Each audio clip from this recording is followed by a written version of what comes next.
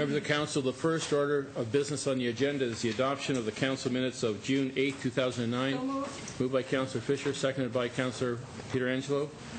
Any discussions or comments with respect to those minutes? Having seen none, all those in favor? Motion is carried. Thank you. This time I'm going to ask for any disclosures of a pecuniary interest by any members of Council. Councillor Fisher. Check number 328945. It's a refund to a company I own. Thank you. Councillor Carrio. Thank you, Your Worship. AM 2009-008, zoning bylaw. It's my neighbor's property, the Hilton. And on 3A, Victoria Centre BIA, the budget, I'm a member of the Victoria Centre BIA. And Fallsview BIA, that the 2009 budget, I'm a member of that BIA as well. Okay. So noted. Councillor Maves. Check number 328793, my source of income. Thank you. Councillor Thompson. Bylaw 2009-104. Okay. Thank you. Councillor Ioannoni. Check 328440. It's made out to my spouse. Okay. Thank you. Any others? I'd like to disclose that check numbers 328875 and 329298 are payable to myself.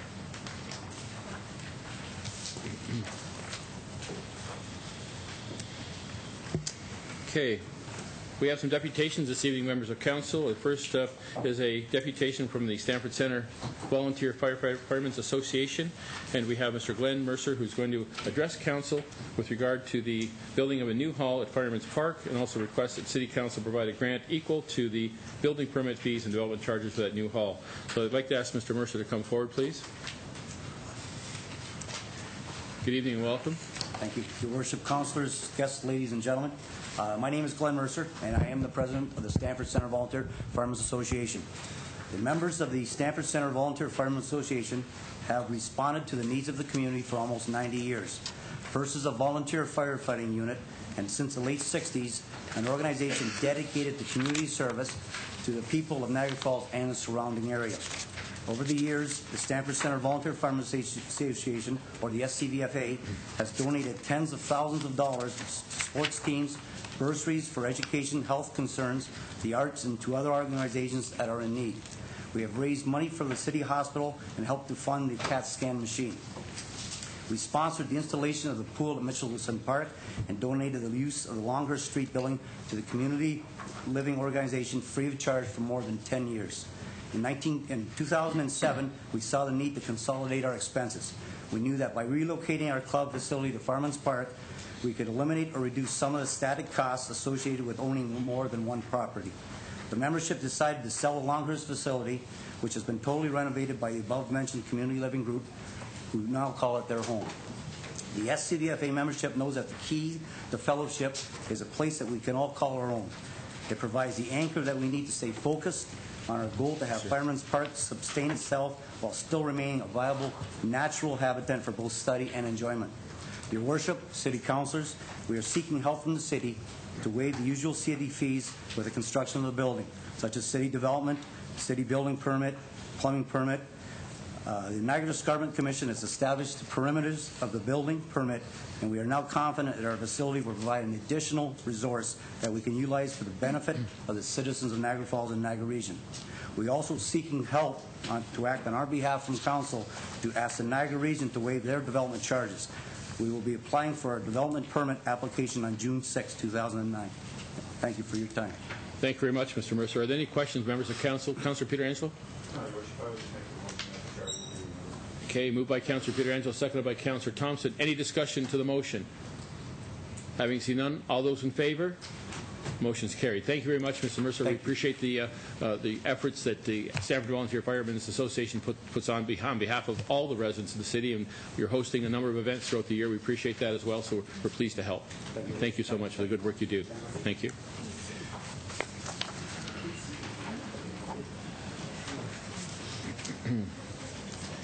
The next deputation is from Preserve Our Parks. This evening we have Mr. Les Kahn, Norma Gwindon, and Mark Germano from the Preserve Our Parks group who are going to be making a presentation this evening, and other members I see as well. Who will be the spokesman this evening? Mrs. Mangoff, welcome. I'd just like to say we'd like to have you uphold the 10-minute limit, please, if you would. Make your points if you could. If there's anybody else, exactly. we'd be glad to. Sure. Thank you. Mayor and Council, good evening. In the interest of disclosure, my name is Patricia Salsi-Banga, and I'm the coordinator of Preserve Our Parks. We are here tonight because we realize, as concerned citizens, it is not only our right, but more importantly, our duty to be aware and to speak out on civic matters. Plus, we know, as a council, you care about your constituents and are passionate about our well-being. You understand that what happens in the Niagara Park system impacts and reflects on the city in countless ways. It has been suggested that this is not the proper forum for our concerns. However, we would like to point out one of our city councilors holds a seat on the Niagara Parks Commission, and because perception is reality, as they say, some citizens, let alone tourists, believe the city and the parks are synonymous. When parks maintenance is put on hold, as NPC manager told the Review in April, and winter damage repair is not done promptly, and overpriced goods and services are commonplace, and when parking price gouging is one of the loudest complaints heard about the city, that reflects on Niagara tourism as a whole, and the city in particular, every bit as much as any neglected and deteriorating city core would. When the NPC cannot fulfill their financial commitment in lieu of taxes, that hits our taxpayers in the pocketbook. And every dollar withheld from the city coffers means a cut in city services, one way or another. For instance, closing swimming pools means students hired as swimming teachers and lifeguards must look elsewhere for jobs to pay their tuition for post-secondary education. Some children will not be learning ever so important life-saving skills, and those not fortunate enough to have access to a pool will be deprived of the pure enjoyment and health benefits that swimming provide. Who can deny the loss of the NPC contribution to our city budget for any period of time is of great concern to every one of us, especially you, our council, because we see how you agonize over maintaining a budget to serve all our needs. Thirdly is the economic impact to our city. In the past, the NPC was a much envied employer, generous and caring for their staff. Today, however, it's a different picture. The NPC has cut the time of their hourly paid workers, the lower echelon of their organization, resulting in a 6% wage cut.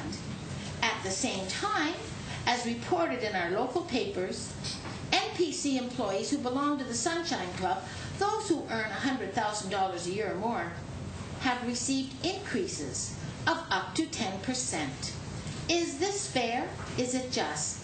Is it moral to force some of your employees to live below the poverty level, impacting our unemployment numbers and the load on charitable groups such as Project Share?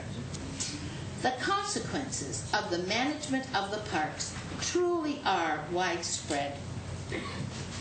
In spite of all this cash-strapped board continues to give away properties and contract out business without tendering.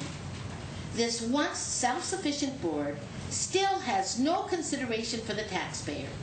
They don't seem to think or care that working in secret opens the door to criticism and suspicion of rampant corruption.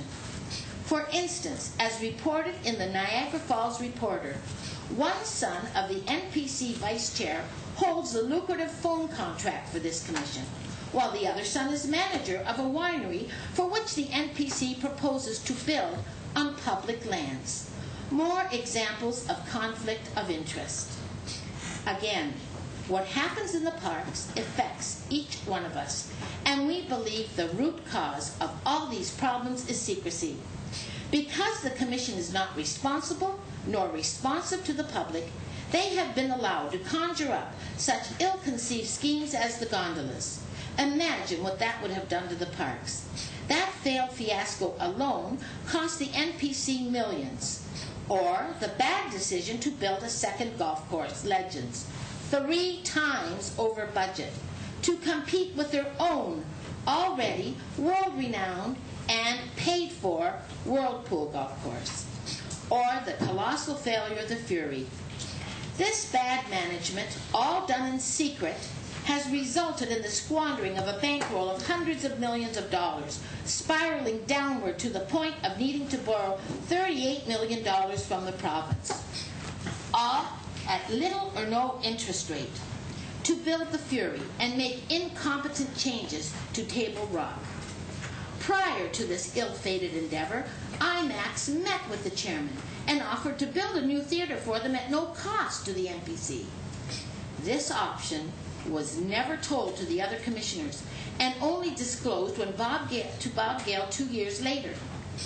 At the same time, this same chairman stated he had no ethical or legal obligation to Niagara Falls tourism or to the local business community. We are shocked and outraged that our council representative allowed the statement to be made with no public statement in defense of his constituents. Does he not care about Niagara Falls business? We know he himself is involved in tourism.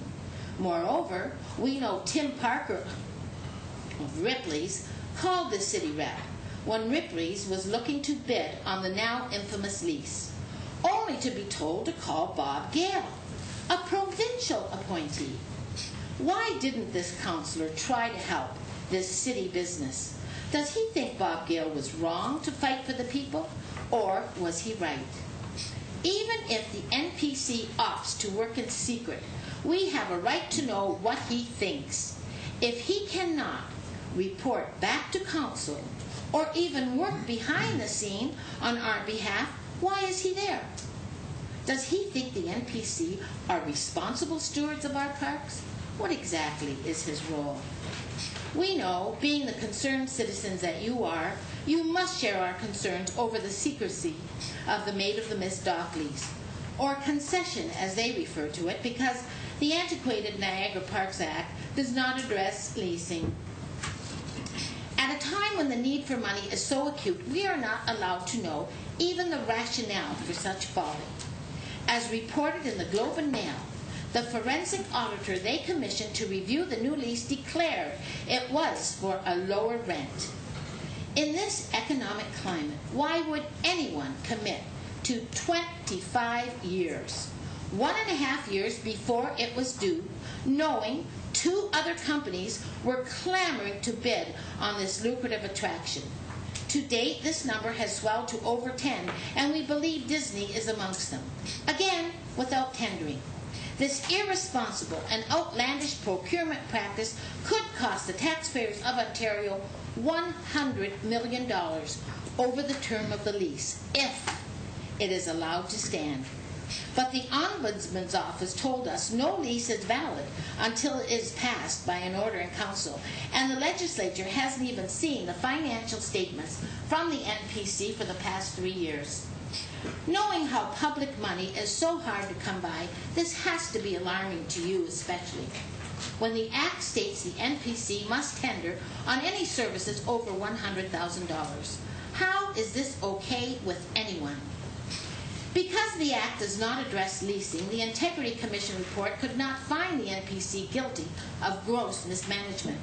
But they were guilty enough that the Minister of Tourism is conducting a governance review of the NPC and a special audit of procurement and lease processing, plus providing additional board governance training on accountability, sound business decisions, and conflict of interest procedures. That still, sadly, does not ensure that the Commission will do the right thing and reverse their first rash decision. If they were so inclined, they would have sent out tenders for the Maid lease before now and avoid all the court cases they are facing come this November. Finally, in view of all these omissions, we are appealing to you, our representatives, to use whatever expertise, prestige, or means at your disposal to help us and yourselves by communicating directly with Premier McGuinty and demand, 1, the Maid of the Mist dock lease be put out to tender immediately. 2, bring the Niagara Parks into the 21st century and make the Commission open, transparent, and accountable. Lastly, anyone can contact the Ombudsman to relay your specific concerns and complaints on the Internet. It's info@ombudsman.on.ca. Thank you for your kind attention. Thank you very much for your presentation. Members of Council, I just wanted to point out to you that you do have some additional correspondence in your handouts this evening. There may be some questions with respect to the presenters this evening. Any members of Council wishing to address those concerns? Councillor Thompson. Yes, thank you very much. Much of what has been said I don't disagree with regarding the payment to the Niagara Parks Commission. When did you change your name of your group? Never. Never? No, you're not the People for Honesty? Excuse me. No? You don't remember that? Excuse me. Please, Councillor. You want to address the issue, please? Yeah. Well, it is part of the issue. I'll circulate that around to everybody so they know exactly what I'm talking about. Anyway, I was able to get pictures of all of the ones that were taken. Who took the pictures that you had? I have no idea. No? Was it a member of the Parks Commission? I have no idea. They came to us, and we were happy to have them. Yep. Okay. Anyway, there is a whole raft of pictures here which very clearly outlines that most of this was winter maintenance problems. And I would suggest, have you got them there, Councillor Carriel? Pass them around. All of the pictures are available, and they very clearly indicate that, and I'll let you have a look at those, that most of the concerns that you had have been looked after by winter maintenance. And so the park itself is, I think, looking after the maintenance and upkeep. Certainly they're in the same situation as every municipality. Certainly they're in the same situation as the provincial government, the federal government. We're all short of money. We're particularly hurt in Niagara Falls with the lack of tourists and the lack of dollars. And I'm not talking about the tendering issue. That's a separate issue altogether. And I'm extremely concerned about the fact that we did not get our payment from the Parks Commission. But you have to look, when these decisions are made, they're usually made well in advance. And if you look at the discussions and the minutes of the Parks Commission, the motions were discussed in 2004 about, you mentioned the gondola, did you not? Of course. Yeah. Okay. The motion was made by Mr. Selsey, seconded by Mr. Leslie to approve the project. The expansion to the Table Rock and the Fury, the motion was made by Mr. Selsey, or Mr. Katzman, seconded by Mr. Selsey. Mr. Carriel wasn't even on the commission at that particular time. So I'm going to circulate all of this so everybody has the opportunity to see these minutes directly so that we know exactly where we stand with respect to this. I'll give you a copy of that. Maybe you can remember where that came from? I can't see that. No, you probably don't want to see it. Anyway, Excuse me, sir. Please. Order, please. yeah. I think you should call the councillor to order. Yes. Councillor Thompson, do you have a question you're going to pose? Yeah, I've for asked you sure. a I question. have lots of comments Okay. to make. Anyway, the pictures that I've sent around very clearly indicate all of the concerns that you brought have been looked after. The motion I'm circulating to everyone so they know exactly who made the motions.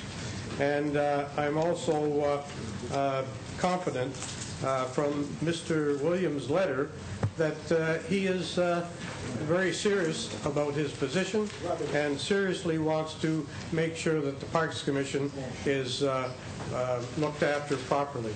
So that's all I have to say at this point. Thank you. Any other questions by members of council? Yes, Councilor Carrier. Your Worship, just a couple of comments through you to Mrs. Mangoff. Such stinging accusations, Pat. I take my job very seriously at the park, and I take my responsibility that this council has entrusted me with to be the representative on the park. But I also take very seriously the oath that I took from the provincial government. It's not our fault as commissioners that we're bound by the governance set out by the province to conduct the meetings and do the business the way we do. That's not our fault. I'm only playing by the rules that are in existence by the provincial government, which is a higher government than this council. I take them very seriously, not like some of the other commissioners who obviously don't take their oath very seriously and have chosen to speak out on certain issues. Please let him speak. Yeah, I don't know if some of the people in the audience understand the oath that we've had to take on the park. All the commissioners, not just myself. All the commissioners today and all the commissioners for the past 100 years. We're all bound by the same oath. I would prefer to have the meetings of the commission in this type of forum. I would prefer it. It would be a lot easier. I do my business with the city council like this. I don't have a problem doing business like this. But that's not the rules of the Parks Commission. I happen to follow the rules the way they are. I've never missed a meeting that this council has sent me to. I've worked very hard and very diligently on the Parks Commission since they put me there. I do everything that I can to try and make the Parks Commission better. I take the taxpayers' and citizens' concerns very seriously. I don't take them lightly, as you may have suggested. No, I didn't suggest that. I don't take them irresponsibly. I do the best that I can. Are we allowed to respond? No, Sure. would you just let him make his points, please? Anyway, I'll have you respond. the other thing that I also wanted to comment on, this is not a city council decision. There's not much we can do. We're governed by the province. We're not governed by city council. It would be better probably for you to take this to Premier McGuinty and have your concerns with him. He's the only one that could make us conduct the meetings in public. He's the only one that could let us do our business without signing a confidentiality agreement. He's the only one that can make some of the things public that we deal with, obviously behind closed doors like other corporations do. Your Worship, I'd like to read the letter from the chairman. Sure. I think it's important that we've had all the concerns of Pat and her group. I think it's only fair that we listen to the letter by the chairman. It's, Dear Mayor, members of council, thank you for your recent invitation to your council meeting on June 29th. However, in light of the current reviews of the Niagara Parks Commission being undertaken by the government and the Ministry of Tourism, it would not be appropriate to appear at this time until these matters are formally concluded. I look forward at a future opportunity to meet with you to discuss any concerns which you may have. In the interim, I'd like to address some of the allegations which are currently being written in local papers and written submissions, which I am aware are being presented tonight. It is true that like every other tourism business in Niagara Falls, and for that matter in Canada, we are continuing to struggle under the reality of significant declines in tourist visitation. This is particularly true in relation to American visitation and has now escalated to Europe and Asia as a result of the ongoing misrepresentations of the N1H1 flu situation, as the Globe and Mail pointed out in its article on Monday, June 22nd, attached. American visitation has slumped from a high of 70% visitation to the parks in 1999 to less than 40% today.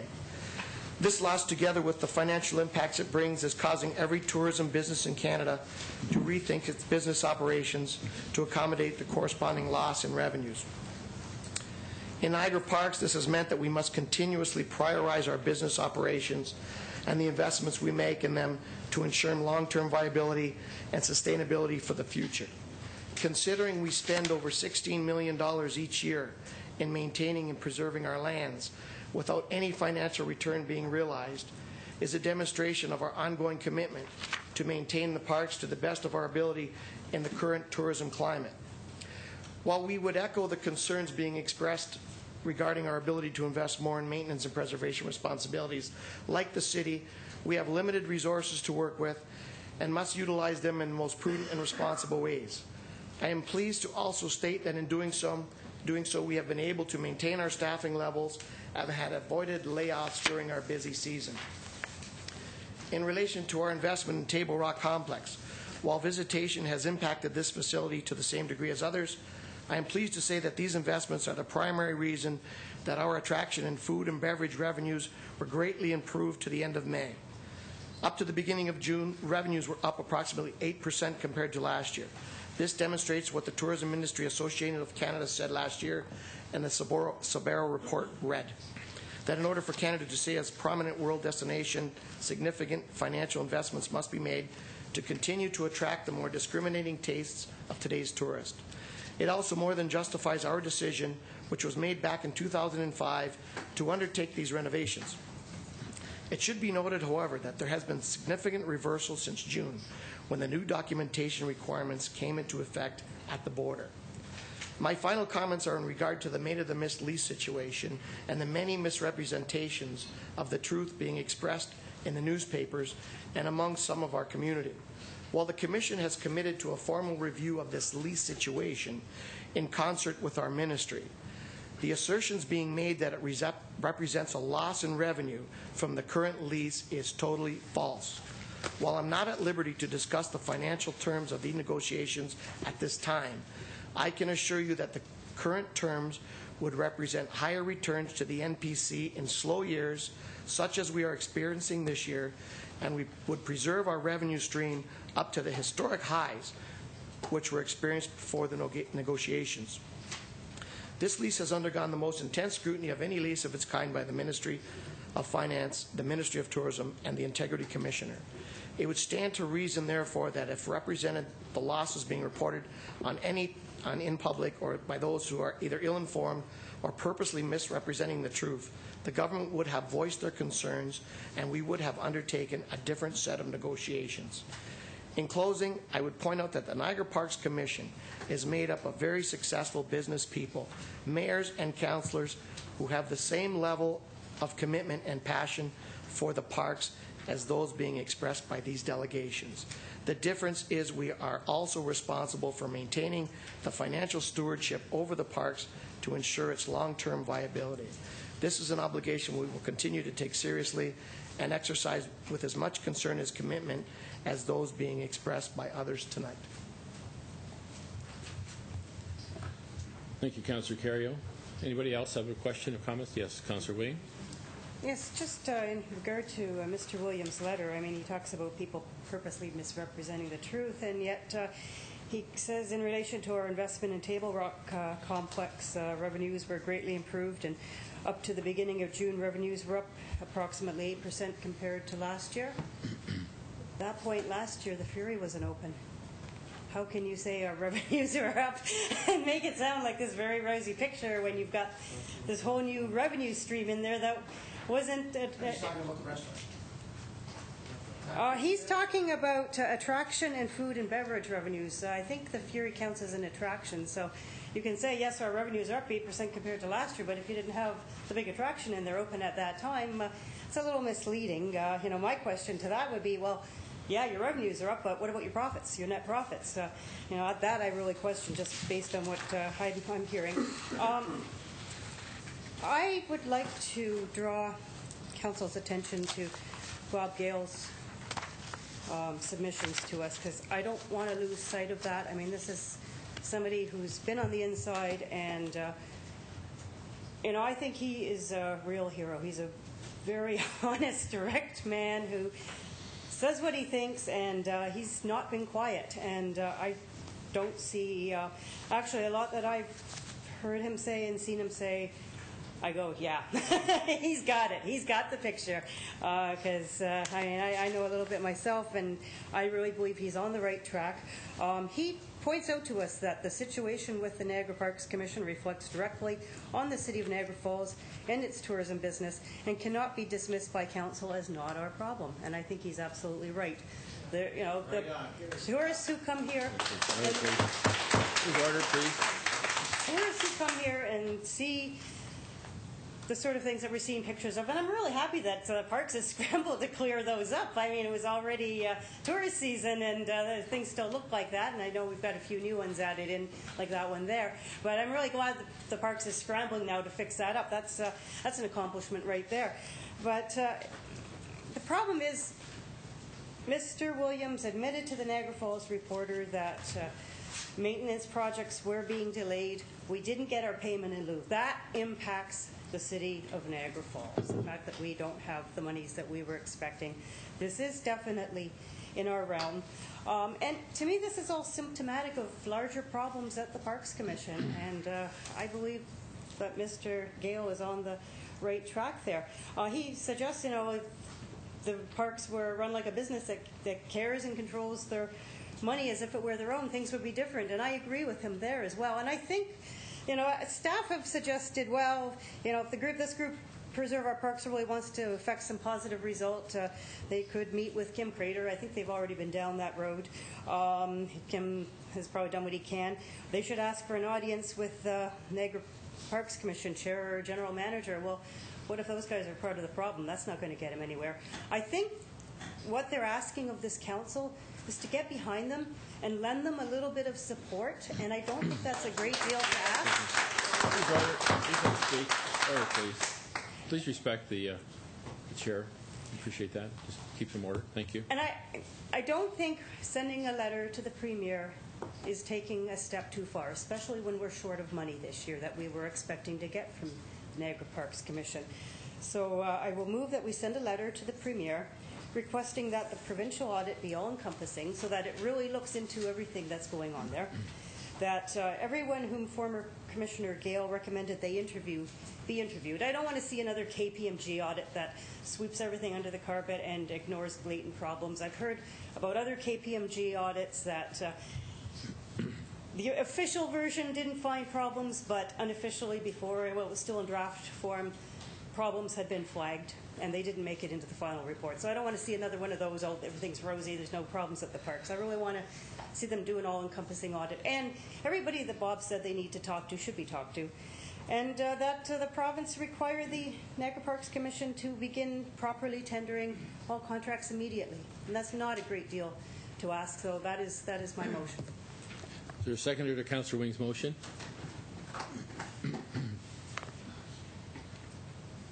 Is there a seconder to Councillor Wing's motion?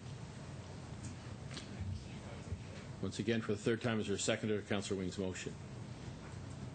The motion fails. Thank you. Yes, Councillor Carrio. Just to respond, I wasn't going to make any comments on Bob Gale's letter, but now that you brought it up, I think I will. If Mr. Gale had done such a fabulous job as a representative on the Parks Commission, could you give me a reason why he wasn't reappointed? Please. Order, please. Come on. Okay, we're not inviting debate, Councillor, but I appreciate your point. So, yes, Councillor Iononi. Thank you. And I don't want to be pulled into pot shots on Bob Gale. Okay, let's be clear on that. We aren't here to pot shot Bob Gale. I wasn't going to do that, Council, until he did it to me. He has his opinion, you have yours. Okay? I stated mine and he stated his. Okay, and the reason I didn't second Councillor Wing's motion was because I believe we've already done this. Councillor Wing emailed the clerk today to ask for copies of the resolutions we sent to the minister and the Premier, and I know that we sent that exact resolution when we first supported Bob Gale. And through you to the clerk, Dean, do you have copies of those? Not today, no, I'm sorry. I did see the email. There was a lot of emails going back and forth today. I will get those. I know we have supported, the council has supported Member Crater on his two efforts to introduce private bill legislation on open and transparent meetings. And I do recall that there was also a motion related to tendering back when that issue first hit the media. And thirdly, you also supported the reappointment of Mr. Gale prior to his not being reappointed. Thank you. And that's because I believe he wasn't reappointed because he put the story out in the public. I mean, clearly, when you slap down the same government that appoints you, they're not going to appoint you again. It doesn't take a rocket science to understand why Mr. Gale wasn't reappointed. My concern with the things that we're asking is we have no authority over the majority of them. But what I do think we have authority over is our representative, and I'm not knocking Vince's job at the Parks Commission. When we didn't reappoint you, Mr. Mayor, my vote for that was because I had asked a question in open council, and your response to me had been, I took an oath of secrecy. That kind of threw me for a loop there, because up until that point, I didn't know we appointed members of council that had to swear oath of secrecy. When Councillor Carriot came back and said, yeah, we really did swear an oath of secrecy, it kind of makes redundant the province demanding that we send a representative to council. Because while he's going, and I did ask for a report in this council that was seconded and moved, asking for the legality of who Councillor Carriot's fiduciary duty is to. This council as a representative, as an elected official, or an appointment to the Parks Commission. Like, the province has put this council and the representative in a no-win situation. He really answers to these people. Because you're elected, you're not at the Parks Commission for any other reason by the point that you're a member of this council. Or McGinty would appoint somebody. I don't understand the province's position in appointing members of municipal councils if you can't come back and liaise with the council that put you there. So I'd like to make a motion that we ask the province to reestablish the rules and responsibilities of municipal councillors, and if in fact they continue to tie the municipal councillors' hands, then they just appoint members of the public as political appointments as we have no beneficial output from a member of council sitting on the Parks Commission via their oath of secrecy. Well, thank you, Councillor. I appreciate your point. I'll let Councillor Carey respond. I have a comment too. Councillor Carey. Thank you, Your Worship. To Councillor, through you to Councillor Iannone. I think the obvious reason why they appoint people from the municipality is at least, whether we can come back and report on it or not, you hope that your representative would bring your interest to the board. You'd hope that I would be trying to get our money that's owed to us by the Parks Commission.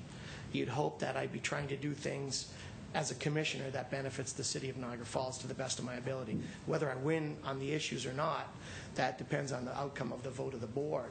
But it doesn't mean that I don't try to do the things that would be the best interest on for this council in this city.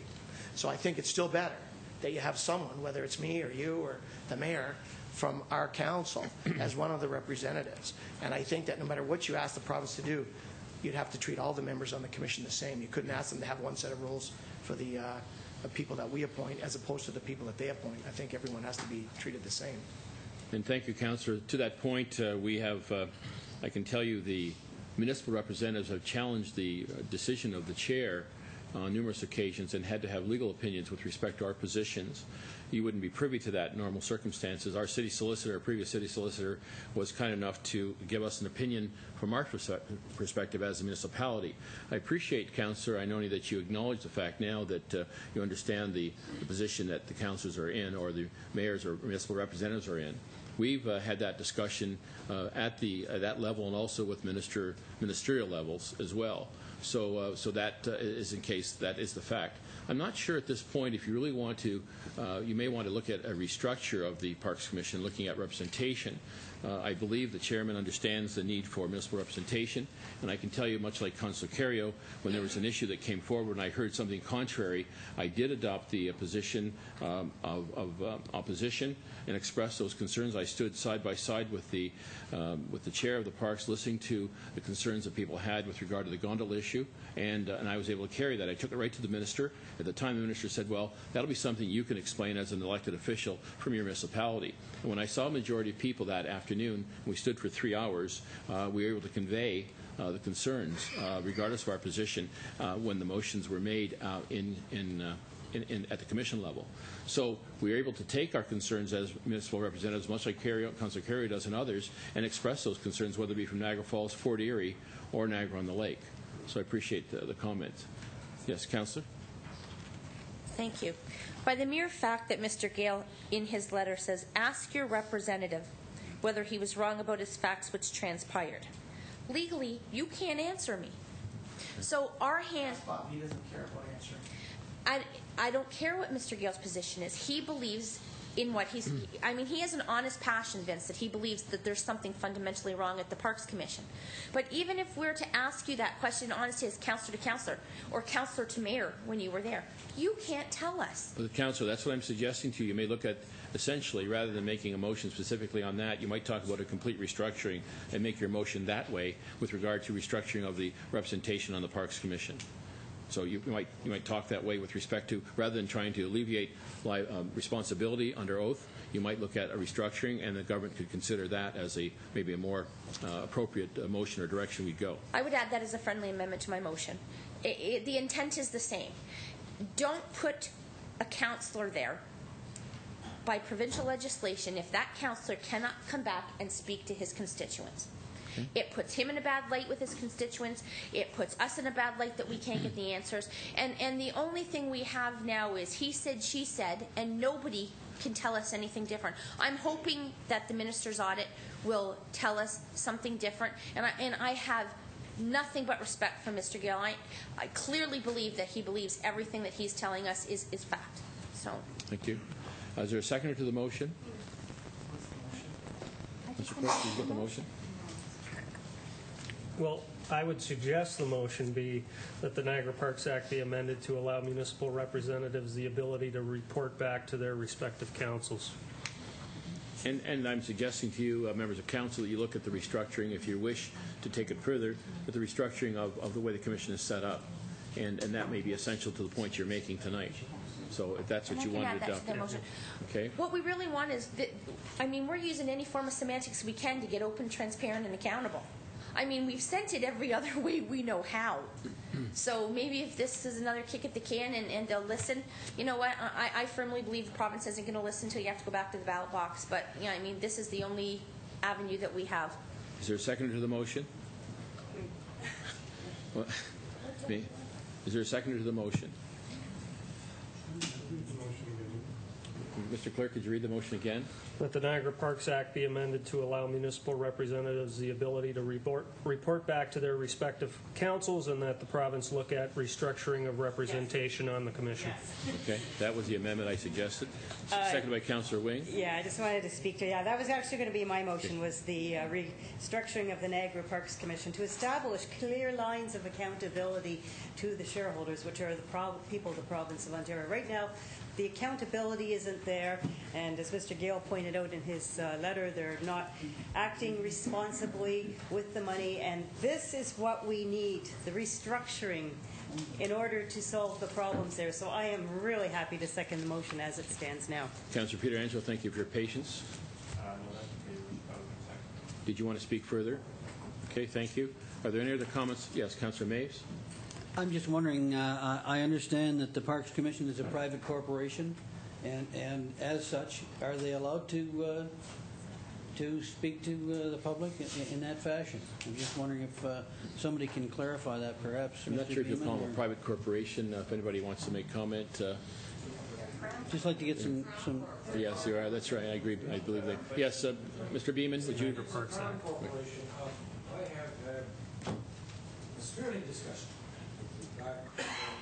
Ms. Kelly was providing you advice some years ago, Mr. Mayor, and the spirited discussion with the citizens for representing the Parks Commission at that time.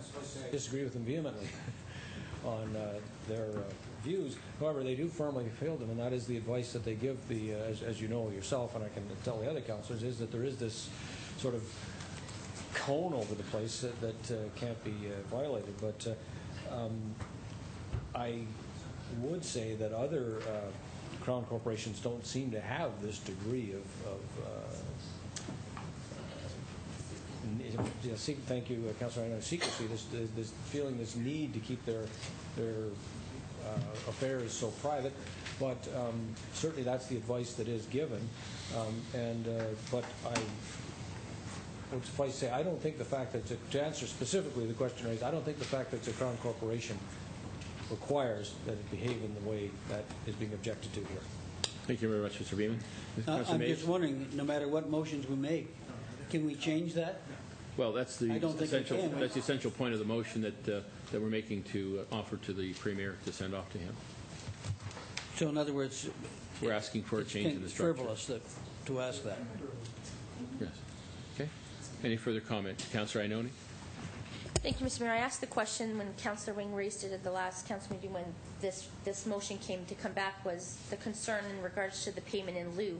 I had an opportunity to speak to Mr. Harrison today, and my understanding is that and he can correct me where I'm wrong, that the Parks Commission asked to drag the payment to 2009, very similar to a number of hotels that have also dragged the payment when revenue was down in the winter to pay the payment when revenue is up in the summer. And my understanding is that June 30th was the deadline date for when they would arrange for the payment to come in. So my understanding is the 2008 payment is expected and has agreed to be paid, and maybe Mr. Harrison I think we should have staff clarify that, because staff was going to be having further discussion with NPC staff. So, Mr. Burden, would you like to address that, please?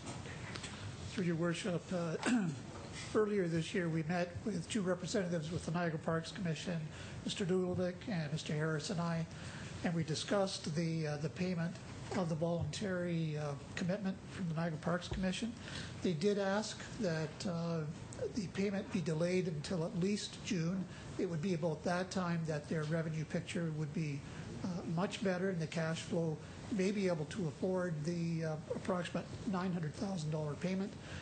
We were to meet with them in June.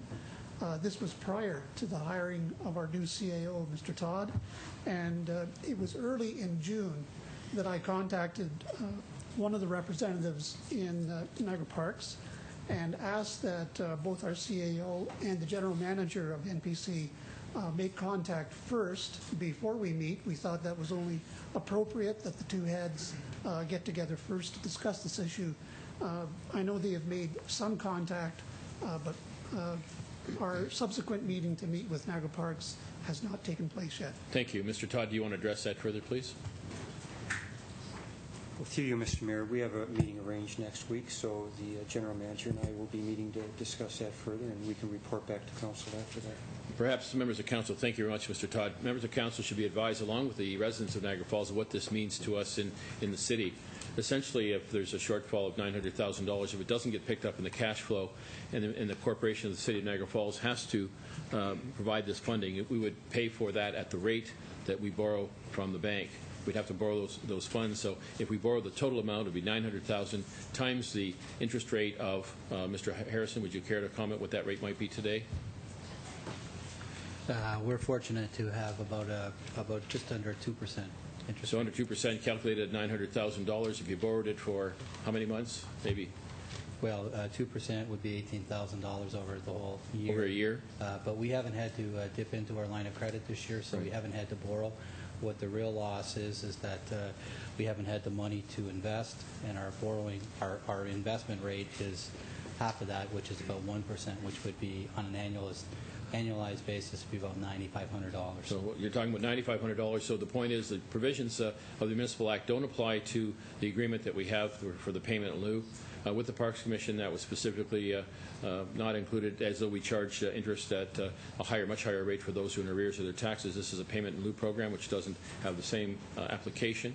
So I wanted the members of the public to be aware of that, and also members of council, so you know how much money we're talking about. We hope that the Parks Commission will see their way clear to maintaining their commitment, and we have every belief that they will do so. And that's the point we sit with, and I'll further wait the comments from our CAO in respect to his meeting with the manager of Niagara Parks to get an update, and I presume that we'll bring that to you at the earliest convenience. Councillor Fisher. I thought this was an information center, or information. If we're going to have a vote, I'm going to declare a conflict. I have a personal reason. Thank you. You're declaring a conflict on a vote of? On a vote, because I have a member of my family who... On the Parks Commission, you mean? Yes. Yes, thank you. Okay, thank you. So noted. Members of council, any other comments? On the motion? Yes. The motion up still? Yes, it is. I'm going to support the motion. I'd love to be able to come back and report to council. The NPC is an operational agency of the province, not a private corporation. And the other thing I'd like to add is that everyone should read the article written by Corey LaRocque. It's an excellent article, one of the best articles I've seen Corey LaRocque write, and it's titled "Council Must Mind Its Own Glass House," and it makes for very good reading. Thank you. And I'm going to ask members of council for a recorded vote.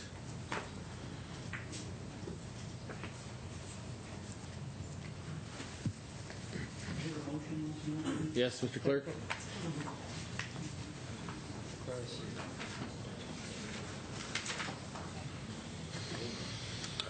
The motion moved by Councillor Iannone, seconded by Councillor Wing, that the Niagara Parks Act be amended to allow municipal representatives the ability to report back to their respective councils, and that the province look into restructuring representation on the Niagara Parks Commission with clear lines of responsibility. Councillor Diodati? In favor. Councillor Fisher has a conflict. Councillor Iannone? In favor. Councillor Carrio? In favor. Councillor Maves? In favor. Councillor Pietrangelo? Aye. Councillor Thompson? Yes. Councillor Wing? In favor. Mayor Selsey? In favor.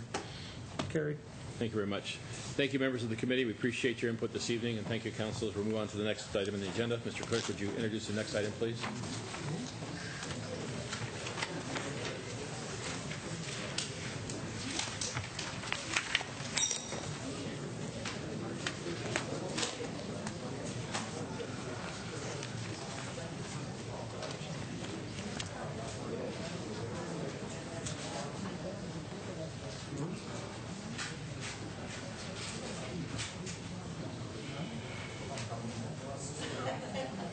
Stall for a second while I forgot to get that information. Public notice there.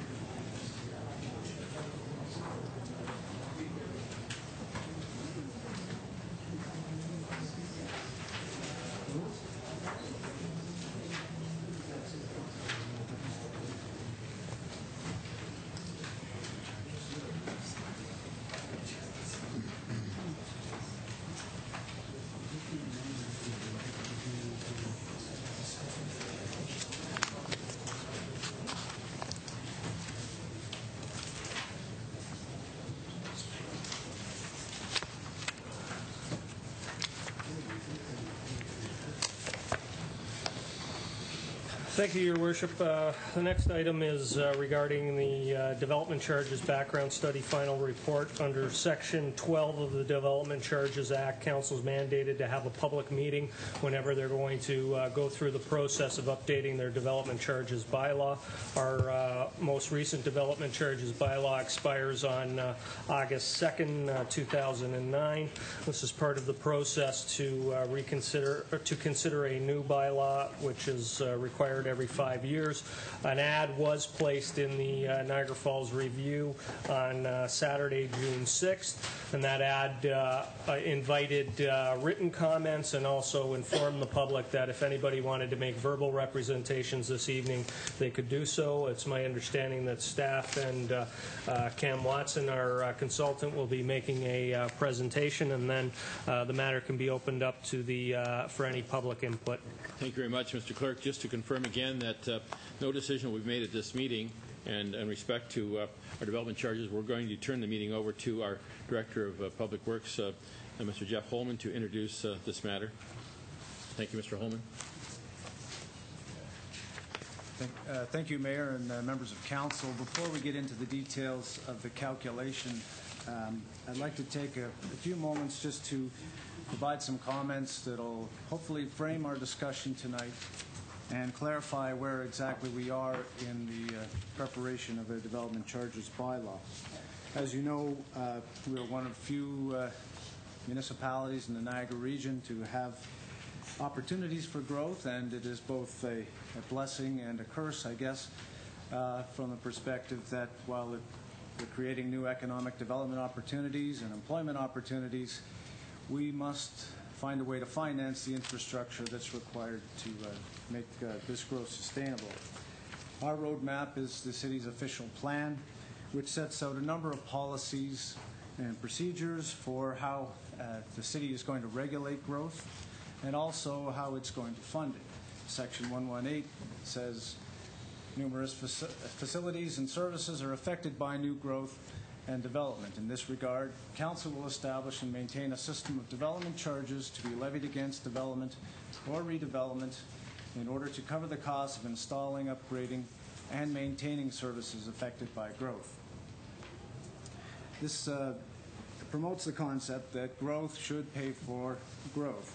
Likewise, in the city's capital forecast, you can see that the city relies very heavily on revenues derived from development charges. And this is a difficult process. As you can appreciate, the calculation of development charges is not an arbitrary number that we pick out of a hat, and involves trying to predict what infrastructure needs to be built, when, and at what cost. In fairness to the development community, the feedback that we've got, at least that I've experienced over my 10 years here, is that they are more than happy and willing to acknowledge their responsibility and to pay their fair share. Of course, the challenge is to determine what does that mean? What is the fair share? So the purpose of tonight's meeting is to review the findings of the 2009 Development Charges Background Study prepared by our consultant with the assistance of our various staffs from each department, and to receive input from the public, particularly the development community, with respect to the findings of the study. It's not our intention to pass a bylaw or to adopt any specific recommendations with respect to rates tonight. That will be coming at a meeting scheduled for July 20th. And as the clerk has mentioned, it's important that we get a bylaw in place before our current bylaw expires. And it may be necessary to have an additional meeting, which we have tentatively scheduled for the 27th of July. Our next step will be to combine the information that we received from the council and from the public and incorporate them and responses into the staff recommendation for the next meeting. If there are no questions with respect to the process, I'd like to introduce Mr. Cam Watson from Watson & Associates Economists Limited, who has prepared the calculation and will take you through the process. Thank you. Mr. Watson, welcome.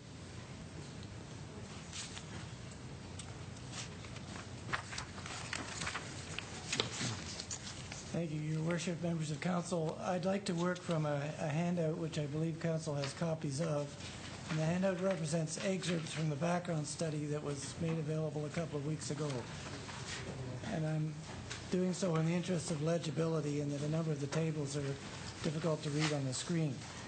I think the timing, I'm starting on page 1 of the handout, I think the timing has already been established in terms of the previous release of the background study, the public meeting June 29th, and Council's consideration of the proposed bylaw on July the 20th. Page 2 talks about some of the key policy modifications which are proposed. And one is that the commercial development charges be calculated on a citywide basis rather than in two separate areas, as was done in 1999 and 2004, namely for the core tourist area and for the rest of the city. Secondly, that the apartment charges, rather than being split between large and small apartments, be consolidated as one single charge in the interests of administration. Thirdly, that exemptions be granted for granny flats, municipal housing projects, parking structures, and places of worship. The bylaws shows that accordingly. We note that the proposed increase in commercial development charges, which is considerable, could be phased in over an appropriate period of time. We'll come to that in greater depth later. That, of course, is Council's subsequent decision. And finally, there was a removal of a sort of a grandfathering of prior payments pursuant to previously executed subdivision agreements, where those payments would in future serve as credits rather than the entirety of the charge. Pardon me. Page 3 summarizes what is being proposed. If you start on the second column from the left at the bottom, you'll see $8,870 as being the present charge in the city per single detached unit. And you can see the various services down the side that applies to.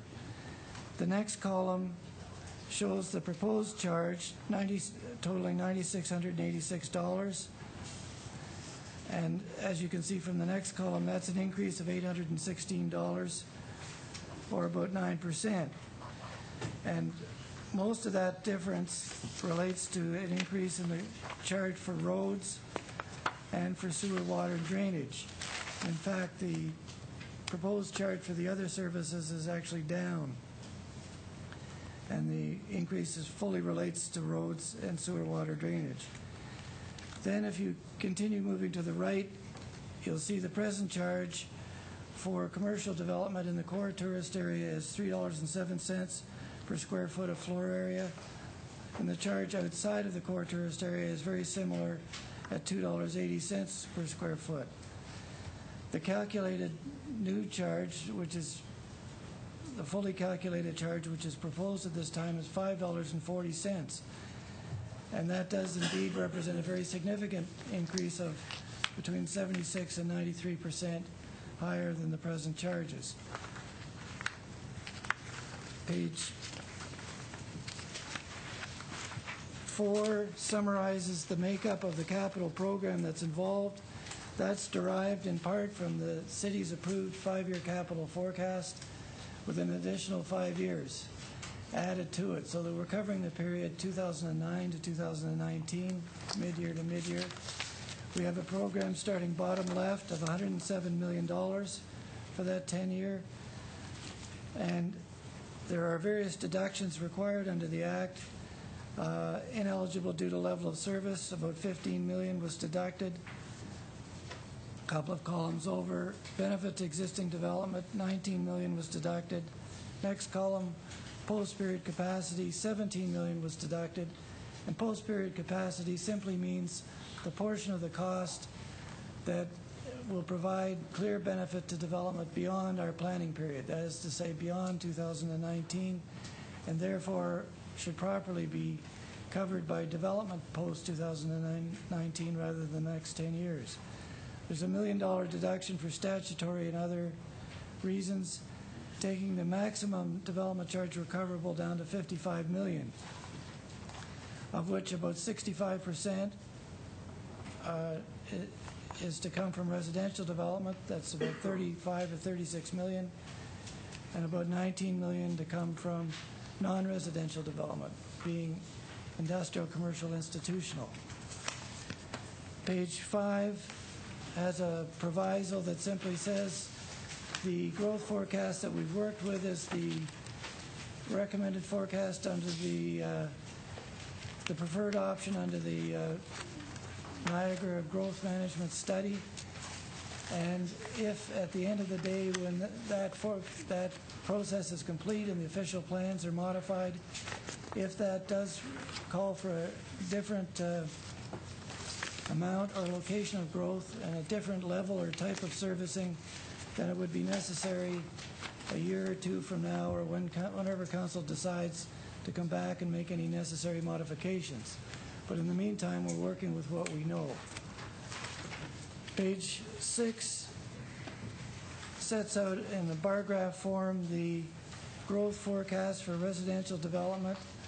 On the left side in the black bars, you can see the number of units, residential housing units, for which permits were issued annually over the last decade.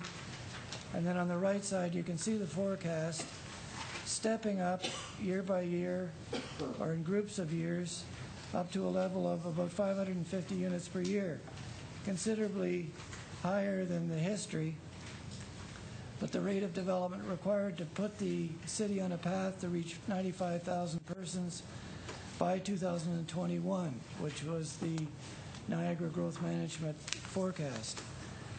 Page 7 simply expresses that 10-year forecast in numeric terms, starting at 83,500 at this time in early 2009, adding close to 4,000 units at 2.81 persons per unit, so that will add 11,000 persons.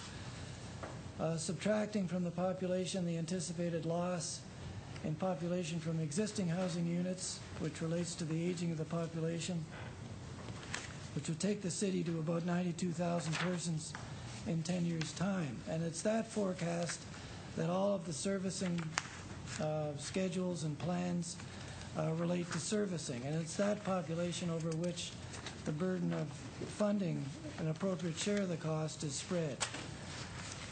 Page 8 provides one illustration of a level of service calculation, in this case for recreation facilities. And this is done because under the Development Charges Act, Council cannot act so as to finance through development charges a higher level of service than that which was attained on average over the last 10 years. So that's what we've established here, and we have a quantity measure of service at 3.18 square feet per capita, a quality measure at $203 per square foot, and we've multiplied that by the increase in population, and that gets us at the bottom of the page a service level cap of about $5.4 million. And if you go to the next page, that $5.4 million, you'll see about 5 columns from the left at the bottom. Eligible increase in need, $5,388,000. And we've deducted from that the benefit to existing development of, in this case, the Gale Center, a portion of the cost. 10% has been deducted for benefit to existing development. Another 10% has been a statutory deduction, and then the costs have been spread over the residential share and the non-residential share. And that methodology has been followed for the other services. I won't get into the detail on page 10 and following, but page 10 deals with a similar calculation with respect to roadways. You can see at the bottom, several columns from the left, the total roadway program cost of $32.5 million. Various deductions have been made depending on the type of road improvement in each case, and the benefit to existing development deduction is $6.4 million. And then further deductions have been made for post-period capacity depending on when the work is expected to be carried out and the nature of the work, and the deduction there is $7.7 million. So that takes us down to about $18.4 million, third column from the right at the bottom, and that is distributed 60% to residential development, 40% to non-residential development based on our calculations. So those numbers and similar numbers on the next page for water, and the page after it for sanitary sewers, and the page after it for stormwater management, and inclusive of pages we don't show for parkland development and transit and studies and other services. All of those costs flow into page 14. Pardon me, at the top of page 14 we have the municipal-wide services, studies, parks development, major rec facilities, library, and roads. And you can see in the second column from the left the development charge recoverable costs for residential purposes total $18.7 million. We've divided that by the gross increase in population, and that produces a cost per capita, and we've then multiplied that by the occupancy of the different housing units to get that portion of the charge. For example, $5,354 per single detached unit. And then the table below does a similar calculation for the hard services for sidewalks, water, sanitary sewer, and stormwater management. and that produces a further charge of $2,403. And the final part of the calculation is shown on page 15 in the form of a cash flow, and this relates to the cost for Garner South and Grassy Brook in terms of the sanitary sewer works. We've got 70% of the cost being funded over the next 10 years over the benefiting population. And what is happening in this cash flow calculation is to ensure that the city, through its development charges, is also funding the interest costs on the 20-year debentures that have been issued. And that calculation has been made, and the total takes us back to where we were on page 3. Page 16, which is up on the screen, shows as of the present time, or as of April 1st actually, where the city's charges stand in relation to other charges within Niagara region. We have on the bottom of the table the lower tier portion of the charge in dark. The light portion is the upper tier portion. There is no the education portion only applies to Hamilton, which we've added to round out the presentation. And this is the charge per single detached unit. And just as the city is looking at replacing its charges and where it intends to land, so are most of the other municipalities within the region. Niagara on the Lake passed its charges at the end of last year. Welland passed its charges 2 weeks ago and increased them marginally. But the others are looking at it at the present time as well. So obviously here, for residential charges, the city is toward the upper end of the region. The next slide shows the industrial charges. And of course, all we show here are the upper tier portion in the case of Niagara Falls, because the city does not impose a development charge on industrial development and has a company with 4 other municipalities within the region. And the proposal is to maintain that exemption. And then the final bar graph shows retail / commercial charges, where the city's present charges are midway within the region, and the proposal is to increase them fairly significantly. And fairly significant increases are being looked at in other parts of the region as well, and indeed by the region itself. The final page in the package provides some comments on the economic impact of development charges and the dealing with the potential for higher charges. And we make the point that development charges have some influence on development prospects when they are passed through in the form of higher prices or higher rents. However, in my view, they're not always passed through. They're not passed through when prices are inflexible, and I think prices are relatively inflexible in this kind of economy. And that kind of situation, development charge increases can be passed back and result in reduced land values and prices. And indeed, there are many other factors equally or more important to development prospects than development charges: land supply, highway access, the local labor force, amenities and quality of life, land prices, and property taxes. Third point is that population-related development, namely retail commercial, is much less influenced by development charge increases than is industrial and office, because of course industrial is more footloose than population-related development, which follows residential growth largely.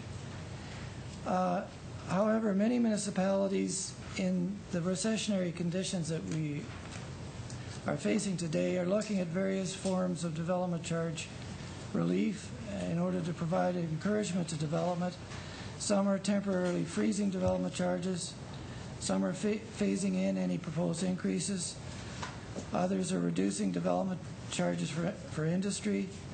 Some are foregoing this year's annual indexing. And very few are looking at receipt of payment post-building permit issuance. However, the fifth point is the obvious point that every such concession is normally reflected in the form ultimately of higher taxes or higher user rates or reduced service levels in terms of deferred construction and timing delays. However, in some cases, higher development charges may reduce the amount of development, and that reduces the revenue generated by property taxes. I would simply say that property taxes, of course, aren't a net revenue source to municipalities. They are there to offset increases in servicing costs, and some developments generate surpluses, and other developments generate tax deficits, and it depends upon the richness of the assessment involved in each case. That's my presentation, Your Worship. Thank you, Mr. Watson. I appreciate your input, and we will have questions from council, I'm sure, and we'll have some deputations to listen to. Mr. Watson, just a question I have personally, if you'd like to respect or just to address the issue with regard to real estate prices being inflexible. Can you tell us what you mean by that, please? You're talking about the impact on the land values if your prices are not inflexible? Yeah, I'm just suggesting that if a price for a particular type of dwelling can't be increased beyond, let us say, $300,000, it's inflexible based upon market conditions, then if the development charges go up, the money has to come from somewhere, and the only place it can come from is a squeeze on what is paid for the land value in the first place. Now, that doesn't always work in that the land often is in hand, but to some degree it does. And so the effect of higher charges in that circumstance are passed back to land value reductions. Are you suggesting that Niagara is in that situation, Niagara Falls? Well, I think Ontario is in that situation right now. Okay, so we're no different than the rest of the province? No. Okay, thank you. Members of council, do you have any questions for Mr. Watson before we move on to the public input? Yes, Councillor Peter Angelo. Yeah, Your Worship, I do have a question, and then I don't know whether or not it's appropriate to give comments to Mr. Watson or give comments back to Mr. Holman. I don't know if Mr. Holman's Well, you could just make your comment. We'll try to determine if you'd like to. Sure. I'll ask my question to Mr. Watson first, and it deals with, you showed us the one table that's in the handout. It's table ES1. Yes. Yeah. And at the bottom of it, it references a charge from table C3. And it says that it's $1.48 plus $1.32 located in the bottom right-hand corner of the page. And as I look on table C3, I find $1.32, but I don't find $1.48. Yeah, the difference, Mr. Chairman, is sidewalks. Can you tell us what page you're on, please? Page? Yeah, I'm on ES1. ES1? ES1 was in the handout. Okay, yes. So you could probably go back to that one. Okay. Was it in the PowerPoint? Yeah, it was in the PowerPoint. Okay, let's go back there for a second so everybody's on the same page. Yes, thank you. I'll wait till Dean gets there. Yes, one. He's always quick about these things. We'll get there. Here we go.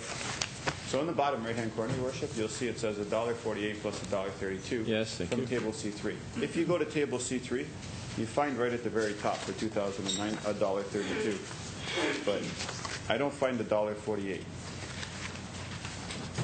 The $1.48, Mr. Chairman, is the $1.65, which you see at the bottom in the middle of the lower table, less the amount for sidewalks, which is up in the top right corner of 17 cents. That gets you the $1.48. Sir, could you explain that again, please, Mr. Watson? The table on page 14, the bottom table in the middle at the bottom shows $1.65 per square foot as the total non-residential charge for hard services. And a component of that charge is It's not the non-resident. Oh, yes, it is, sorry. Okay. A component of that charge is 17 cents per square foot for sidewalks, and you see that number at the top right-hand corner of that same table. And when you subtract the 17 cents from the $1.65, you get the $1.48. It's just that the sidewalks is in a different place back on ES1. But it's the same total, sir. Okay, thank you. Okay. So, Your Worship, I do have some comments to make. Now would be the appropriate time? Sure. Okay. I guess we're here tonight to gather input from both the public and from council, and I guess staff will be coming back with a report for council with some options at a later date. It's up to council and the public at this meeting to sort of share our pleasure or displeasure with what we see here in the proposed report. And if we don't like the changes, then we have some options. One of the options, Your Worship, is to actually change the strategy, because I don't know if a lot of people know, but the actual strategy of how we collect development charges has been changed for this year's DC, I guess, bylaw. In the past, as Mr. Watson and Mr. Holman have alluded to, there's always been a court service area charge. For some reason, last time when there was a lot of capital infrastructure works that needed to be done, the CTA was kept in, and that doubled the charge in the CTA. Now it seems like there's major expenses that are outside the CTA, and so the strategy is simply to eliminate the CTA and go right across the municipality. That's the first change that I'd like to see made. Is I don't like that strategy, and I probably will not support that strategy. So staff can come back with, I guess, another option that has the CTA in it. I'd like to see that option. The other way that I understand that we can affect changes is to change the schedule of projects that's proposed. And while I understand that the projects from 2009 to 2013 are sort of fixed, I think the ones in conversations with staff from 2014 to 2018 are somewhat variable. Obviously, the more projects that we add in, the more total monies we have to collect in development charges, thereby raising the charge. The less projects we actually put in, the less total amount we have to collect, thereby reducing the overall amount, or reducing the overall charge to everyone. So I'd like to see some options with that come back as well from staff. I'd like to know from staff whether or not every project that they have listed on there is imperative or not in order for future development and needs to go forward within the 10-year plan. Because again, I think it's the years 6 to 10 that we can affect here that will affect the overall amount of dollars that we have to collect in development charges.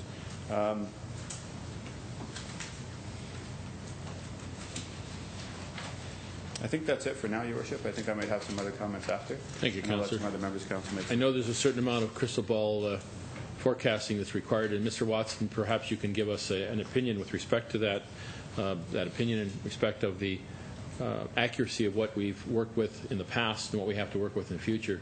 Do you care to offer an opinion with respect to our potential in predicting where we might see development and expenses incurred? Are we on the mark? Are we ahead of ourselves, or are we behind? Well, I think it's the need to regularly revisit and monitor and update the policy exists, and clearly it's not possible to look ahead 10 years with great accuracy, but I think staff and ourselves have devoted a good deal of time and attention to try to trim the program and to make sure it's realistic and that it is focused. But I don't think there's anything you can do other than monitor and stay on top of it. In respect of the accuracy so far, are you going to make any comment with respect to where we sit currently? In terms of what? Whether there's deficiencies or not, in terms of how we forecast. When we fix our rates, they can't be adjusted on an annual basis, can they, or can they be flexible enough? They can only be adjusted annually for indexing for inflation, right, unless you want to reopen the bylaw.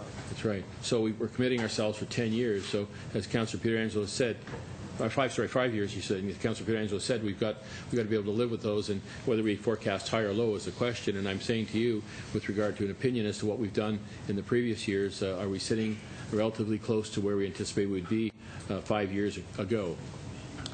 I'd have to take a look at that. Okay, if you could, please. Answer off the top. All right.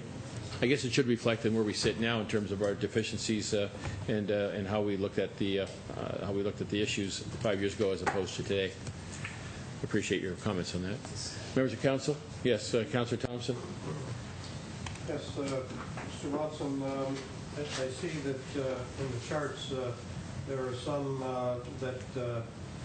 and we made a conscious decision some time ago that we weren't going to charge development charges on industry.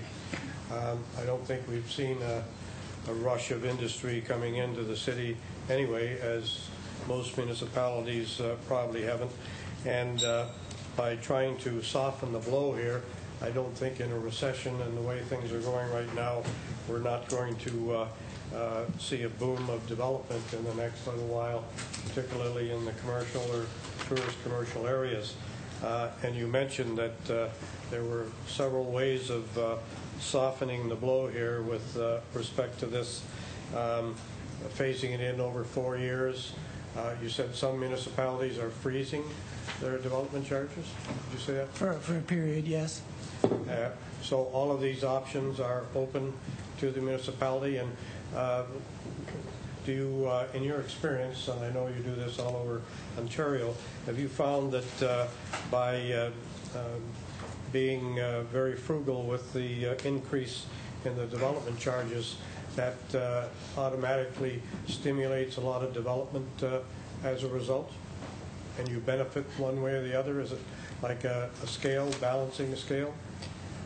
Well, Mr. Chairman, I don't think it's an automatic. I think you have to look to the circumstances in each case. You have to look at the magnitude of the charge you already are at, what sort of increase you're talking about, and to listen carefully to the landowners and what they have to say. But I don't see an automatic flow, but it certainly is an important factor to give consideration. An incentive. Absolutely. Yeah. Okay, and what is the trend today in this economy? What do you find most of the municipalities are doing with respect to that? Are they phasing in? Are they how are they handling it? I think it's customized in each case. I mean, Toronto had a 1.5 year freeze and then a phase in, and it was a phase in that was regulated by how much development occurs in future. If development occurs at 7,000 units a year, they won't introduce the phase in that particular year, but if it's at 9,000 units that year, they'll introduce 25% of the increase. So that was Toronto's solution. As I mentioned, Durham Region and a few other municipalities have foregone indexing in 2009. Phasing in is quite common, and some are actually rolling back the charges a little bit. What's your recommendation with respect to the industrial development charges? Would that soften the blow for some of the other commercial and residential if there was a development charges imposed for industrial development? Not really, Mr. Chairman, because we have to spread the costs over all beneficiaries. So we've spread the cost over industrial, even though it's exempt. And we're not entitled under the Act, because if you exempt industrial, to take that share of the cost and have someone else pay for it. It's lost revenue. It has to be made up for by taxes or user rates. So it wouldn't help anyone else. Okay, thank you. Are there any further questions of Mr. Jackson, or Mr. Watson, I should say? I guess it's no. Pardon? Okay, go ahead, please. I thought other people would speak, but if not, I have another question for Mr. Watson. I guess one of the arguments that I've heard is oftentimes it's been compared at the council chambers that a 300-room hotel is equivalent to a 300-home subdivision.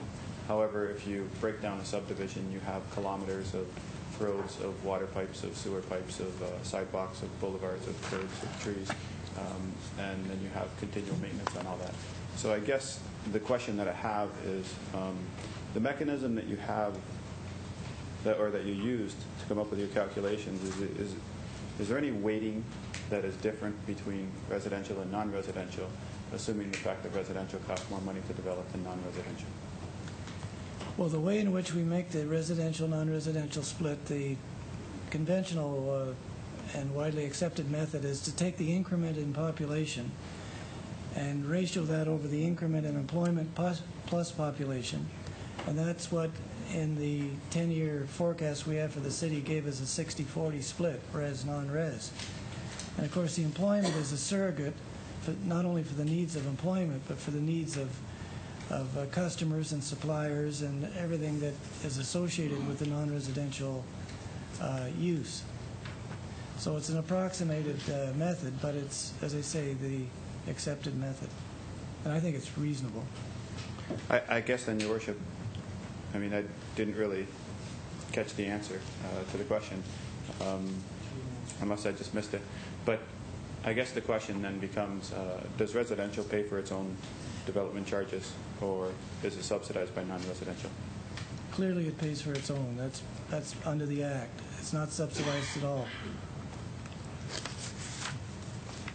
Is that okay?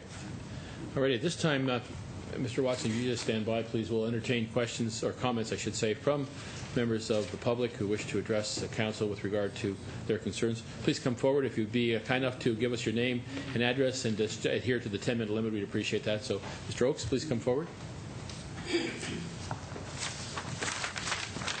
Your Worship, members of the council, I'm Harry Oakes from HOCO Entertainment Resorts and also chair of the Clifton Hill BIA.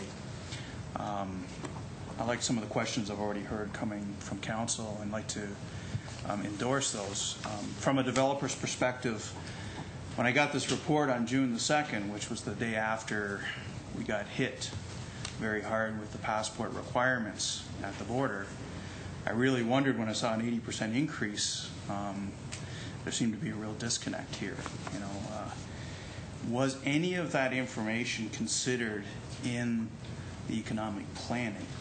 The fact that, you know, I will say tourism's the major industry in town is now having you know, its most severe negative impact from forces beyond our control with this passport requirement, and it's going to be with us for the 3 to 5 year range. So whether the growth forecast that has been projected has considered that item about the passport requirement hitting our industry, I would support council furthering that question with the consultants. And perhaps, Mr. Oakes, I might say that you saw the evolution of the numbers that Mr. Watson put forward, and we haven't had a chance yet even to really discuss those until we hear your comments. So the 80% you referred to was just a mathematical calculation. I just, from my perspective, getting it one day our business drops substantially, the next day asks for an 80% increase. Sure. You kind of wonder where the disconnect is there. No, that's right. But you saw the evolution of this because we were dealing with this as a council. We're certainly as concerned as well as you are, and we want to be fair and equitable to everybody, because if they're too high, then we discourage development. If we're too low, then the taxpayer assumes the cost. So given that consideration, I'm sure every member of council is sensitive to that concern. I appreciate council will follow up with that. Sure. Couple other points. I'm a little bit confused. The Grassy Brook, Garner Road area, this $10–11 million that is floating out there. I probably read 1,000 pages, you know, in these different reports we get. And each report's a little different, so it's a little confusing. The part I'm confused about, this is work that's already been done, I believe. Yes. So we had a designated tourist area, core area, that was to pay for development within that core area. Now we're talking about changing the rules, but also picking up areas outside of this designated core going forward for the next 10 years. That seems to be like playing fast and loose with the program a little bit here. So I'm not sure if I'm reading it incorrectly. Just that's my view on the reports that I saw. Mr. Oakes, maybe we can ask Mr. Holman to address that concern. Mr. Holman? Yes, Mr. Mayor, you may recall when we had the Development Charges Workshop back on the 25th of January, we talked about strategies, we talked about ways to create a level playing field for all development, and in particular all types of non-residential development. The decision that was made at that time was to instruct the consultant to do the calculation, assuming that there would be one charge across the city. You may recall the difficulties that we encountered in the defense of our last bylaw was justifying to a geographic area that was being done downstream had some benefit to them. And by going with a citywide charge, we could avoid these complications in trying to explain and trying to rationalize who benefits and by how much. So we gave the direction to CAM to do a citywide charge. Unfortunately, what came out of it was that calculation that some excessive costs in a distant part of the municipality bumped up the rate for everybody. And so that's, I think, what speaks to Councillor Pietrangelo's comments about maybe going back and recreating that core tourist area, taking some of those costs out of that calculation. The effect of that, of course, is that cost still has to be picked up by a smaller piece of pie. So that's going to push the rates for residential development and development outside the core tourist area for non-residential development. Okay, thank you. Councillor Pietrangelo and Councillor Iannone wish to make thanks, Your Worship. And just to Mr. Holman's report, response, and I appreciate all the work that Mr. Holman has done on this. And he did say that back after our meeting, a decision was made at that time to take away the core tourist area. And I just want to be clear that that decision was not made by council going forward. We were not asked for, or we were not given options that we chose in order to move forward. It was a staff decision to move forward without the CTA, and I've always been opposed to that. Okay, thank you. Councillor Iannone. Thank you, Mr. Mayor. I was waiting for somebody to bring up Garner Grassy Brook. I was the only councillor who attended the meeting downstairs with the stakeholders, except beside Mr. Todd, and it was interesting that the same question was asked over and over again. Why are we being asked to subsidize the Garner Grassy Brook section? And I'm just maybe through you to a staff member who can answer it. I'm never going to support what's before us now because I think we could have stopped the legacy costs. Is there not an opportunity for council to enact, I don't know what it's called, a special levy or a special development charge or something where Garner Grassy Brook development will pay for Garner Grassy Brook development? So is there something we can implement where the developers, the home builders in that area pay for the amenities in Garner Grassy Brook, and we're not putting the onus on a sector that had nothing to do with the decision-making process in this council? Get that question answered for you. Mr. Holman, please. Yeah, Mr. Mayor. What could happen there, similar to the creation of the core tourist area, we could create a area-specific development charge for those properties in the Grassy Brook and Garner Southwest drainage areas. If that's your direction, we'll certainly do that. We're going to be doing the calculation for the core tourist area anyways. It would make sense to have that information moving forward. Thank you. Yes, Councillor, once again. Does that need to be done via motion, or that? Well, I think the staff will get some ideas what we want to do now, so I think we're okay. Mr. Holman, is that clear? Well, I want to make sure we tighten up our motions. Yeah, fine. Good. Mr. Holman, is that clear? It will certainly be addressed in our report on the 20th of July. Thank you. So that's understood. Now, Mr. Oakes, sorry, go ahead, please. Through Your Worship, just a little clarification on the Grassy Brook. The part I was a little confused about was the fact that the work has already been done. So we're talking about work done under the old bylaw and now being pulled forward into a new bylaw that excludes the zone. My confusion is the fact that is that legal to be able to do that? Bring works before that were designated under an old bylaw and redesignate the payment system in a new bylaw for work that's already been accomplished. Mr. Watson, or could you care to address that, please, sir? You come forward, if you could, to the microphone. Yes, it is legal. Section 5 of OREG 8298 says that committed excess capacity where council was clear that a cost was to be paid for by development charges can be recovered in future. And that way, if you oversize capacity, whether it's a sewage treatment plant or any form of oversizing, I think it's obvious or evident that you have to have the ability to continue to fund that payment of that oversizing from those who benefit in future, and this is an example. Okay, thank you, sir. Your Worship, just one last point.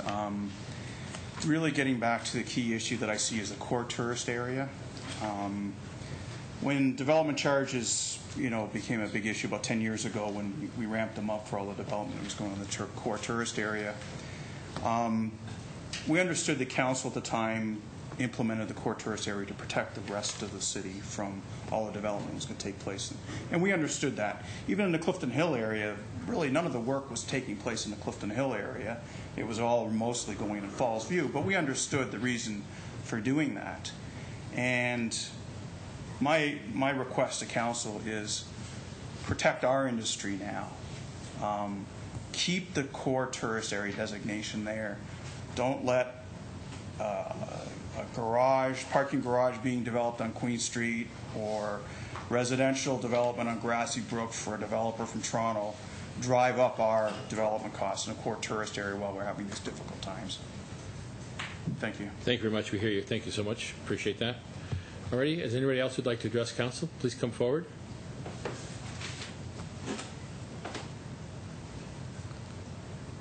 Is there anyone else who'd like to address council with regard to development charges? Once again, for the third time, is there anybody else who'd like to address council? If not, any further questions by members of council? Of Mr. Watson? Okay, thank you then. Failing that, thank you very much, Mr. Watson, and members of staff. We'll close the meeting and proceed on to the next order of business. Thank you. Just get a motion to receive the information.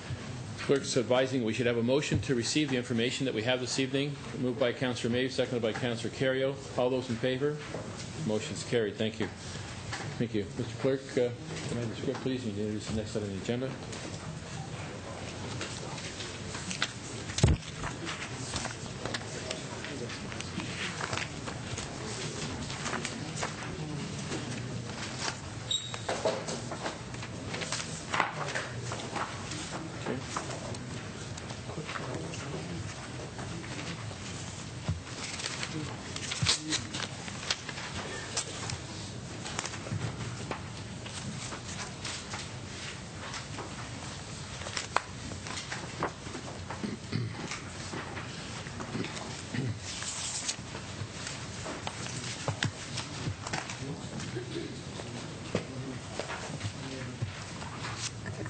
Your Worship, a public meeting is now being convened to consider a proposed amendment to the city's zoning bylaw to remove the requirement of a convention center and permitting a majority of required parking for a hotel off-site, and this is in reference to 6361 Falls View Boulevard. Notice was given by first-class mail in accordance with the Planning Act on Friday, May 29th, 2009, and by posting a sign on the property in question. Anyone who wants notice of the passage of the zoning bylaw amendment or to preserve their opportunity to appeal to the Ontario Municipal Board shall leave their name on the sign-in sheets outside the council chamber. Thank you very much, Mr. Clerk. At this time, we're going to ask the Director of Planning, Mr. Hurlovich, to explain the purpose and the reason for the proposed bylaw amendment. Mr. Hurlovich.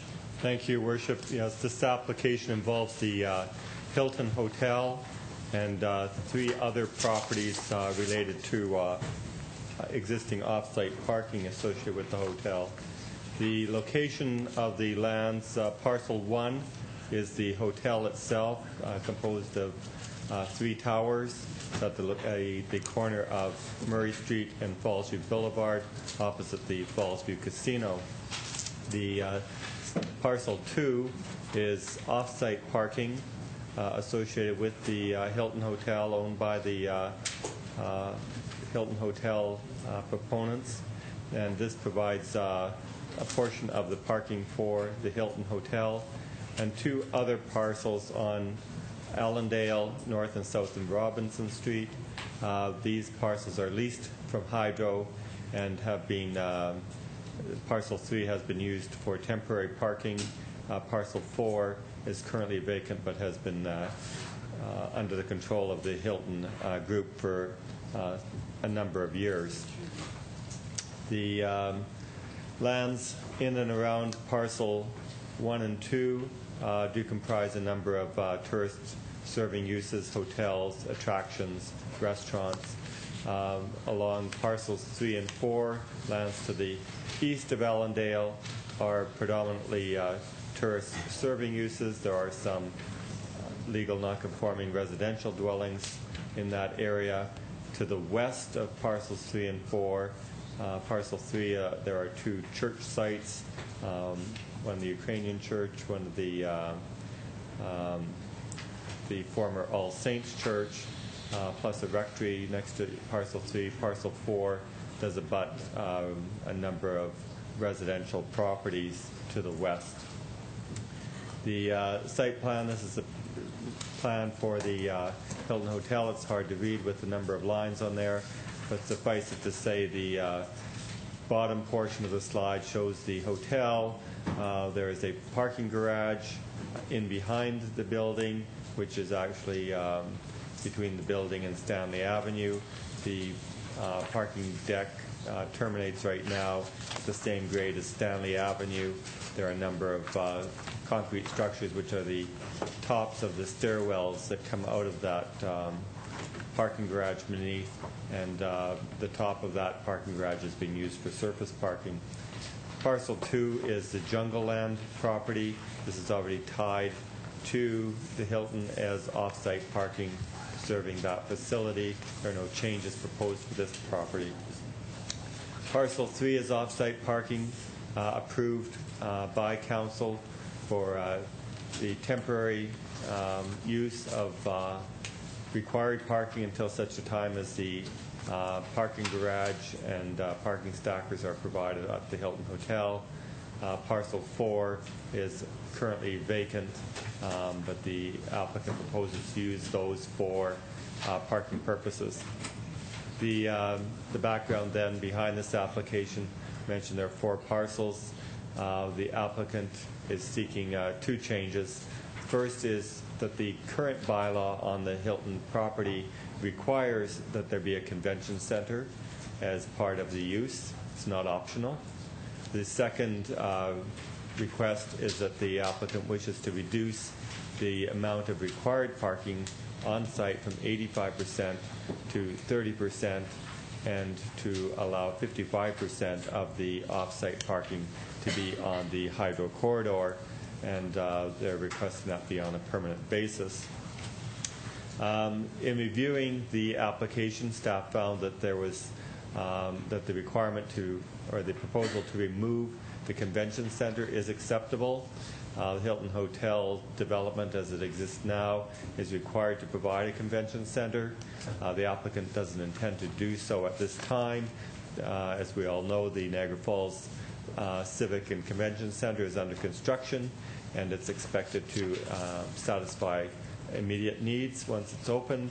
The complex of the Hilton already has a number of ballrooms and meeting space available, and we believe that this will certainly satisfies the definition of a hotel by our zoning bylaw, and certainly we feel that there is nothing lost by not having the convention center at this point.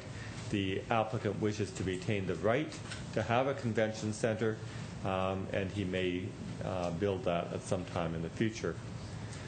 With respect to the off-site parking, the official plan generally discourages off-site parking because it's believed to cause traffic congestion on city streets when vehicles are driven to and from remote parking lots. Council has in the past provided off-site parking for 14 different hotels in the city. The average is 54% of the parking is on-site, 46% is off-site. But as I said, that's an average. Some of the buildings that have been approved by council don't require any on-site parking. The current parking requirement provides for 85% of the parking to be provided on-site. 15% would be of the required parking would be off-site, and that is the parcel 2 at the southwest corner of Murray and Stanley. The applicant was proposing that he would have parking garage with parking stackers to meet his on-site needs. The applicant has temporary approval for parcel 3 for off-site parking until January of next year. The applicant is seeking this approval in order to have all the zoning in place before that bylaw expires. A number of breakdown of parking. Under the current situation, without a convention center, staff have calculated there's a requirement of 871 parking spaces. 506 of those would be on site. This is my mistake. I said with stackers. That's actually without the stackers. And 102 would be on parcel 2, 263 spaces on parcel 3. Once the convention center is built, because there's additional floor area, the parking would go up to a requirement of 995 parking spaces under the current bylaw standards. 333 of those spaces would be on site in the parking garage. That's without stackers. Again, that's a correction from the report. 102 of those spaces would be on parcel 2, again unchanged, and they're proposing that 388 spaces be provided on parcel 3, 172 on parcel 4. So in essence, this would be the full build-out of the site, and we would result in 30% of the parking on-site and 70% off-site. Under the current situation, without the convention center, without the parking stacker, so those numbers 871 and so on, that would be 58% of the parking would be on-site, 12% would be on the jungle land site, 30% on the parcel number 3. Those figures are very close to the on-site, off-site averages that I pointed out just a minute ago. The parcels 3 and 4 are leased from Ontario Hydro. There's only 11 years left on those lease agreements. Staff have recommended that while the application is for permanent parking, that we have a clause in the zoning bylaw that would require that the applicant provide all of the required parking on appropriately zoned land, appropriately zoned lands within 6 months of termination of that lease. This would ensure that the Hilton Hotel would not be out of compliance if the lease is terminated. This is similar to the requirements that we have for other hotels in the city which have required parking on leased lands. The applicant provided a parking and traffic study to analyze the impact of having cars coming and going from the site. That is, guests arrive at the hotel, they leave their car with the valet brings the car to the remote site, the guest of the hotel comes down, they want to take an afternoon drive, they get the valet to bring their car back, they return to the hotel later in the day, the valet takes the car away. Checkout, the same procedure happens all over again. The traffic study that was done identified that there would be an increase in traffic and congestion at Murray and Allendale and Murray and Stanley Avenue. But they found that it would be within acceptable limits. The proposal, therefore, does seem to be tolerable on this existing and surrounding road network.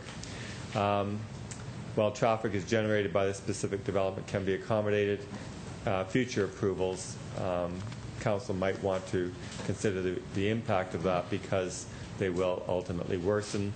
The Transportation Master Plan, currently underway, in fact it's just slightly commenced, has been asked to address those future impacts. So that report will come back to Council to address the long-term impacts. The applicant has requested the same parking standards that they have on parcel 3 that would apply to parcel 4. That is the size of the stalls, the ability to use tandem parking spaces, the size of the aisle width, and so all of those were substantiated in 2004 when Council approved it for parcel 3. Therefore, we do not have any concerns with those with respect to parcel 4. In looking at the application, staff did have regard to the fact that the parcels 3 and 4 do abut residential lands, and therefore we have suggested that the zoning bylaw would require 6-meter landscape strips, that is 20 feet wide, that would be planted to help buffer and screen parking from residential areas. As well, we were proposing that there would be a 6-foot high board and batten fence. That is, all of the gaps between each board would be covered with another board. We also had regard to parking on the hydro corridor. Previously, the position had been that parking on the hydro corridor be limited to the east half. This has been breached many times in those, from those guidelines, and most recently with the Niagara Civic and Convention Center, which has all of its parking located on the hydro corridor abutting residential lands. The application would be subject to site plan control, and therefore we would be looking to require all of the landscape features as part of the site plan application. It would also include drainage features. There are no storm sewer outlets currently on Allendale, and therefore our Municipal Works Office does recommend that all of the parking lots on Allendale, or both the parking lots on Allendale, remain as gravel surface to allow for drainage and percolation of stormwater into the soil, but that they would be required to connect with storm sewers once they were available. Therefore, we've concluded that the elimination of the required convention center is appropriate, that reducing the requirement for parking on-site and to allow a portion of the required parking off-site is consistent with previous approvals, and they do not appear to have any unacceptable traffic impacts. The bylaw should require a provision that all of the required parking be provided on-site or on other lands appropriately zoned and held by the applicant within 6 months of any termination of the hydro lease, and that the landscape buffer and fencing be a requirement of the zoning bylaw. Therefore, staff is recommending the removal of the requirement to have a convention center, and we would recommend the reduction in the amount of required parking on site from 85% to 55%, and to allow the hydro lands to supply 55% of the required parking. Those are the highlights of the application. Thank you very much, Mr. Hurlovich. And once again, members of the public are advised that failure to make an oral or written submission at this public meeting will result in the Ontario Municipal Board dismissing any referral that it receives. Failure to sign the sign-in sheets will result in staff rejecting an appeal as per Section 34, subsection 19 of the Planning Act. At this time, Council will hear from anyone other than the applicant who wishes to speak to the proposed bylaw amendment. We'd ask you to come forward, please, to state your name and address for the record. Please adhere to the 10-minute allowance. And I'd like to point out to members of Council that we do have additional correspondence contained in your handouts this evening as well. And the first speaker is, good evening. Good evening, Mr. Mayor, members of Council. My name is Jane Pepino. I'm with the law firm of Aird & Burles, LLP. And the additional correspondence of which Your Worship spoke is a letter from me, which I hope you've all had an opportunity to review. Yes. We act on behalf of Canadian Niagara Hotels, who are nearby neighbors with respect to the approved Weston site at the corner of Robinson.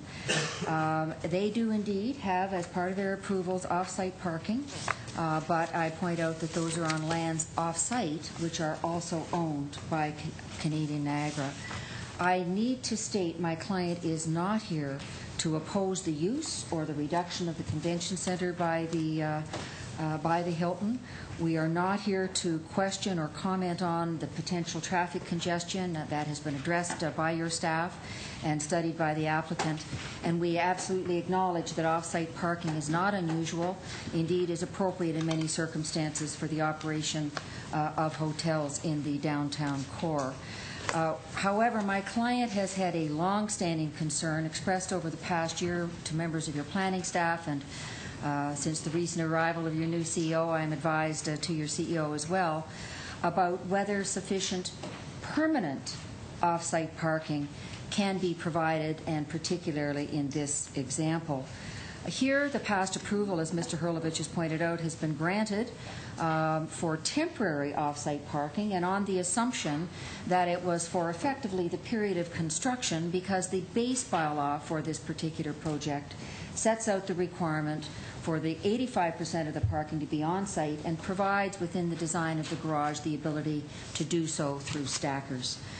Temporarily, and we recognize that is up in January of 2010, There was the permission to use leased lands, parcels 3 particularly, to provide parking, but in my reading of the history of the bylaws, that was on the basis of the fact that parking would be repatriated once the construction of the parking garage and the hotel was under sight, or under close to completion, rather.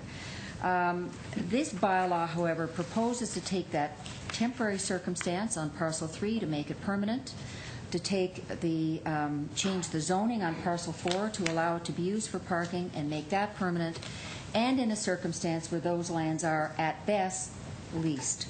And you will have seen, I hope, if you've had a chance to review it, certain provisions of the lease set out at page 2 of our letter, and particularly paragraph 21 makes it clear that the minute this council approves the bylaw as proposed, that lease is at an end.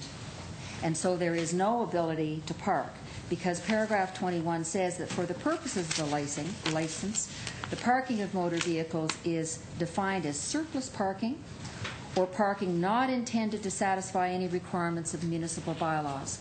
So once this parking moves from temporary or surplus to permanent, on the face of the existing license at least, that license is at an end. And I reference the language, this license will become null and void, and the use of Ontario Hydro lands will be subject to new documentation and renegotiation of rent. Now, if that has happened, it has not been made available to your staff, I don't believe, because it's not attached to the report. It certainly is not available to the public, so that the public can know that permanent parking is indeed just that. On the face of the documentation as it's known today, it will in fact disappear upon approval of this bylaw, and that is a matter of some significant concern for the responsible development of the area and responsible adherence to standards that this municipality has set in the public interest. So allow me just to, and in closing, those magic words, to submit to you that the conditions set out in the bylaw as proposed by your staff as the third condition is frankly the problem. And that is that the bylaw should contain provisions which necessitate required parking be provided within 6 months of the termination of the lease of hydrolands. First, I'm sure Mr. Beeman will advise you, but it is rare, if not impossible, for a bylaw to zone lands that are yet to be identified. I don't know how you are going to know that you will have properly zoned lands to be attached to parcel 1 for eventual permanent parking. Secondly, and more practically, if you don't have to show up with parking until 6 months after your parking has been terminated, I don't know what you do with those cars in the meantime. There will be a minimum of 6 months in which this project will be out of compliance with the bylaw. But finally, and this is where we are speaking again and underlining the issue of responsible development, it's not good for the district. We have orphan cars out there, and that simply is not responsible in my client's position and in my submission. So allow me to simply reiterate again, my client is not taking issue with traffic movements. We are not taking issue with the concept of off-site parking. We are indeed not even asking that this matter be deferred until after completion of the Transportation Master Plan, which will, as Mr. Hurlovich indicated, give answers to some of these questions. But we do say that responsible development in the public interest requires knowing how and when and where permanent parking is to be provided. Therefore, it is our request that this matter not proceed this evening, that you refer this matter back to staff and continue this public meeting when the information about how and when and where permanent off-site parking or other on-site parking can be provided. Bring it back to the public. Allow us to continue that public meeting then and make your decision with that information in hand. That, in the grand scale of things, I think also would be responsible. It certainly would avoid the necessity of appealing the bylaw were it to proceed otherwise. Thank you very much for your attention. Thank you. And I'd ask Mr. Beeman at this time if you could advise council as to whether or not the comments made by Mrs. Pepino are applicable to us, and if you could give us that direction, please. Well,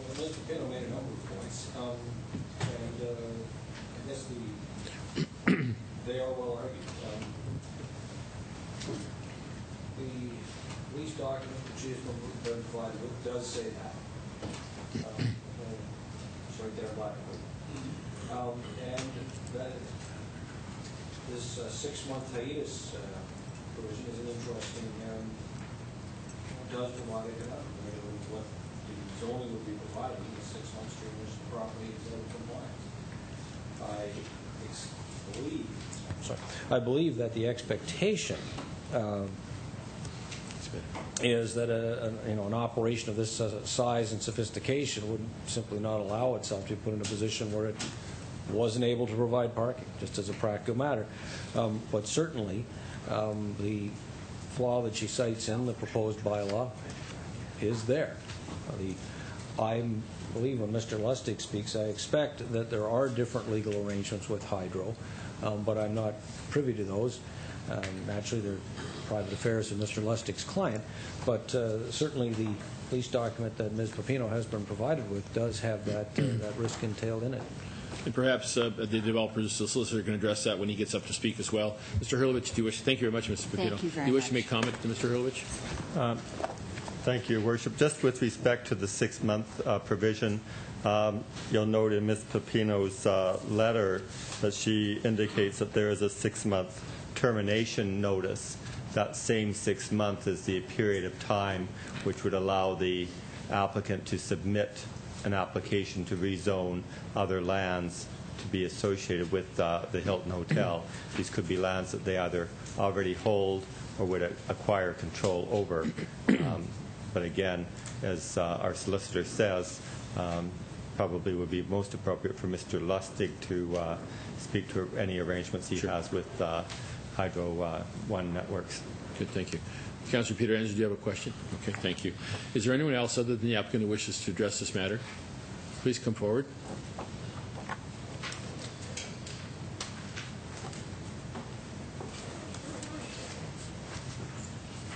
And for the record, sir, your name and address? My name is Barry Yapsley. I live at 5618 Pierce Street. Excuse my nervousness at okay. Speaking. Thank you. Honorable Mayor and members of Council, thank you for this opportunity to speak on this matter. I'm here to speak out against the proposed bylaw amendment application, AM 2009-008, Hospitality Resorts, Inc. Excuse me. There are many reasons I can offer as to why the zoning changes should not be approved. I would like to speak briefly on a couple of them now, and I will address the most obvious first. To obtain permission to build the new Hilton Tower at 6361 Fallsview Boulevard, it was agreed that Hilton would contain 85% of their parking on site. To ask now for 55% of their parking to be placed on the backs of Niagara Falls residents is not only unfair, but just plain wrong, especially since they could provide all the parking they need on site, though they simply choose not to. I have an invested interest because my home is bordered on two sides by what is being called Parcel 4. Can someone call up Parcel 4 for me, please? I think it's the next image there. Okay. Wait. If you're to look at any documents pertaining to Parcel 4 today, you will see the words residential used all over it. That means to me that that to me implies that residents should have a stronger voice in matters which involve that area. There have been green spaces being used as buffers between the tourist and residential areas for a very long time. They're there for a reason, and their necessity still exists.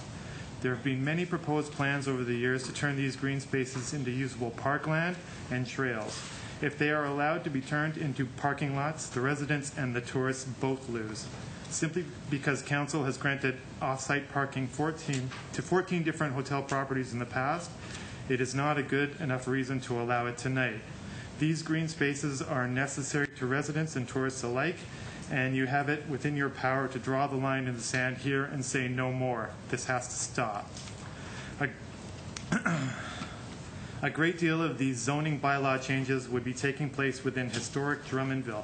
Currently, that area is undergoing changes to beautify the area. These costly changes have already been underway on Robinson Street and Stanley Avenue. I am not quite sure how the ugliness of parking lots north and south on Robinson Street and Allendale will help improve the area and turn it into a beautiful gateway to Niagara. I would like a little more clarity on that. The parking lot at Robinson Street at Allendale was proposed as a temporary space while the Hilton was being built, and today's proposed amendment change would see it a permanent site for parking. I would like you to ask yourselves now, so you think the residents bordering that parking lot deserve that? I don't think so. In conclusion, I'm here tonight to lend my voice to those who oppose the zoning bylaw amendment. And I'd like to end with one request. I call for a residential property evaluation study. I'd like to know if any of the homes bordering any of the parking lots that have recently been constructed have increased value or lost value since the building of those parking lots. Thank you. Thank you very much, Mr. Absley. Thank you. Is there anyone else other than the applicant who wishes to address council? Good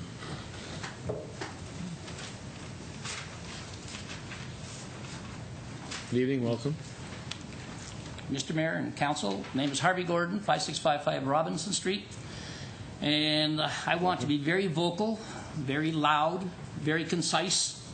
I want you to know I'm opposing Parcel 4 adamantly. I have a real problem with someone who comes in and makes promises and then doesn't keep them. And we were promised back in, I think it was 2004, when they were building the first part of the Hilton, that once it was completed, their parking garage would adequately take care of all their parking needs. And now they're coming along and trying to tell us that it's not. And if they've made a promise, obviously, when somebody makes a promise, you need to be a person of that promise. And therefore, they need to put their parking on their property somewhere. I mean, I have said what I'll do is take my yard and I'm going to put a little 4-story hotel in there, and I'm going to have no on-site parking because obviously that's the new trend, but I'm going to park them at the Hamilton Airport and bring them in by helicopter, land them on the roof, because it doesn't seem to matter where the parking is. And I really go with the point that they don't own this land, and that leads other issues down the road. I have another point. They say traffic congestion doesn't seem to be a problem. I submit the Hilton at this moment cannot handle their traffic congestion problems. I would like to know, as a resident, how it is that we could take Fallsview Boulevard, which was back Buchanan Street, 2 little lanes, became 4 lanes, and now it's 3. I'm sure you all are aware. I'll pass this down either side here. You can take a look at this. The Hilton has taken over the right-hand lane of Fallsview Boulevard. And they're trying to say that traffic congestion's not going to be a problem. I see it being a problem because they can't deal with it now. I understand also there's going to be no drainage in Parcel 4 because there's nothing available there to do it, so it's going to be gravel. Now we have to put up with dust and all that goes with that sort of issues. Lights in parking lots that are on all the time.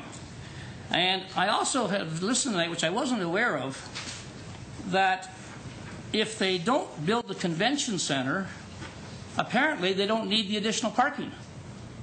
So therefore, Parcel 4 should be dropped out of the equation because they're asking in their application to not build the convention center.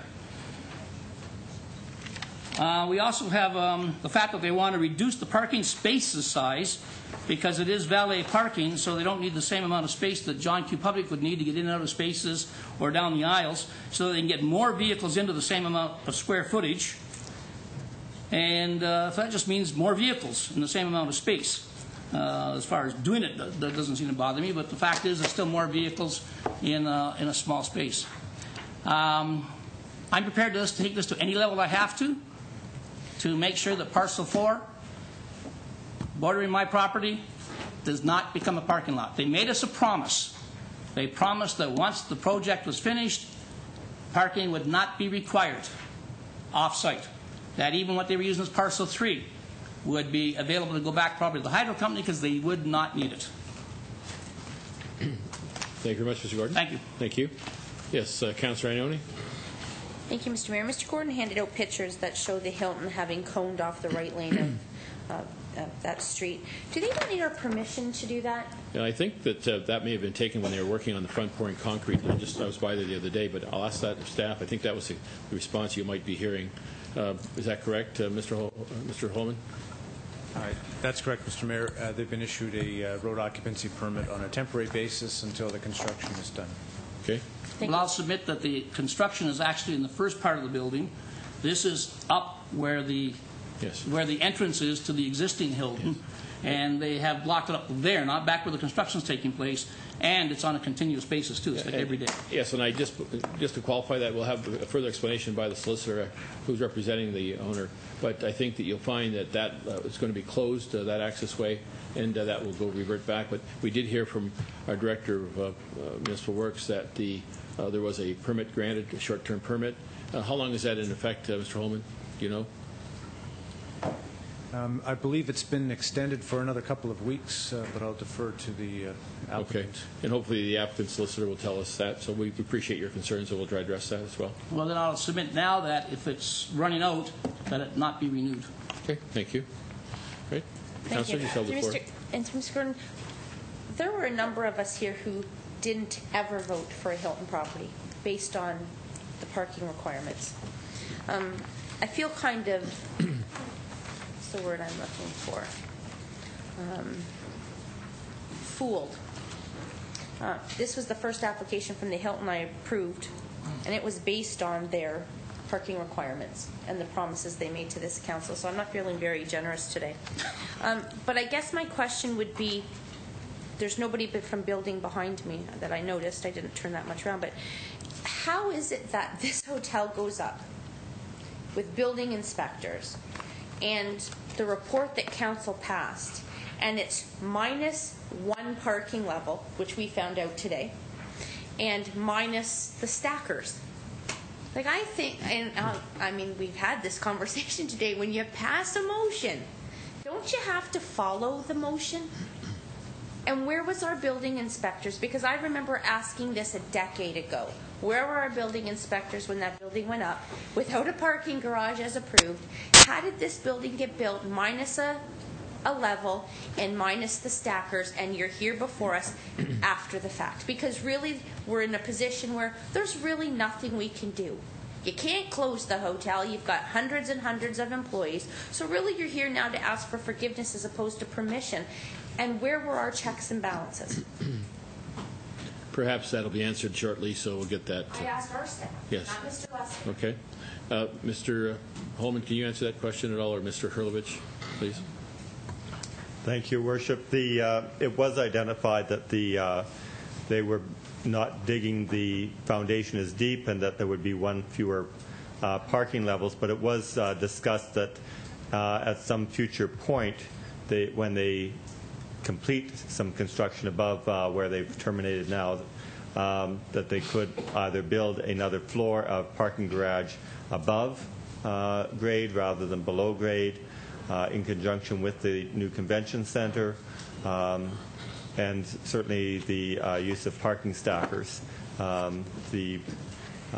There's some suggestion as well that right now the top of that parking garage is poured concrete. Anybody that's driven by would see it's basically at grade with Stanley. That area could also have been used for parking stackers. So they basically answered the question with respect to how they were going to provide the parking on the site without offending the zoning bylaw. Since that time, they have identified an alternative, and that's what council is considering tonight. So, Mr. Hurlovich, the question is that have they gone beyond the point of no return yet with regard to not having the parking? They could build an above-ground floor on top of the existing garage. Okay, thank you. Yes, Councillor Iannone. To that point, because they can build that above ground, would building that above ground take away the necessity for the off-site parking that they're asking for today? Mr. Hurlovich? I'm going to say probably, but I don't know for sure until I saw the design of the new parking deck. Okay, Councillor Iannone. Thank you.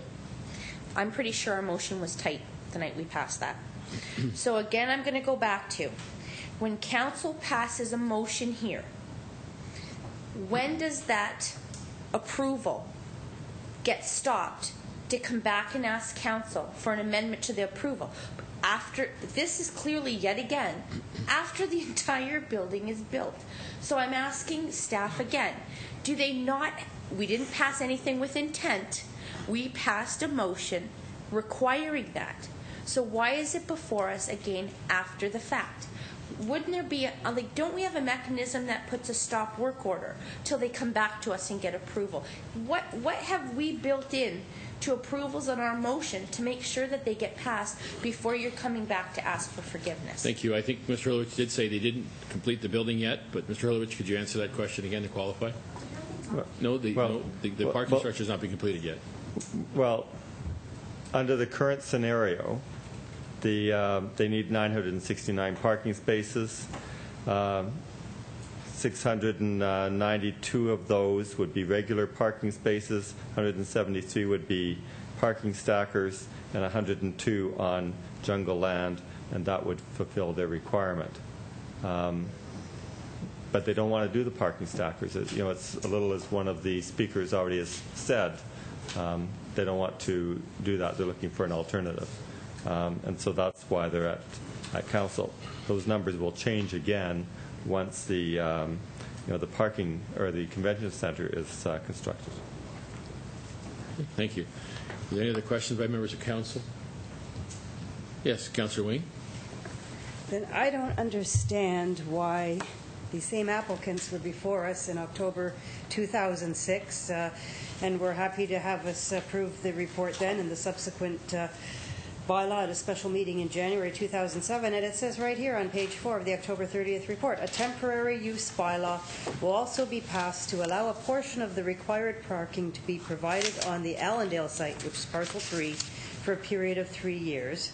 At the expiry of this bylaw, parking stackers will need to be installed in the parking garage, and the bylaw itself spoke about parking stackers. If they didn't want to do parking stackers, then they should have told us that 3 years ago, and we might not have approved the report and the subsequent bylaw. If we'd known that, I certainly would have voted very differently. You know, I supported this expansion because it provided for sufficient parking on land that the applicants owned, and meant that once the expansion was completed, they would cease to use parking on leased lands. It did not anywhere at all contemplate extending the off-site parking, and it didn't even contemplate turning the temporary parking on parcel 3 into permanent parking. Like, we're going in a totally different direction now than we were going 3 years ago, and I just can't believe that this is happening. And you know what I'm really confounded by is in October 2006, staff managed to reattach the previous report from July of 2004, which talked about the same sort of things, but didn't manage to attach either of them this time. And there's all kinds of other things not just totally being ignored, like the TAD's recommendations, which were backed up by the 2004 City of Niagara Falls Tourism Policy Review Implementation Handbook, which says that this hydro corridor, which parcels 3 and 4 are part of, should be reconfirmed as an urban separator between the tourist area and the residential lands to the west in order to create a stable boundary. And it provides this is to stabilize the two distinct planning areas of residential neighborhoods on the west and the central tourist district on the east. So right now we're talking about doing something that would totally compromise all that. These same parcels, 3 and 4, are mentioned in our existing Transportation Master Plan, which is still in effect. It was adopted in 1998, and it's still in effect. And for the past 10 years, it's sat there proposing in an addendum that the downtown trail be built on those lands in the future. You know, and those plans are still on the books. And those are when that trail gets built, that's something that the tourists will be able to enjoy. It'll just be a couple of blocks from the major Falls View hotels. They can get on it and go wherever, and people who live in the city can travel that trail to get to work and not be in traffic. So there's a lot of real bonuses for that. But none of this stuff is even mentioned in tonight's report. And I am really at a loss as to why not.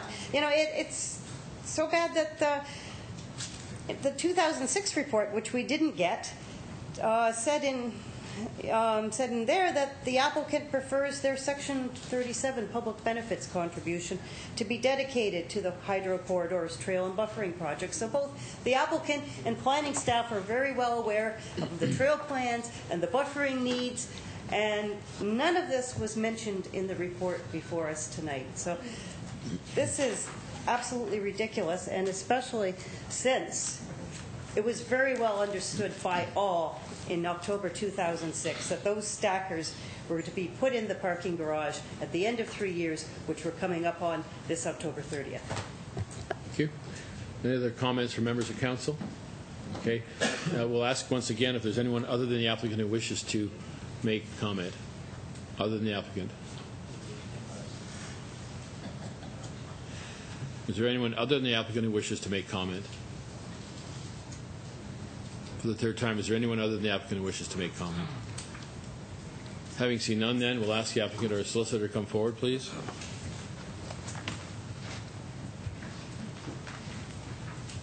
Good evening. Good evening, Your Worship, members of council, city staff, ladies and gentlemen.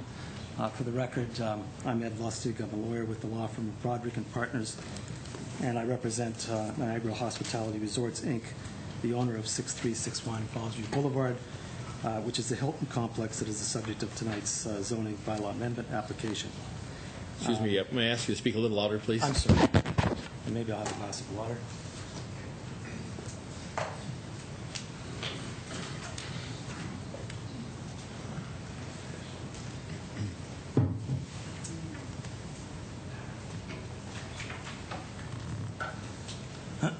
So far, I've just said that I act for Hospitality Resorts, Inc. The complex in question includes the original 17-story building that was constructed in the 1980s, the 33-story tower which was built and merged with the 17-story tower in the late 90s, and the new 52-story tower that was just opened. And there are a total, so council knows, of 967 rooms in the complex. There are various excellent amenities in the complex, including conference and banquet areas, restaurants, spas, and other entertainment areas. And there is a parking structure of 4 stories in height, as well on site, as well as at-grade parking at Parcel 2, and off-site temporary approved parking, which this council approved, or the council approved, in 2007, and that expires in January of 2010.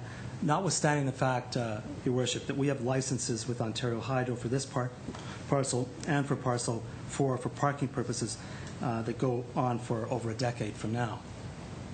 Now, for the purposes of disclosure, the company that's the owner of this property is owned by the DeCosmo family, and Joe DeCosmo is here presently with me. And I think that the council is well aware of the family and who they are and what they've contributed in this community. They've built up their businesses over 35 years, and they've been successful businesses employing over 1,000 people presently. The new building is the second tallest hotel in Canada and one of the largest in North America. Their businesses have paid and continue to pay hundreds of thousands of dollars of taxes to the city to support the city's operations on behalf of its inhabitants. In addition to their own employees, they are indirectly responsible for the employment of many, many more people in this community. They've operated their businesses in an exemplary fashion. Perhaps more importantly, they've been involved in the community for the good of the residents of the city. And as you know, through this particular development, they contributed $1.25 million to the city in cash towards the arena. And because it was in cash, it was, as far as I know, the largest contribution that's ever been made by any citizen to a community project. They've also made extremely significant contributions to both health and educational facilities in Niagara, including the Culinary Institute at Niagara College, part of which is named after the family. And not everyone in this community makes such generous contributions. Obviously, their generous contributions are not the reason for approving this zoning amendment. However, it's important to know that these are people with proven track records of achievement who have been and are here today for the community and will not be gone tomorrow. And I would think that in your places, that's an important thing to know. Now, I'm joined this evening by Nick Palumbo of Delcan Consultants, who has prepared the parking and traffic impact study, which was accepted for this matter by your staff and by the regional staff. And he's prepared other similar studies for these purposes for other off-site parking applications. And he's available to speak to this matter tonight and answer any questions. I want to thank and commend your staff for the report that they've prepared this evening. The report is comprehensive, in my opinion, and it is well written. We've worked closely with your staff for over 2 years on this report and developed the application before you in a comprehensive and thoughtful manner with your staff. And we want to publicly thank your staff, including Mr. Hurlovich, for the support that we've received with respect to this report. Now, the report recommends our application subject to several conditions, and we agree with and accept those conditions in all respects. Your planning and engineering departments are your experts, and they have very carefully and comprehensively reviewed our application. We agree with your staff report, and we don't take issue with any aspect of it. And therefore, we would respectfully request that you approve the recommendations of your staff. It should also be noted that the staff of the Regional Municipality of Niagara, who have jurisdiction over regional road traffic matters, have also reviewed this application and have concluded that it's supportable as far as they're concerned. As is noted in your staff report, the proposal complies with the intent of your official plan and all other related policies of the city. All of the agencies circulated in this application have indicated support or have no objections, as the case may be. Now, it's important to keep in mind that the application before you this evening is partially a technical application, since we already have zoning in place to support the Hilton complex, as has been mentioned. So first of all, the deletion of the requirement in the existing bylaw of the convention facilities is something that we didn't actually request of the city, but city staff suggested it to us for housekeeping purposes, so that the new bylaw would comply with what was actually built, would leave us the option to build a convention center, but would not make it a requirement. And we haven't built the convention center. But it is our intention to ultimately construct those facilities when it makes sense to do so. And this is why we've retained the right, and this is why we need as much parking as we can possibly get. It should also be pointed out that my client, in spite of the fact that it hasn't built the convention center, has been an active supporter of the Niagara Convention and Civic Center through the payment of its portion of the special $15 million Falls View BIA assessment for these purposes. Now, it should also be kept in mind that the current bylaw requirements for the complex were in part established for the complex with the convention facilities included.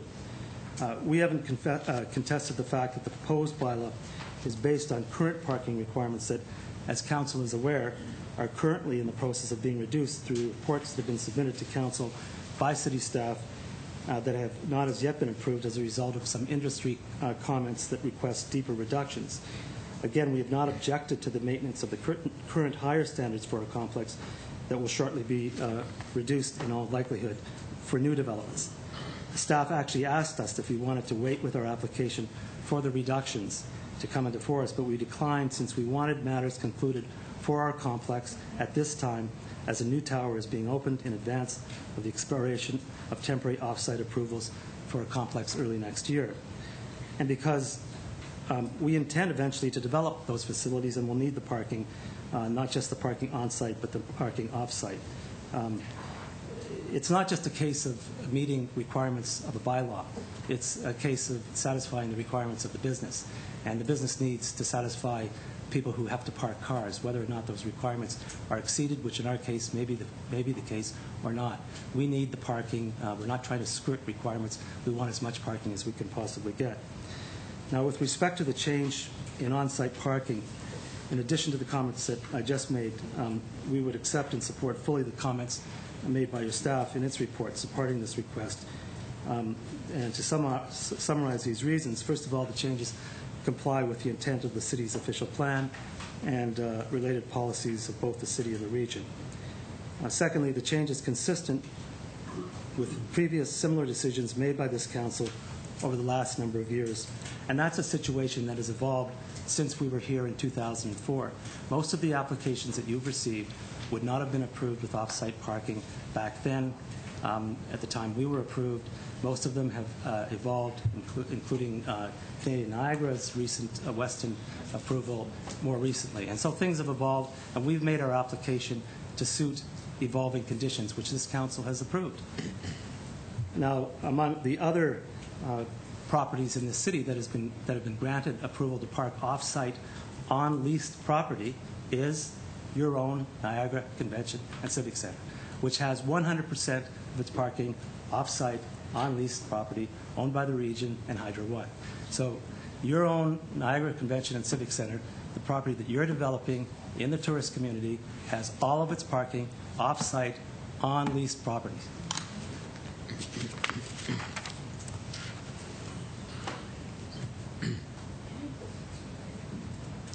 Now, when we were negotiating, as we did, with Hydro One for their approval for this application, which, and I hope you've seen what's been distributed, because what has been suggested by Ms. Pepino is that we should only look at a license that was developed about 10 years ago.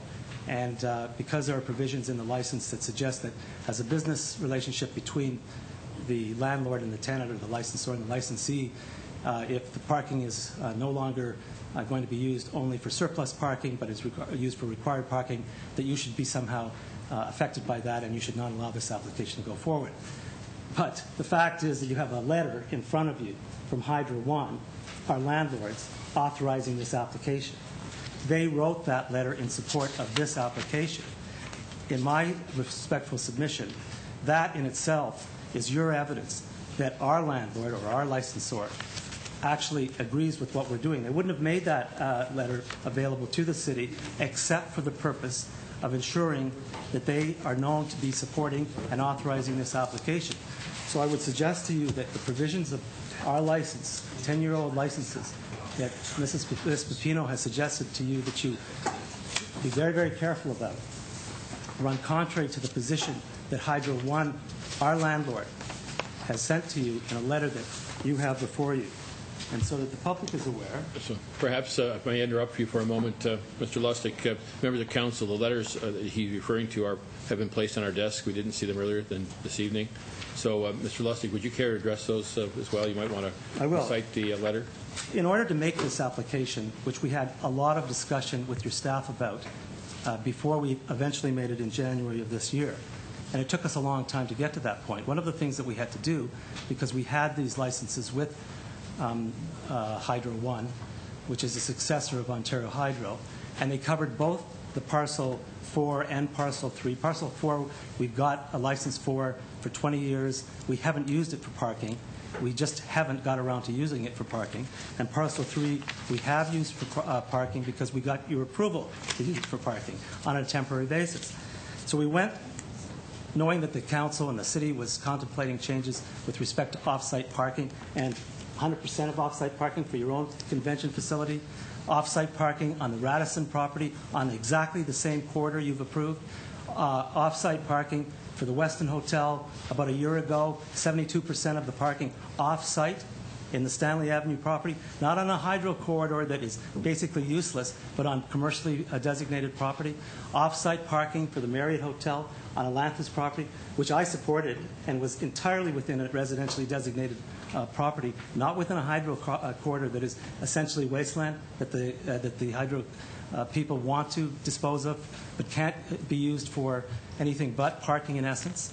So we went to Hydro One and we engaged them in a discussion at exactly the same time, and this is a coincidence, but it happened exactly the same time as the city itself was engaging Hydro One in discussions for the off-site parking for the convention center. So we had the same set of negotiations going forward. And I know that your staff was well aware of the fact that we were in these discussions. Your planning director was well aware of it. Others in the staff were well aware of it. And in fact, anecdotally, at one point, because Hydro One had some idea that maybe the city was considering off-site parking, and maybe not in a positive way, in spite of what we were telling them, that there were a number of applications that were being supported by this council, they approached your staff, or your staff discussed it with them, to understand what the inclination of the city would be. And the inclination given by your staff to the Hydro One people that were contacted was not a guarantee or anything that the council would approve of it, but certainly the understanding that these discussions with us and with others, including themselves, and with other developers with respect to off-site parking were ongoing, and the council had consistently approved off-site parking. So Hydro One, in spite of this license, in spite of what Ms. Pepino has suggested to you, you should do with respect to a private agreement between two parties, the provision of which is really intended in order to jack up prices in the event that we go from temporary to permanent parking. It has nothing to do with the city. She's suggesting to you, on the basis of that you should turn this down. When I'm telling you that you have a letter in front of you, it's the letter that accompanied the application, because your staff required this letter in order to have an owner's authorization for the application. That letter says, approve this application. Let's just see what it says exactly. This is from Kent Taylor, who's a senior person in the property division. Your staff is well aware of him. Your staff negotiated with him on the Niagara Convention Center off-site parking on the easement. He writes, this is January 2009. I understand that Hospitality Resorts, Inc. is applying for rezoning of the above-noted property for the Niagara Falls View Hotel Complex in order to provide for the use of the lands that Ontario Hydro Networks, Inc. are currently, that is 9 years ago, licensing to them under a 20-year license agreement commencing in 2000 for the purpose of parking of motor vehicles thereon for the complex. The licensed lands are shown on the copies of the plans attached. And the plans attached are exactly the same plans that are shown on the licenses themselves and as parcels 3 and 4 on the drawing that's now posted.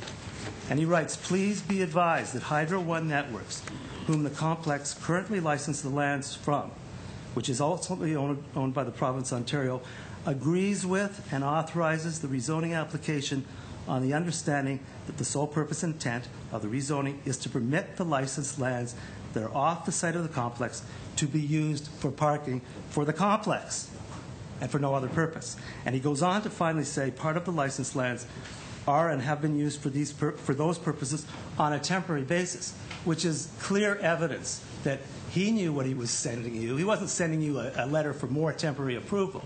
He was sending you a letter in support of the application for permanent approval, which again is consistent with what you've done with your own convention center, 100%, what you've done with the Radisson, and what you've done with 12 other properties in this city. Now, it strikes me that there's almost something perverse about suggesting to these people that somehow they're doing something wrong by expecting a break from this council with respect to the cost of putting up more parking on site when they can use the lands that they're already paying for to park vehicles on them, provided your staff is satisfied from a technical standpoint that it can be done without any impacts. That's the only criteria that you've used, and it's the only rational criteria that you should use with respect to off-site parking. Does it work or not? And what does the report say that Delcan's prepared? It says it'll work. What does your planning staff say? It says they say it'll work, just like they said it would work with the Westin Hotel, just like they said it would work with your own convention center because the impact study was done for the same purposes for your convention center, just like they said it would work for the Marriott on Atlantis, just like they said it would work for every one of the other ones that you've approved. That's the real criteria that you should be thinking about. It isn't whether or not you like it because we thought we were going to build all the parking on site or not, and now we've changed. That shouldn't play into this. If it makes sense for a business that employs so many people to be able to avoid unnecessary costs by using two pieces of property that are there for them to be used, that are allowed for them to be used by the owner, that they have rights to, that they're paying money to, then why should you not permit them to do so? If your own people, your own traffic people say there isn't an unacceptable traffic impact here, why would you be opposed to that? I can't understand why, if you support tourism and you support development, which I know all of you do, you would want to deny a person the opportunity to take advantage of cost savings. And you have to understand, every one of those 12 applications that you've received, or however many, 14 applications that you've received, they're motivated by exactly the same thing. The avoidance of parking structures that don't really work that well. I think most people know that the two that have been constructed outside of casinos in the city, one by I think the Embassy Suites and the other by the Sheraton, they don't really work that well. In fact, I don't think the Embassy Suites parking lot is even being used. I may be mistaken there, but I don't think it's being used. They don't work functionally. They're difficult, but they're very, very expensive. And that's why you've received these applications from people. And what you've done in responding to the economic conditions, in responding to tourism being a mainstay of this economy, in responding to the need to have jobs and make these industries, this industry work properly, is to give them a break. To say, well, if you can produce a piece of land that's in close enough proximity, that meets with the guidelines that we set through our traffic study and impact study analysis, we'll approve of it. That's what you've been saying. So there's nothing wrong with this applicant coming before the council and saying to you, now, I've got 2 pieces of property. They meet your criteria. I'm making an application. There's nothing illegal about making an application. It would be illegal if they went ahead and started to park cars without the approval. They're here for your approval. You have the right to approve them or deny them, but don't criticize them for making the application. They're doing the right thing, as they did with temporary parking. They came before this council. There's a provision in the Planning Act that allows the council to authorize temporary off-site parking. They made the application. They could have been approved. They could have been turned down. They were approved. They did the right thing. They got the council's approval. Now they're here making an application for permanent off-site parking. It's a process. It's allowed under the Planning Act. There's nothing to be ashamed of. 12 others have done it. You've approved of all of them.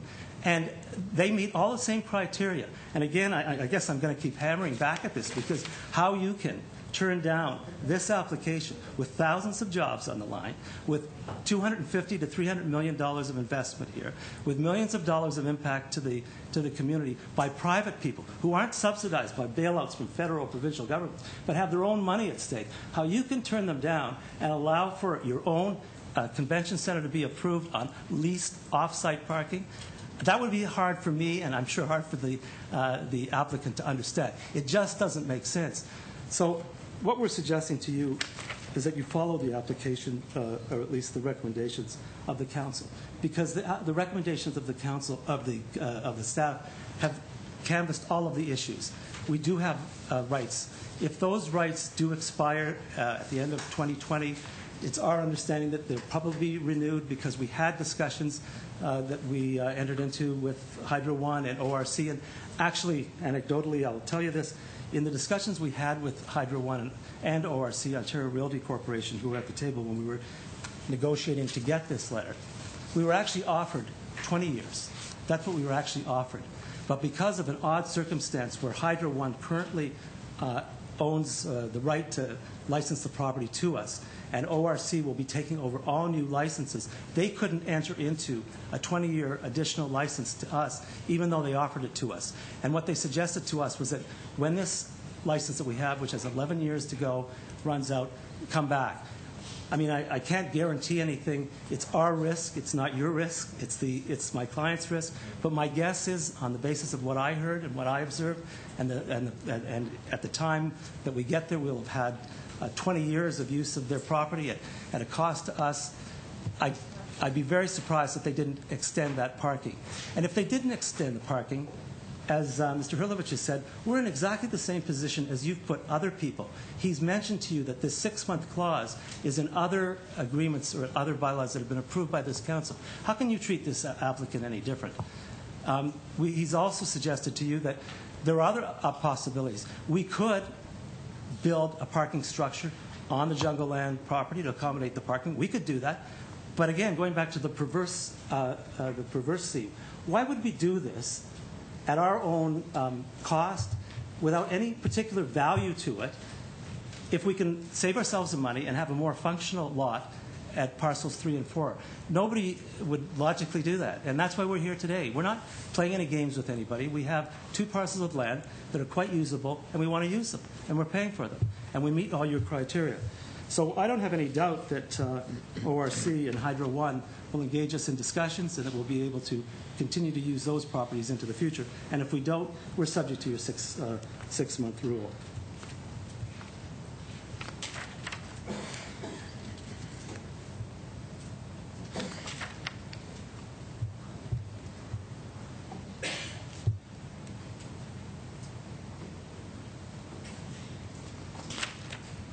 Now, until tonight, in relying on your report and, of course, in what my client had been telling me, we weren't aware in the 10 years that we've used Parcel 3 of any objections from any residents. We've used those lands for 10 years for parking purposes, off-site parking purposes under your temporary bylaw, and we haven't had any complaints to my knowledge. Now, I realize that the two individuals who spoke are opposite Parcel 4, and I'm not going to mislead you or anything. I certainly wasn't aware of any problems with respect to them. One of them seemed to be more hung up on the fact that we're changing. Well, we're changing because we have this opportunity. But some of the other comments had to do with compatibility. And your staff has indicated that they don't feel that there is a problem with respect to compatibility, but they've also put into place restrictions that we're prepared to agree to, which include buffering, landscaping, fencing, and all the things that would be done under normal circumstances.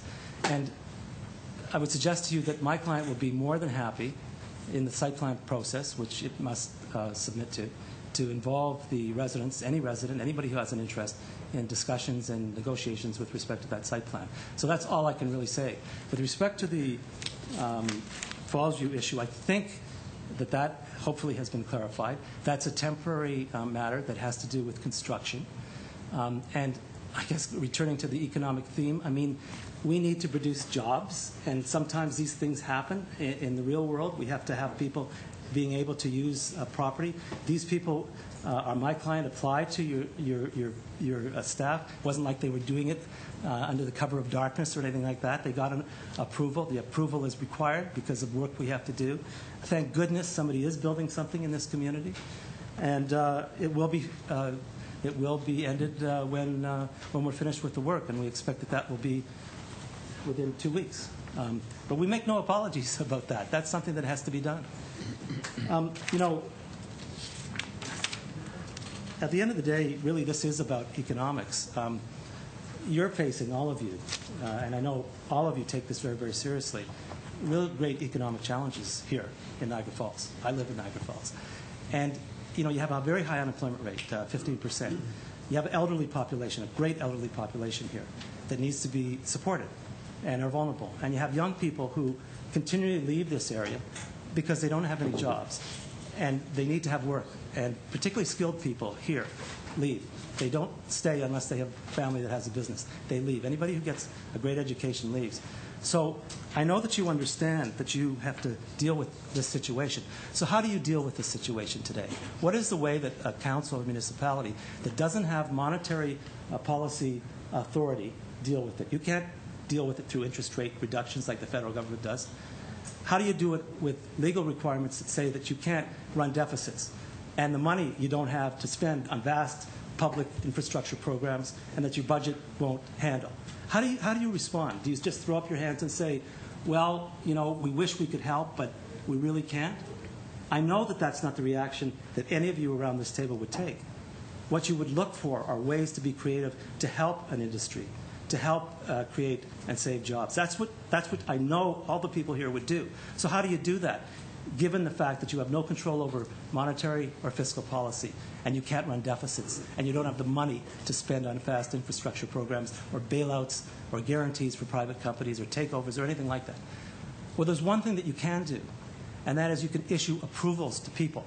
And that doesn't mean willy-nilly using your approval authority to give up any rights you have, to spoil the environment, to do things that are just plain wrong. Good planning will always trump, and the environment will always trump that.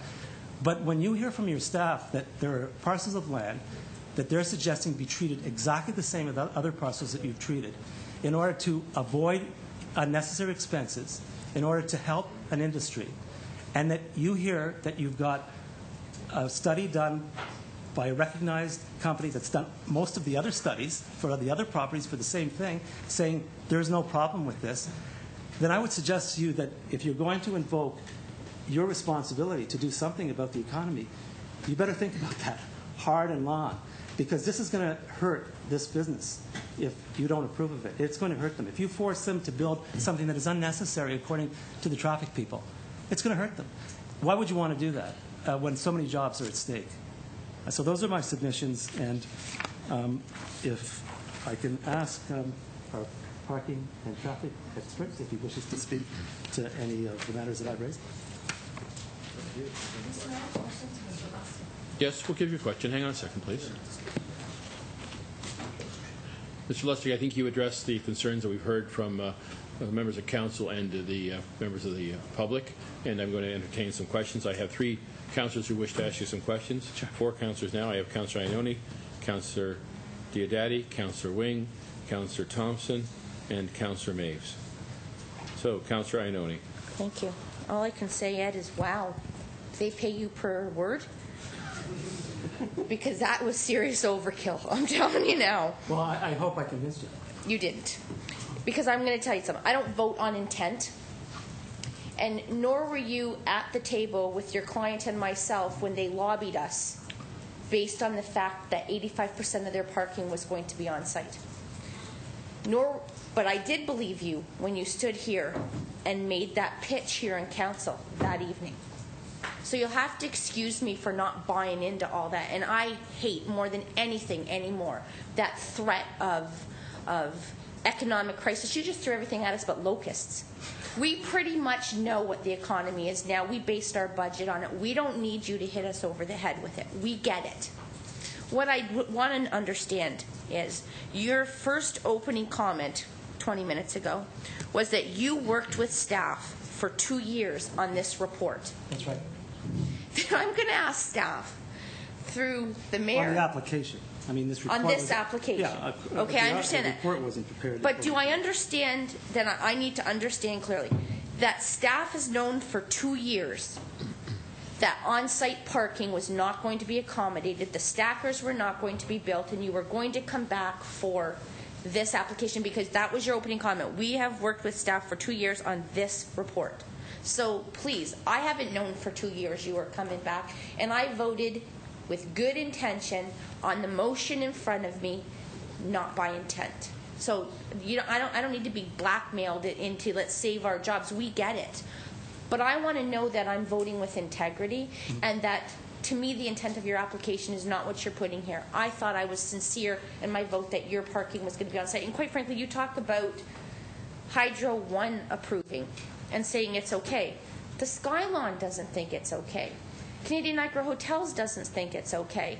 There's a letter, and quite frankly, we got all this, so we really haven't had an opportunity to go through it all tonight. But there's an objection about the Main and Ferry BIA and the buffer and the CIP. There's objection from the residents. I really don't care what Hydro 1 says. But we represent the people who have sent us in letters here. So how do we tell them we voted? Well, can I comment? No, because this letter was based on Ms. Pepino's assertion that Section 21. That's right. Okay, I'm not talking about them. Okay. I'm talking about the people that vote for us and we represent who say, look, we don't like it being permanent there. When you had your public meeting, when you passed this application, and if you'd have told us it was going to be permanent parking, we might have been out there en masse and said no. Your applicant sat with us individually and said, I know you've had a problem with the way we've done things before, and I guarantee you we're coming there and we're going to put 85% parking. Do you understand my concern now when you're back here? Because I go No, back I don't, and I'll tell you why, Alderman. I'll tell you why I don't. And I respect you for all the comments you've made, and I know that you're very sincere. But here's what I don't understand. If this, earlier in the evening, we heard about, and I'm not going to get involved in this, but we heard about how secretive another organization was in its process. And in fact, you spoke to the matter. This is a process that involves the public making applications. In this case, the public is my client. Applications that come to the staff, that are discussed by the staff, that are reviewed by the staff, that have experts review them, and eventually come to the council in the openness of this meeting with television cameras on. So we're not doing anything but what is prescribed in law that we can do. That is bringing an application in good faith for you to decide, and you can decide to turn it down or you can decide to approve of it. And if you approve of it, hopefully, it'll be on the basis that There are no negatives, or at least the negatives do not outweigh the positives of this application. That's how you'll approve of it. And it's the right thing to do. We've been very upfront in bringing this application. We haven't tried to sneak it through. If you don't approve of it, we're going to be left with the consequences. And that's our problem. But we've made this application in good faith. And suggesting there's something untoward about us making an application under the Planning Act, which I almost think you're suggesting, because back when we got the approval, we got that approval, and so maybe we should never ask for a change to that approval, even though you've changed all your positions with respect to off-site parking, and your planning experts and your traffic experts say there's no problem with this. I don't know why we wouldn't make an application. I'm not embarrassed about making that application if that's what you're suggesting. I was here in 2006 and I presented that application, and I know exactly what you're talking about because we did say at that time that we would provide the parking on site. We were asking for temporary parking off site. But things have evolved, and we got into discussions with your staff, and we spoke to our landlord, and we did what we had to do, and we're here today. And the public has been given notice. There are people here who oppose us, which is fair, and I'm here speaking on behalf of it. And there's nothing wrong with that process. There's nothing that anybody should be ashamed of about it. And for you perhaps to suggest that there is something untoward, if that's what you're suggesting, because at one time we had a different point of view, I don't get. Things change, and you changed your policies with respect to off-site parking. You yourself supported a number of off-site parking, I'm sure on the basis that they didn't have inappropriate impacts. That would have been the only logical reason for you to do that, just because they wouldn't have had inappropriate impacts. Why else would you care if it's off-site rather than on-site? There isn't some perverse desire for you to build into the costs of a developer, the Marriott, for example, the Embassy Suites, for example. You wouldn't want to do that. You worked very hard. I know this for a fact because I was actually impressed by what you were doing in getting off-site parking on Atlantis Avenue, because you were satisfied that that made sense. They didn't have it before they made the application. They brought the application forward. You approved it. There was nothing wrong with that. You might have turned it down. That's all we're doing right now, and there's nothing wrong with what we're doing. Mr. Lustig, again, overkill. But I will say this. Nothing said to embarrass you. You pretty much know my style. You were CAO when I started. But what I find more interesting is you were CAO when they came with the first application, if I'm not mistaken, built the first building with no parking garage that they said that they were going to build. To me, I just see that as a repeat. And you can take it any way you want, but I pretty much base my votes on you handed the history of the applicant. And it doesn't matter how anybody else votes here, but I voted for this application because I believed what they told us that evening. And you can go on and on and on about we can change our mind. Yes, you can.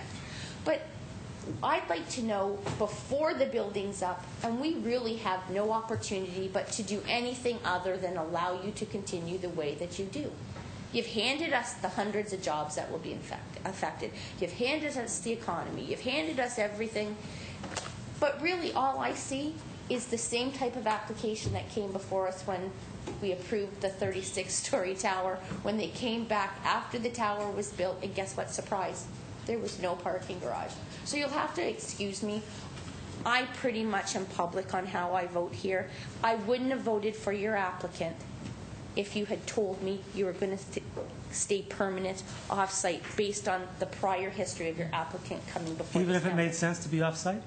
I didn't think it made sense at the time, and quite frankly, it buffers residents who are opposed, and you're talking about Atlantis and Councillor, our applicant. I'm going to beg your indulgence, please. You've made your point, and I don't want you to have a debate. He asked a question. You've taken enough time. There's others who would like to speak, so I'm going to ask we move on, please. You've answered the question, Mr. Lustig. Thank you. Councillor Diodati. Thank you, Your Worship. My question is in regard to Ms. Pepino's letter, specifically addressing paragraph 21. Now, maybe it was answered, but it's just not clear for me. If you could, beg your indulgence. The second sentence, if at any time during the term of this license, during the parking, of motor vehicles, license, the parking of motor vehicles becomes coverage parking or parking which is necessary to satisfy the requirements of the municipal zoning bylaw, which I'm assuming that's the situation we're in right now, then this license will become null and void, and the use of the lands will be subject to new documentation and renegotiation of rent. Now, I know we've got this letter from Mr. Taylor, and paragraph 21. Maybe you could just help me see through this. Yes. Thank you, Worship. Paragraph 21 is in a license agreement that was entered into, and one was 1999 and one was 2000. You have a letter from the same people, our landlords, saying that they're authorizing our application. They know fully what we're doing, permanent off-site parking, and they're approving it. So what I'm suggesting to you that de facto, that letter, in essence, tells you that this is no longer operative. We don't need further documentation than a letter from the company themselves saying, we know it's in our license. We wrote the license. We're giving you a letter telling you we're supporting this application. That's what it says. So I don't believe, I may be wrong, but I'm pretty sure Ms. Pepino wasn't aware of that letter. We didn't file it. There was no surprise to it. The city requested it as part of our application because they needed authorization. So we went to Hydro and we said, we want to discuss this with you. We want to have permanent off-site parking instead of this temporary off-site parking. They discussed it with us. They spoke with Mr. Beeman. They spoke with Mr. Hurlovich. They corresponded with us. And they wrote this letter saying it's okay. So that's what the impact of it is. Mr. Mayor, because the letter was not known by me, and I accept Mr. Lustig's fair acknowledgement of that, would I be permitted to comment on it now that it's on the public record? Yes, you may. Thank you. And I will be, I hope, brief by comparison. Not having seen the letter, but having heard it read, it does not constitute a new license. It does not constitute a new lease. It does not satisfy paragraph 21 of the existing lease. It is simply what the Planning Act requires, and that is authorization from an owner. So I don't think it should, with the greatest of respect, be spun to be anything else than simply that. Thank you. Thank you. Well, if I can respond to that. Then Yes, you may, and then why Councilor in the world would Hydro One write the letter but for the fact that they wanted you to know that they were in support of this application? Councilor Diodati. Yes, Your Worship. I'd like to ask our counsel for his opinion. Put him on the hot seat. And again, I understand opinions are like noses. You know, we all have one. But can you just, in your opinion, through Your Worship, let us know the word de facto was used. Does the letter supersede or override the original contract, in your opinion? Mr. Beeman? One would have to see the entire contract to express a final opinion on that, Councilor Diodati. The reason being, there are likely towards the end of this thing, there's some things on how there's some actual provisions on how the contract can be modified. Frequently, there are clauses that say, you know, unless both sides sign something, this is the overriding thing, or any waiver of it is not, or it can be by a letter signed by this certain official. The agreement can be changed. We don't have the whole agreement in front of you to give you that particular answer. The other, but having mentioned that, I think both parties here are making good points. Ms. Pepino looks strictly at the wording of the document. Mr. Lustig, on the other hand, points out to the practicalities of the situation. If you're litigating something like this and you're in front of a judge, it's difficult to explain why someone has sent a letter that's caused somebody to spend money to do something and appear in front of a council seeking for some relief to do something that then you're going to turn around and say, well, I guess what, surprised you. We're going back to the strict terms of our license. And I would think that Mr. Lustig's client might take great exception to anybody who did that. My understanding, and Mr. Lustig can correct me on this, but I understood that they were working towards negotiating different documents to govern this relationship. And I think it's a question of timing here, if I understand what little I know of what's going on here. But it's kind of a chicken and egg situation, members of council, that on the one hand, Hydro One is saying to Mr. Lustig's client, well, you know, yeah, we're interested. Can you get the zoning? And they're saying, well, we're quite happy to deal with you, but you know, we've got to get the zoning first. Yeah, get the zoning first, then come to us. So it's kind of a which one do you do first situation that they need to resolve. But I think Mr. Lustig can confirm that they are working on new arrangements. There will be new documentation which will accommodate the permanent parking, is what I understand they're aiming towards. Can I comment? Thank you. There are a couple of comments I want to make, and this didn't occur to me until now, and it isn't in direct relation to what was just said. But you have to remember, this is an agreement The city isn't a party to this agreement. This is a business agreement between two parties that are not the city over a license. And as I said earlier, these provisions are there not for the city's benefit. They're there for the licensor's benefit, so that if we turn this into parking for required purposes, they get more money. That's all it's there for. So when we go back to them, we have to spend more money. And whether they want to change this agreement or they don't want to change it, it's implicit in having come forward with an authorization for you to consider this approval with their support, that they're supporting it. So they can't be contrary to what they're saying in their own license. That doesn't make any sense. The point of the whole section is to get them more money if we change to required parking, which is exactly what is happening. And I presume, Mr. Lustig, knowing that they operate on a 10% cap rate, which they've expressed to us as a community when we're leasing our property, essentially the applicant or the tenant pays for the property every 10 years. So they're buying the property twice on today's market value based upon their 10% cap rate. So it's not as though they're walking away with the Mr. property. Beeman and I are smiling at each other because we dealt with Hydro One on this very point, and the word brutal is probably... And we know that Hydro One will not sell property today, and they told us that point blank when we negotiated with the Convention Center land, so we understand that very well. Thank you. Councillor Diodati, further questions? Yes, just subsequent to the conversation we've just had, Your Worship, and I appreciate that this is an agreement between, a licensor and a licensee. However, the fact that we're specifically mentioned by virtue of the fact of the municipal zoning bylaw and the fact that we're looking to, change or create through this application, I'm just a little bit uncomfortable at this point. I mean, I'm not uncomfortable with off-site parking. I'm not uncomfortable with that. And I thought that your presentation was very spirited, more so than in the past, so I thought it was okay. However, my concern is that I've got two different views of the same situation, and our solicitor, Your Worship, is not comfortable having not seen the whole agreement. And I personally am having a hard time making a decision that's going to have a major impact on someone without all the information. And I'm wondering, Your Worship, if it's possible that our solicitor could get a copy of this agreement so that we can be advised on our, any kind of indemnification or any kind of ramifications or any other kind of outcomes that might negatively affect the municipality. I'm just a little bit uncomfortable moving forward. Maybe I can give you even better than that right here. And I hope I'm not putting Mr. Beeman on the spot too much here. But I can relate to you what actually happened as we negotiated this. At one point in the negotiations, Hydro One, Mr. Taylor actually, became a little bit concerned that maybe off-site parking wasn't something that was contemplated by the city, that we weren't really evolving this way. And he actually raised that as an issue because we had said to him, this is the way the city's evolving. There's a whole bunch of applications that the city's approved. So you should be comfortable knowing that the city, we're not guaranteeing that the council's going to approve it because we have to have a hearing. But this is where the city's evolving. And I can ask Mr. Beeman, if he will, to confirm the fact that he spoke or wrote to Hydro One, not telling them that the council was going to pass anything because he couldn't predict that, but letting Hydro One know, at least have the comfort, that it was something that was on the table that the city was considering.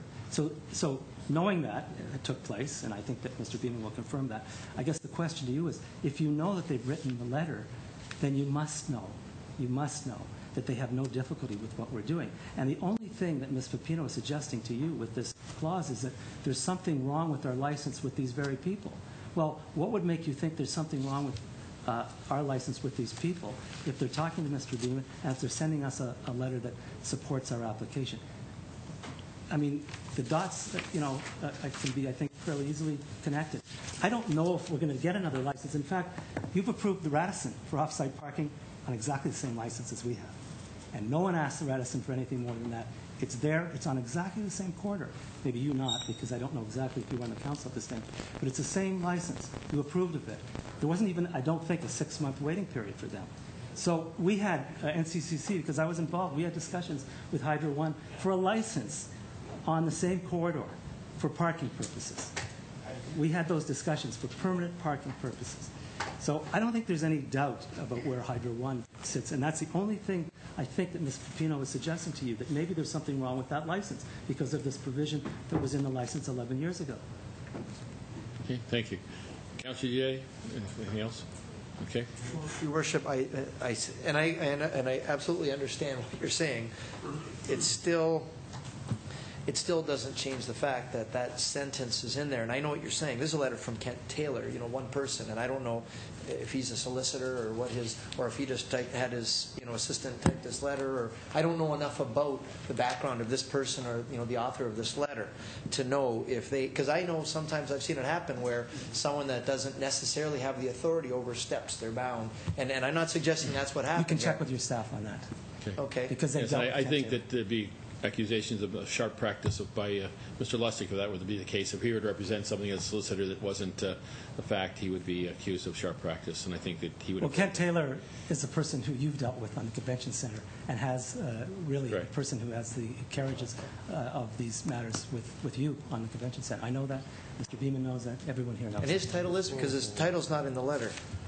I actually don't know what his title is. Yes. Mr. Beeman, would you like to I do know Mr. Taylor, but I don't know the extent of his authority. Yeah. And in fact, really, at times, I got to say, I was a little disappointed with the extent of his authority in some of our dealings with the convention center, so I don't want to get in a brawl with Mr. Lustig over that, but I do not know the extent of his authority. I know he's a very responsible individual. I doubt he'd write a letter that he didn't have authority to write, but I really don't know the extent of his authority and how binding that would be regarded by the ORC. Thank you. Thank you very much. Move on to Councillor Wing. Minor comments, not questions, so may be best. I mean, I think we don't want to encourage Mr. Lustig to keep talking, so it might be best for me to reserve the right to make my comments immediately after you close the public meeting, and I would like to make a motion at that time. Okay, Councillor Thompson. Yes, thank you. I think, Mr. Lustig, I've been satisfied with the explanation, and it doesn't really matter anyway, because if you didn't have an accurate agreement, I'm sure there'd be an appeal, and you'd have to come up with one quickly anyway. So I'm satisfied that what I've heard from you and from our solicitor, that aspect of it is not of concern to me. The only other concern I have is the buffer situation and the concern from the people in the area. Is there somebody that can describe that and give them some comfort? And certainly if there's a motion made, hopefully they would have the opportunity to be involved in any site planning so that they could determine how that is going to impact on them one way or the other. And the other question I have, that I seem to hear somebody say that at some point you could or you would make some further changes with the hotel and the parking structure. Is that contemplated, or is this strictly? As far as the hotel is concerned, that's it. There are potential convention facilities. You've heard about that. That's what was discussed. There are other facilities that are mentioned in the report that might come on later that were contemplated, but don't make sense economically right now, that might come forward. But that has no bearing on this. But to get to, I think, the point about your concern about the residents, and at the risk of saying too many words, I just want you to be assured that the conditions that your staff have imposed, we're happy to meet, and we would be pleased to exceed those if we were asked to do so. I mean, within reason, obviously. And we're happy to have the residents involved in any discussions that we have with the site plan. Okay. Well, we really don't have too many options, do we? We have without exception, one of the finest buildings in the city.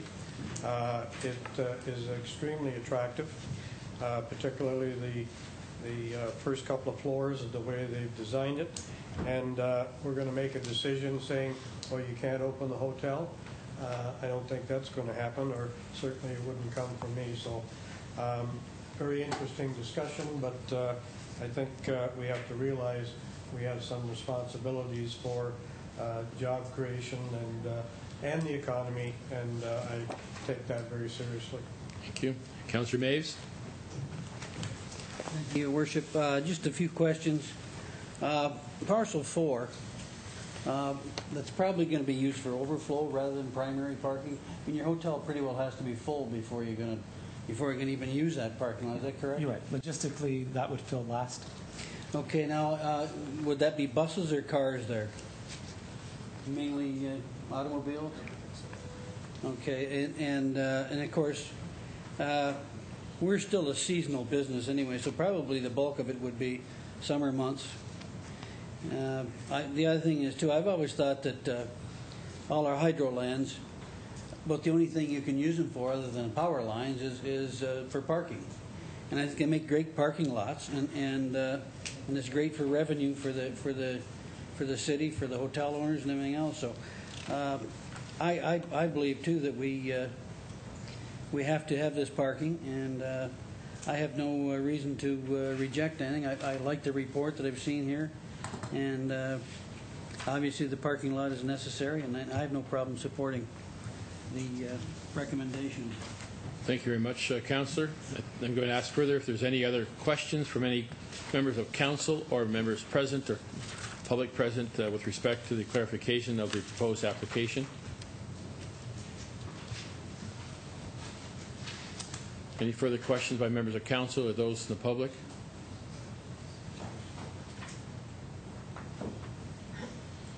Please come forward.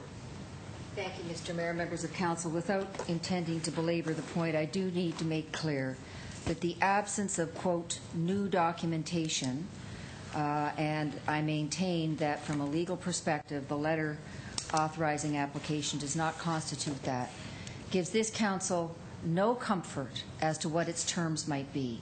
Can it be canceled in 3 months instead of 6? Does it need to wait for the full remaining term? Or will they move the 11 years up to 11 months? We simply don't know. And it is that uncertainty which has led us to say that responsible development, good for the area and for the city, would require looking into that and getting those facts straight. If there can be new lease and new documentation that come forward that establishes that this off-site parking can be made available on a permanent basis, you will hear nothing more from my client. Thank you. Thank you. Mr. Lustig, you wish to address that? My submissions wouldn't change one iota as a result of that. That's just speculation.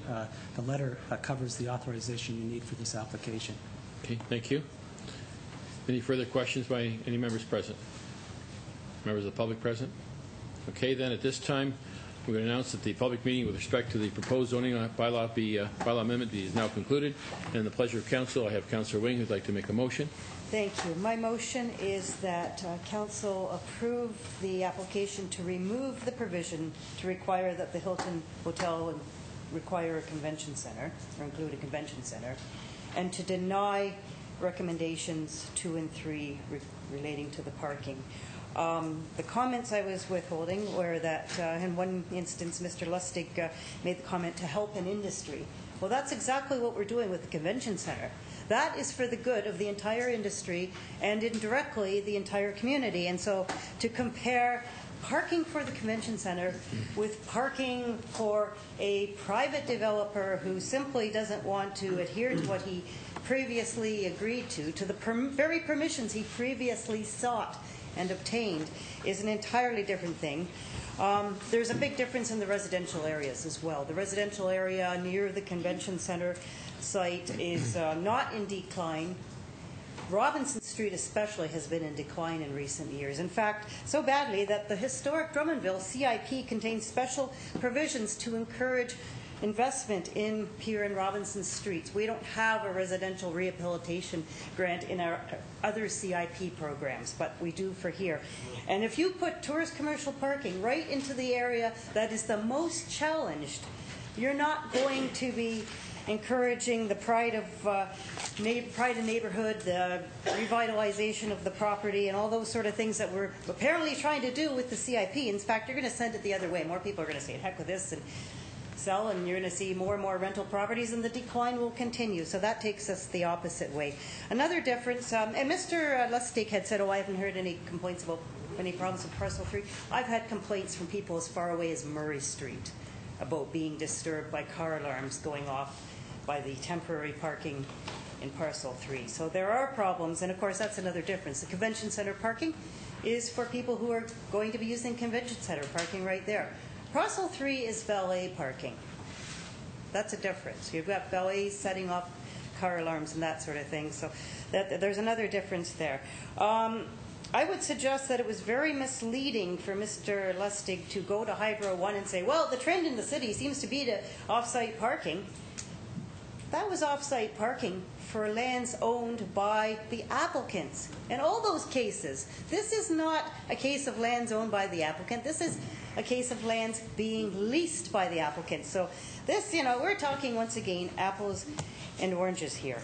And Mr. Lustig said, well, I don't know if we're going to be able to get another license. Well, gee, I'd hate to see this approved, permanent parking on parcels 3 and 4, and then the client doesn't get another license down the road, and everybody's going, all these jobs at stake, what are we going to do? I mean, he himself admitted that there's problems. Another time, Mr. Lustig spoke about bringing an application forward in good faith.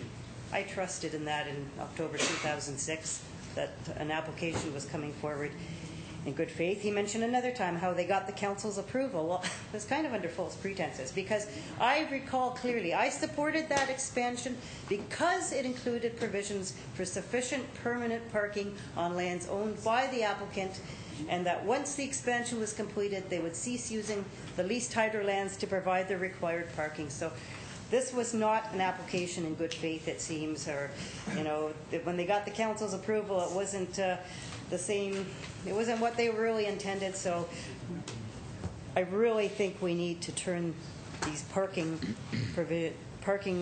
permissions they're seeking right now down, but we do need to let them not have to build a convention center. That's only fair. It's not required. I'll second that. There's a second to the motion. Council, any further comments? Okay. Any further? Yes, Councillor Peter Angelo.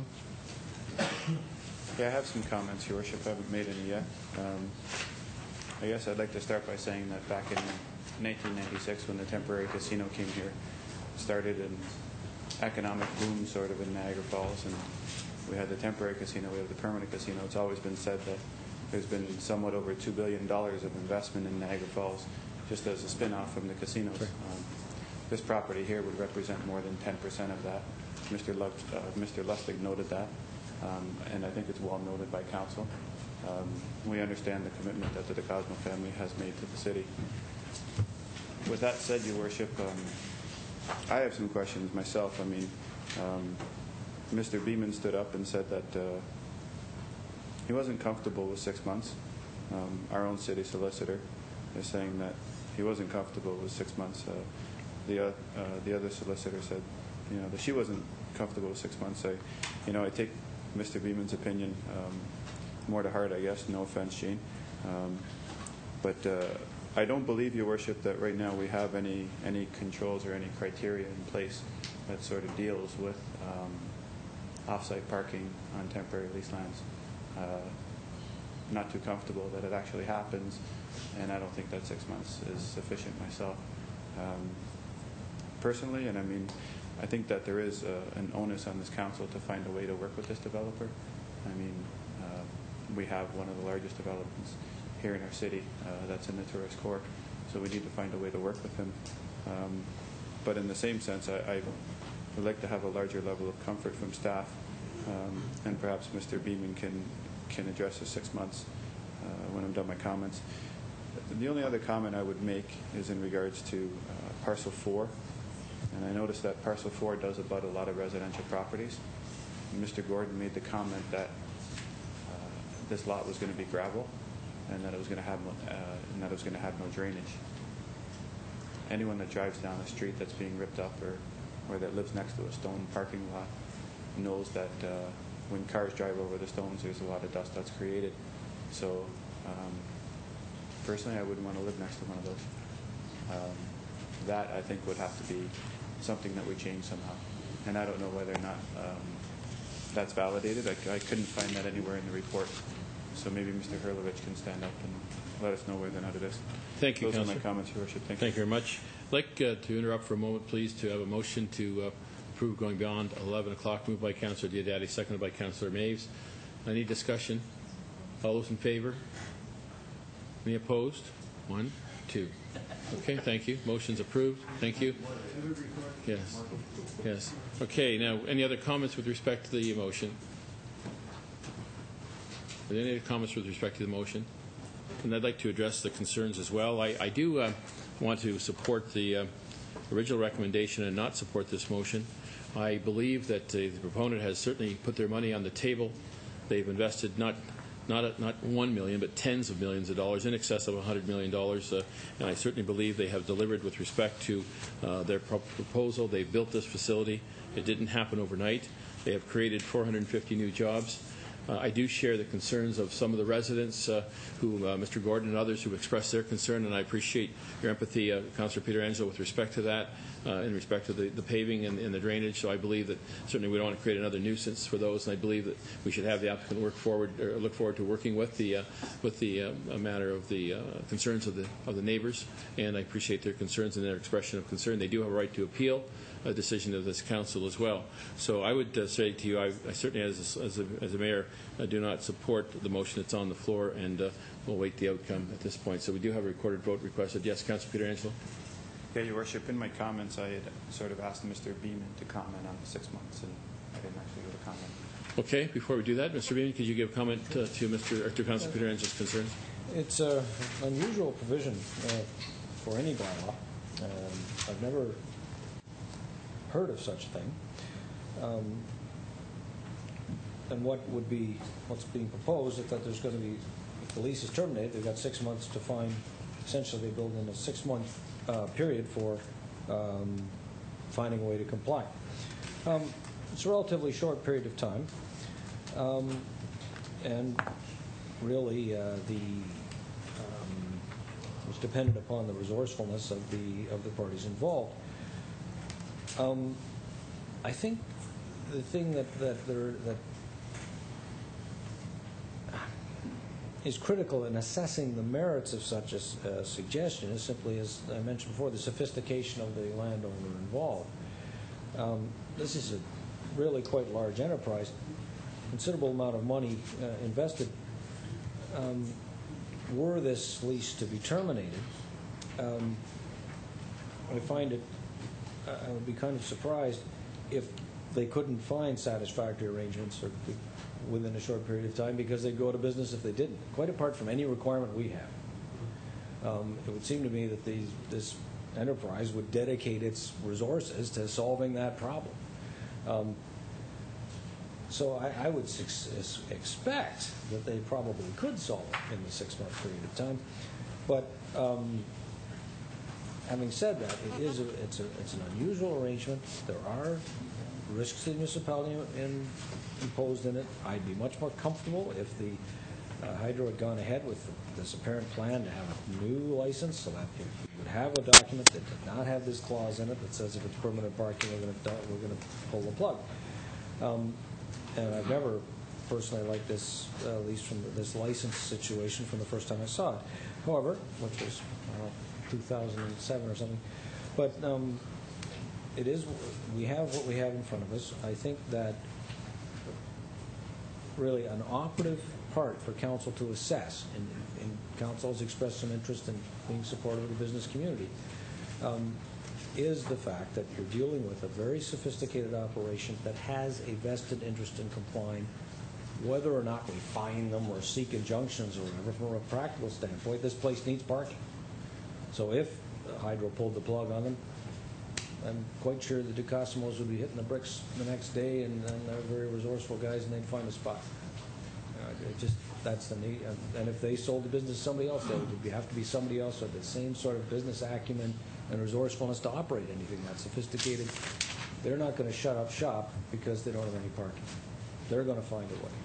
It would be amazing if anybody spent $200 million on an enterprise and were unable to solve that problem. It would just greatly surprise me if that was the case. But that's not like sort of a legal issue. It's just a matter of that's the practical business reality of anyone who would take on an enterprise of that nature.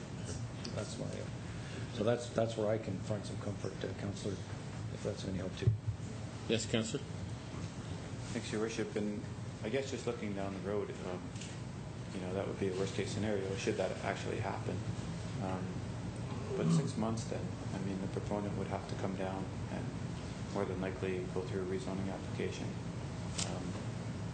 And then there's a appeal periods that need to be satisfied. I guess what I'm wondering is, is there a time frame that was longer that would be more acceptable? I mean, I don't see us having any controls or any criteria in place, sort of. Well, Councillor, nobody's asking for anything longer, but in an attempt to answer your question, I'm going to ask the solicitor for the applicant to come forward. If you would, please. We didn't ask for the 6-month period. That was in the staff report, and it was in the staff report at staff's instance. So we have no difficulty at all if you want to extend it or shorten it. It wasn't our request. In fact, I think what Mr. Williams says is it's consistent with what you've done on other occasions. I personally am not aware of those other occasions, but that's what the report says. So we're happy if you want to extend it and give us more time, and we're not adverse to shortening it either. We didn't ask for the 6 months. Okay, Councillor. And just a further comment, I have to tell you that at the regional level, we have been talking about bringing people to our city to work. We have a need to transport people from out of our city because we can't get enough locally.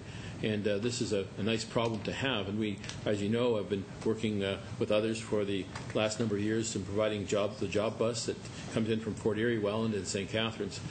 We are, I would say to you, the envy of many in the municipality, regional municipality of Niagara, where they can't brag about that. We haven't got people knocking on their doors to build $100 million projects. We still have several to go yet. Not that this council is selling out their ship, but or selling the ship. We have an opportunity here. We do have jobs and more jobs coming. And while others are laying off, this is our industry, as I said in the past. So I've been saying this at the region for the last number of months, and we need people to work here. It's the reverse of what's happening in other municipalities. So having said that, as I said earlier, I can't support the motion. But at this time, are there any other comments from members of council? If not, we're going to ask the clerk to call the vote, please. Council clear on the motion, which is that number 1 in the recommendation report be approved and items 2 and 3 be denied. Councillor Diodati? I'm sorry? 1 and then 2 and 3. You want to split them? Yeah, the recommendations are 1. Well, the motion is 1, but it's to deny. It's to move the recommendation, only supporting recommendation 1 and denying the other 2. That's correct. Do you want to split those? Okay, sure. How would you like to split them? Well, between 1 and then 2 and 3. Okay. So, Mr. Clerk, could you read it? That's fine. I mean, I would figure that if this fails, that the next motion would incorporate 1, 2, and 3. But if you just want to take 1, so you want me to go through 2 of these recorded votes? Yes, essentially that's what you're being asked to do. Okay. So first motion then? So the first motion is to approve recommendation number 1, which is to remove the provision to require the Hilton Hotel to include a convention center. Councillor Diodati? In favor. Councillor Fisher? In favor. Councillor Iannone? In favor. Councillor Carrio has a conflict. Councillor Maves? For. Councillor Peter Angelo? In favor.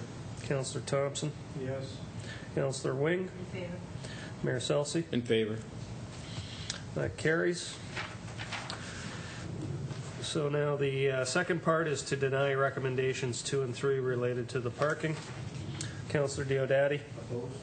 Councillor Fisher? Opposed. Councillor Iannone? For. Councillor Carrio has a conflict. Councillor Maves? Opposed. Councillor Peter Angelo? Opposed. Councillor Thompson? Opposed. Councillor Wing? In favor. Mayor Selsey? Opposed. So that one's defeated. Okay, so we have 6 and 2, is that correct? Yep. Okay. The parking lots and the residents be involved in the site Yes, planning. perhaps that would be the amendment. Sorry, excuse me. Councillor, yes, just to qualify, we involve the site, the residents in the site plan. Okay, so approved, seconded by Councillor Fisher to motion to approve the items number 2 and 3, and a recorded vote again. Any other comments before we ask for the vote? Councillor Peter Angelo.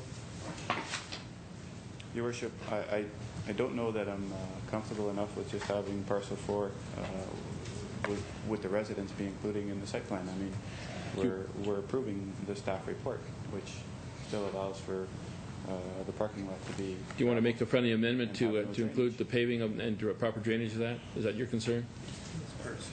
Pardon? It's part of the site plan. For the site plan? Oh, yes, it's part of the site plan. Yeah. Well, they won't come up with it because it won't be approved in the report. Truthfully, Your Worship, I mean, again, I'm still not comfortable on the controls and criteria. I'm not comfortable on parcel 4. I don't want to adversely affect the business. I'd like to allow it to continue to operate. I'd rather see it actually get transferred back to staff to come back with some recommendations that deal with this. So I'll make a motion that we defer this and that it come back at our next meeting.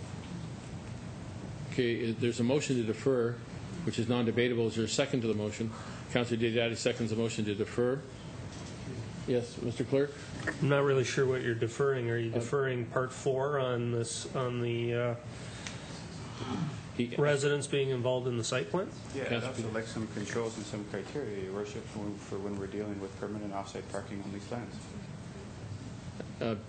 Now, Councillor, I'm not sure if you're going to suggest, are you going to suggest that if you include the matter of the paving and drainage, that would satisfy your concern, or do you want to go further than on parcel 4? Yes, it is. So is that what your concern is? Yes, and is there others, though? Your Worship, that deal with, I guess, permanent parking on these lands. I'm still not entirely comfortable with that. Okay, permanent parking on leased lands, you said. On leased lands, correct. Okay. Okay, well, we have a motion on the floor to defer, and that to defer this motion, correct? Correct? Okay. And is there anybody else who wants to speak to it? Non-debatable. I'm sorry, you're right. It's non-debatable. And, of course, you want that recorded or unrecorded? Pardon? Okay. I'll call the vote then. All those in favor of deferral, please raise their hands. 1, 2, 3, 4. Opposed? 1, 2, 3. The motion succeeds to defer. Now, who do you want to defer it to, or to when? To the next meeting, and defer it to staff? Refer to staff too? Okay. Okay. All right. Just to qualify that, Mr. Clerk, you got that? No, I have no idea what that means. Councillor Peter Angelo, would you wish to speak to address it, please? You want to just qualify? Sure, Your Worship. I mean, maybe I'm off base. I really don't know. But, I mean, I'm not entirely comfortable with, first of all, putting permanent off-site lands onto lease lands. I mean, Mr. Beeman has said to me that, you know, perhaps 6 months he's not entirely comfortable with. It doesn't appear that the city itself has any controls or any criteria in place to deal with this.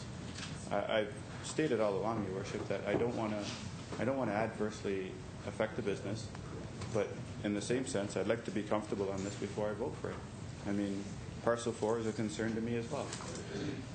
Sure, I appreciate your concern, Councillor. I'd like to just make sure that we get the proper instructions to staff, and the clerk said he doesn't understand, so I'd like you to articulate that. Well, no, maybe you should do it in front of the camera if you would, please. So, okay, Mr. Okay, I want no confusion here. Then what I assume you're saying is that staff would come back in a month from now with clarification related to what specifically? Perhaps permanent parking on leased lands. Can we put any type of criteria in place that would deal with that? We want to bring criteria back for July 20th. That'd be good. We don't have any criteria right now. Yeah, it's kind of funny because you say permanent parking on leased lands. It's contradictory. But that's what it is. Yeah, yeah. But it's parking on leased lands, and so it's not permanent because it's leased lands. So it can't be permanent because it's leased. Well, Your Worship, that's exactly what the report is permanent parking on leased lands. Well, it's required parking on leased lands. That's really how I see it. It's required parking on leased lands. Okay. It's permanent, Your Worship. Well, no. It's not on a temporary basis anymore, is it? Well, it's only as good as the lease, and it's only as good as the title they have to the property. It's only the title they have is a lease basis. So let's just qualify that. Councillor Wing, would you just hold for a moment, please? Just let Councillor Peter Angelo make his point. You can ask the planner if you like and see whether or not it's permanent parking. Okay. Mr. Hurlovich, could you address that, please? Well, I think you already gave the answer that I would give, and that is it's permanent only until the end of the lease. So it's required parking on leased lands. Councillor Wing.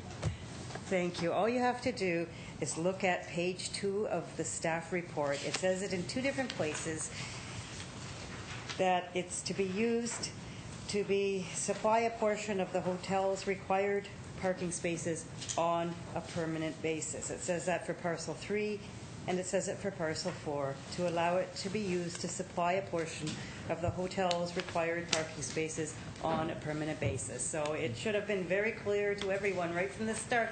We're talking about supplying permanent parking on leased lands, which is indeed a contradiction. And you know, anybody who's concerned about not hurting the business only has to take heed of what Mr. Hurlovich said earlier in the meeting, that they could build an above-ground floor on top of the existing parking garage. The applicant has it fully within their power right now to permanently solve any future parking woes they might encounter. Mr. Hurlovich? Well, Councillor Wing points out that on page 2 that they're asking for required parking on a permanent basis. Staff didn't support that. That's why staff said that within 6 months they would have to rezone other lands. Mr. Lustig noted that it was a staff position and it wasn't something that they asked for. It's something that staff identified for the reason that we just mentioned, and that is because the lease could be terminated for any number of reasons, that it couldn't ultimately be permanent parking, but it could be resolved, as Alderman Wing or Councillor Wing just said, by building an additional floor in the parking garage. Okay. Thank you for your qualification of that. And members of council, for the sake of procedure, then I'm going to ask staff to outline what would happen by the next meeting in respect to this matter. This matter is going to be re-advertised. Mr. Hurlovich, could you explain that process, please? Through you to the solicitor, I believe that if we give a date at which this is going to come back, we don't need to give further notice. If we don't have a date, then we would have to give out further notice. Okay. Mr. Beeman? Yes, this would just be a continuation of the existing public meeting, so you wouldn't have to notify again. Okay. Just so it's clear to everybody here then, and I think Councillor Pietrangelo, you had asked that it come back by the July 20th next meeting. So it will be a continuation of this matter. For those who are in the gallery in the audience, then we'll advise you at this point that if you're interested in returning, please do so. And Councillor Diodati, you'd like to make a comment? Yes, Your Worship. And for me, my main reason for supporting the deferral is for item 21st. I want some more comfort with our legal counsel on that point. I do, in principle, support the application, as I know Councillor Pietrangelo does as well. We just need a little bit of comfort with this, Your Worship. If it means 3 weeks of deferral till this comes back to give us some comfort, I think, considering this has been in the works for quite some time, I don't think that's a great deal to ask, Your Worship. Okay, thank you. Councillor Thompson. Yes, I have the vote. I asked for a recorded vote, but I didn't get one. What was the vote on? It was 6-2, I believe. Or did you ask? 4-3. I'm sorry, on which one? It wasn't recorded, but it wasn't recorded. No, he did. I asked the question. It was recorded. And he said, no, it didn't have to be. So it wasn't on this, on the deferral. It wasn't recorded. Correct. Councillor Pietrangelo said it didn't have to be. Councillor Thompson did ask that it be recorded. And then, but you didn't poll everybody then. Okay, you're the only one left to vote. Okay, I would be opposed to the motion, and it only brings it to a tie, which then fails. Right. Okay. So then the deferral fails. That's right. No, the deferral continues. Oh, right. Wait a second.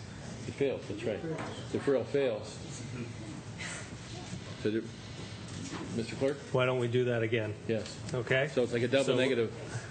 Sorry. I'm going to go through it. We're going to vote again, okay? So the motion is for deferral to the next meeting. Councillor Diodati? For.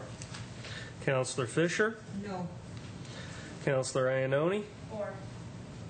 Councillor Carrio has a conflict. Councillor Maves? No.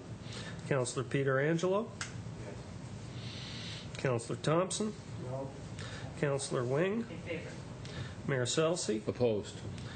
Tie vote. The motion's defeated. Okay, so there's no deferral now.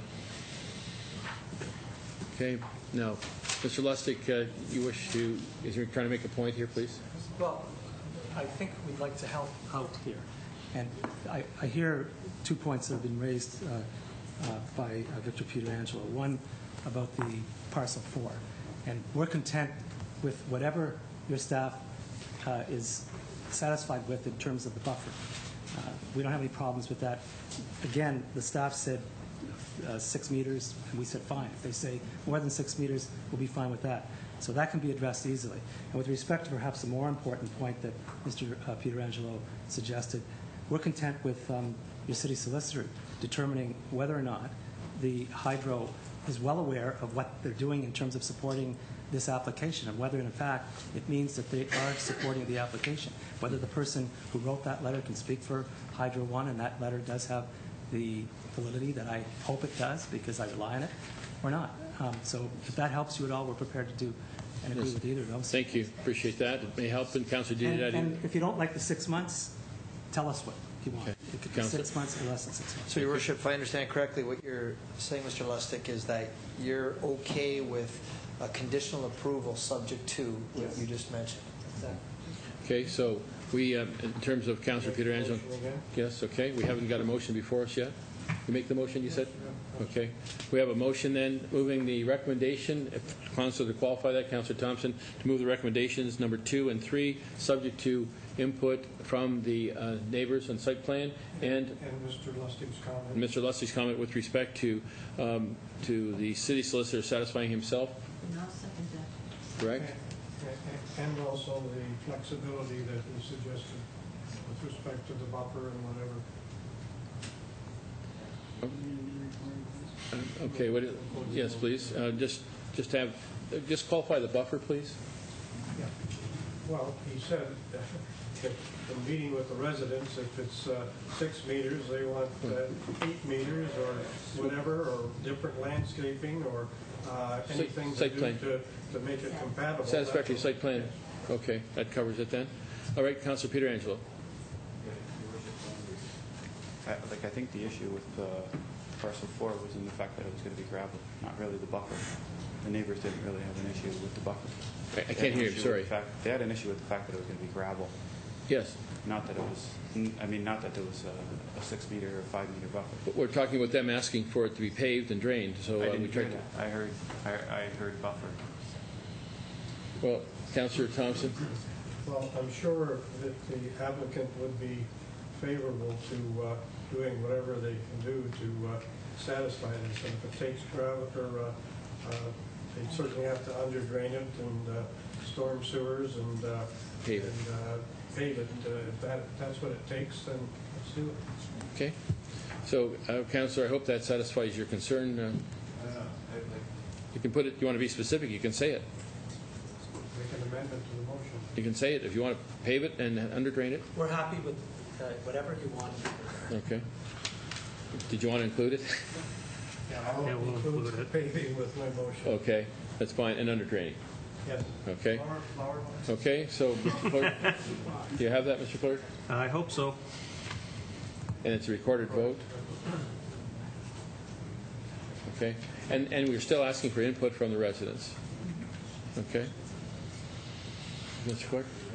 So the motion is to approve recommendations 2 and 3, that the residents be included in the site plan, but that with the proviso that the parcel 4 also be paved and drained appropriately. And the other thing I got was that the city solicitor be satisfied regarding the validity of the letter? The validity of the Ontario Hydro lease and authority. Yes. Okay. I've run out of my recorded vote sheets, but you'll have to trust me on this. Councillor Diodati? In favor. Councillor Fisher? In favor. Councillor Iannoni? Opposed. Councillor Carrio has a conflict. Councillor Maves? In favor. Councillor Pietrangelo? In favor. Councillor Thompson? Yes. Councillor Wing? Opposed. Mayor Selsey? In favor. Passes. Okay, thank you. The motion passes. Thank you very much, ladies and gentlemen. And the meeting will continue. Well, actually, no. We'll continue. No reason to. No. No reason to have the meeting continue on at this point. So, thank you. No reason. Done. Pardon? Thank you. Thank you, ladies and gentlemen. Members of the council, I have some comments. I'd like to begin this evening by offering our condolences to Councillor Maves on the recent passing of his mother-in-law, Evelyn Hunchberger. As well, recently I was pleased to be able to attend several important events in our community. I wish to report on them. This past weekend, I was able to ride on the inaugural GO train from St. Catharines to Niagara Falls, along with the King and Queen from the Buttery Restaurant, as well as a small army of volunteers to meet and greet the passengers of the first 2 GO train arrivals to Niagara Falls. Nearly 2,000 people rode the GO train on its first weekend of operation. It was a very successful weekend. I would like to offer sincere thanks and appreciation to our City Hall staff, who, along with the assistance of the Ontario Ministry of Tourism's office in St. Catharines, the Victoria Avenue Clifton Hill BIA, the Downtown BIA, our own Niagara Transit Office, and a small dedicated group of volunteers who worked together to arrange a warm and inviting reception to the passengers on the first and second train arrivals. On the second train of the morning, we were very pleased to be joined by Minister Jim Bradley, Chairman Partington, Judy Knight, who's the Vice President of Corporate Infrastructure for GO Transit, and also many generous local attractions, in particular the Fallsview Casino, Niagara Helicopters, Niagara Parks Commission helped to provide prize packages to our first guests on the go. A welcoming ambassador program is now being formulated where volunteers will be on hand at the VS station each weekend to provide a warm welcome to Niagara Falls, to answer inquiries, and to work to ensure Niagara Falls hospitality is front and center when our guests arrive. On Canada Day, July 1st, GO will be offering a promotional rate, providing people with the opportunity to purchase a round-trip ticket on this line for the price of a one-way ticket. And we will be meeting this train as well, and please consider joining us for this first holiday train arrival to Niagara. Next, on June 23rd, we were pleased to host the public announcement of the infrastructure stimulus funding for Niagara on the steps of City Hall. We were joined by our MP, the Minister of Justice, Rob Nicholson, MPP Kim Crater, Acting Lord Mayor Terry Flynn from Niagara-on-the-Lake, as well as Doug Martin, Mayor of Fort Erie. As well, I invite you to join with myself and Minister Rob Nicholson and MPP Kim Crater tomorrow morning at 10 a.m. at the Girls' Home for Soccer on Kayla Road for their press announcement regarding the city's Recreation Infrastructure Canada program applications. At that time, it's 10 o'clock at the Girls' Home for Soccer. And as discussed earlier, at the direction of Council, we contacted Transportation Minister, Federal Transportation Minister and Infrastructure Minister John Baird in May, requesting an extension on the federal government's financial commitment to the People Mover project. I am pleased to advise that we received confirmation late Friday that we have been given a one-year extension to June 30th, 2010. I'd like to take this opportunity to thank the Honourable Minister of Justice, Rob Nicholson, for his assistance in supporting our request to Minister Baird. Next, I'd like to remind everyone of this year's Canada Day Parade, Wednesday, July 1st, beginning at 10 a.m. this year, 10 o'clock, not 11. Along with the parade, there's going to be entertainment, cake and carnival activities as well. We hope to have the official unveiling of the city's coat of arms. And you've been distributed a pin this evening of the coat of arms of the city that we are adopting. I hope that you'll have the opportunity to join us, or take the opportunity to join us at Optimus Park for this celebration. Also, I'd like to bring to your attention the Support the Troops rally being held on Saturday, July 11th at the Royal Canadian Legion, Branch 479 on Spring Street. This event being conducted by the Niagara branch of the Royal Canadian Regiment Association has a twofold purpose. One, to raise funds for our Memorial Park to be built in Crystal Beach and named after Corporal Albert Storm, who was a former Niagara Falls resident. Secondly, to show the support of our troops in Afghanistan. Many of our veterans, as well as veterans from Niagara Falls, New York, and Buffalo, are expected to be in attendance. And while the event will run from noon to 4:30 p.m., a march by veterans, cadets, and militia will take place at 2:45. Again, I encourage many of you, as possible, to join this rally. A video from this event will be sent to our troops in Afghanistan. Also, I want to cite as well and advise residents regarding the water credit account program that we have. A $100 water account credit is available to seniors 65 years of age and over who meet the following qualifications. They must be a City of Niagara Falls water customer. They must be a City of Niagara Falls property owner and residing at the property, receiving the federal government guaranteed income supplement. And applications are available at City Hall from July 2nd to October 31st, 2009. That concludes my comments for this evening, Mr. Clerk. So, is that here?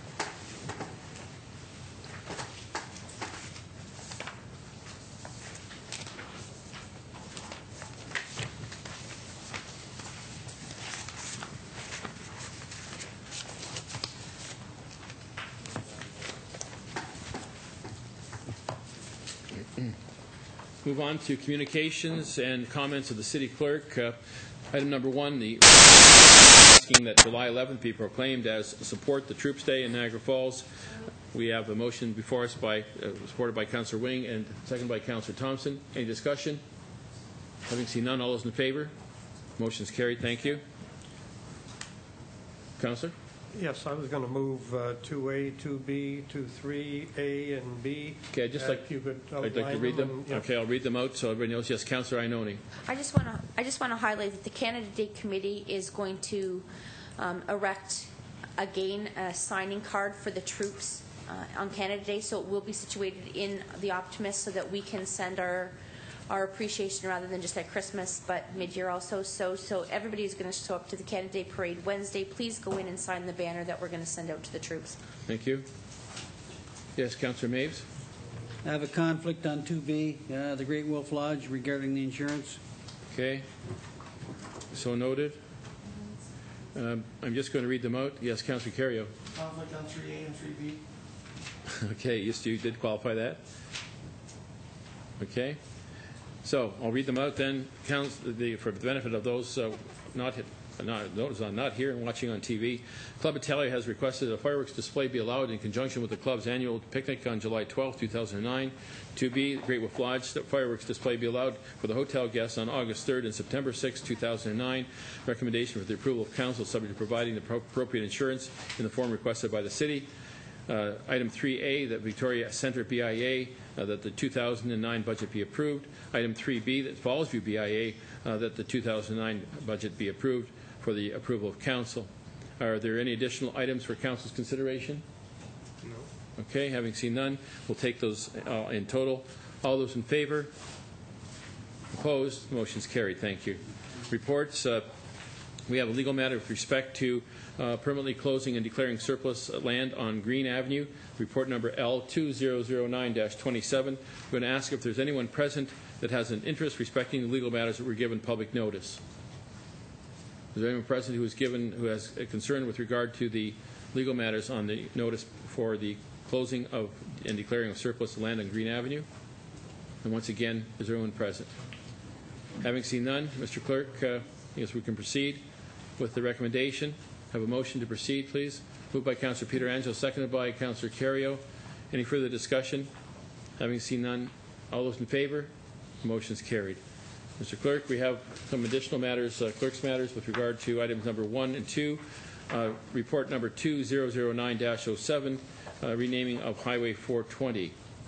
Any comments? Councillor Peter Angelo? Yeah, thanks, Your Worship. I thank Mr. Ayafita for the report. I was surprised to see that there was over 100 actual names that were suggested. I thought that was quite a lot. It's not everyone that can actually think up a name. Although I did think of some myself. Councillor Diodati had proposed to me that he'd like to call it Journey in Memoriam. If you do the acronym, you'll figure it out. Councillor Iononi said that she wanted to name it the Canadian Armed Route of Love Your Neighbor Nightly. If you do the acronym, you'll figure it out. Councillor Wing wanted to name it the Journey Along Niagara's Infrastructure Challenged Expressway. Again, if you do it, you'll figure it out. I have one for everyone, Your Worship. I can go on all night, but I don't think I will. Anyway, Your Worship, it is a very tough choice, and just in talking to some of the councillors, I don't think that I would be even comfortable standing up here tonight and putting one name forward. There's a few of them that I like, and I know that just asking people around the table, there's a few of them as well that they would like. And so I guess what I'd like to put on the floor is a motion that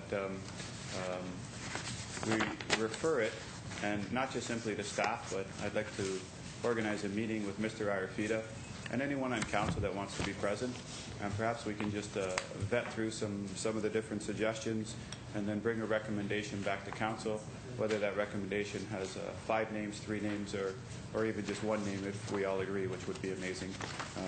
That's what I think we should do, Your Worship. So that's the motion that I'll put on the floor. Again, I appreciate the report. I think that there's good things ahead. The only other part of the report that I wanted to address is it talks about where it would end and where it would start. And I know Mr. Arafita put something in the report about, I guess, the part east of Stanley Avenue having a different name. And correct me if I'm wrong, but Mr. Mayor, through yourself to Dean, I think council, like 7 years ago, already approved the motion to rename everything east of Stanley Avenue to Falls Avenue. Are you talking about on 420? Yes. Well, it's not the to rename it 420, at that yes, point. It's, to be named Falls Avenue. yes, Yes. it's I think not you're the correct. 420 at that point, though. No, I believe you're it's correct. From Robert McDonald, Street, I think. From McDonald, was it McDonald or and I think from Stanley Avenue east, council like 7, maybe even 8 years I think ago, you're right. already approved a motion to Recall, rename Mr. it Falls Yep. Avenue. Just to clarify, with regard to this report, it's related to the provincial highway. Highway 420 goes right to Stanley Avenue. From Stanley Avenue East, that's Robert Street or a regional road. You are correct that a number of years ago, council approved a motion that the street be renamed. That was directed to the region. Unfortunately, the matter seemed to have fallen through the cracks, and I know that the proponent who was interested in that a number of years ago has revived it, and there have been some staff meetings on that, and we're in the process of rectifying that. Okay. Well, then, Your Worship, the report talks about Highway 420 versus Robert Street. I'm only talking about Highway 420, which would be considered west of Stanley Avenue. Stanley Avenue West, correct? Stanley Avenue West, lands west, yes. Okay. So, yes, is there a second to the motion? Councillor Diodati, all right. And any discussion to the motion? Having seen none, all those in favor? Motion is carried. Thank you. Move on to the next item. It's the CD 2009-08, the Adult Entertainment Appeal. Move the recommendation. Moved by Councillor Iononi, seconded by Councillor Diodati. Any discussion further? Having seen none, all those in favor? Motion is carried. We have ratification of Community Services Committee actions by Councillor Iononi as chair. Thank you, Mr. Mayor. The following items are to be ratified from tonight's meeting of the Community Services Committee. The minutes of May 25th, 2009 meeting be approved. Under communications, the signed bylaw requests that Anthony Annunziato, on behalf of Van Media, be invited to make application regarding the requested signs without prejudice, and the staff prepare a recommendation report. Under transit agreement, that this report be received for information to council.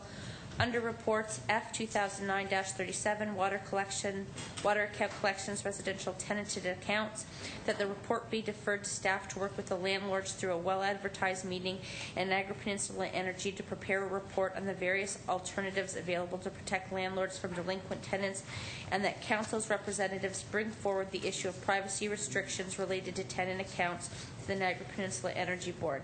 Under MW 2009-50, review of city buildings, that staff proceed with the review of all city-owned buildings as per the process outlined without appraisals. PD 2009-39, AM 30, 2004, official plan amendment application, proposed northwest urban boundary expansion, that the area proposed for an expansion to the urban boundary area in the northwest quadrant of the city be designated as the next growth area by the region and the city, and that the region be advised of the above recommendations as the city's comments on the Regional Policy Plan Amendment Number 196. Under PD 2009-50, matters arising from Municipal Heritage Committee, that council consider the following recommendations concerning matters arising from the Municipal Heritage Committee. The recommendation of the Municipal Heritage Committee regarding the rezoning and merging of lots of the Spence Weaver House be referred to staff for discussion with Mr. and Mrs. Barclay to be addressed in a future report as directed by City Council on June 2009.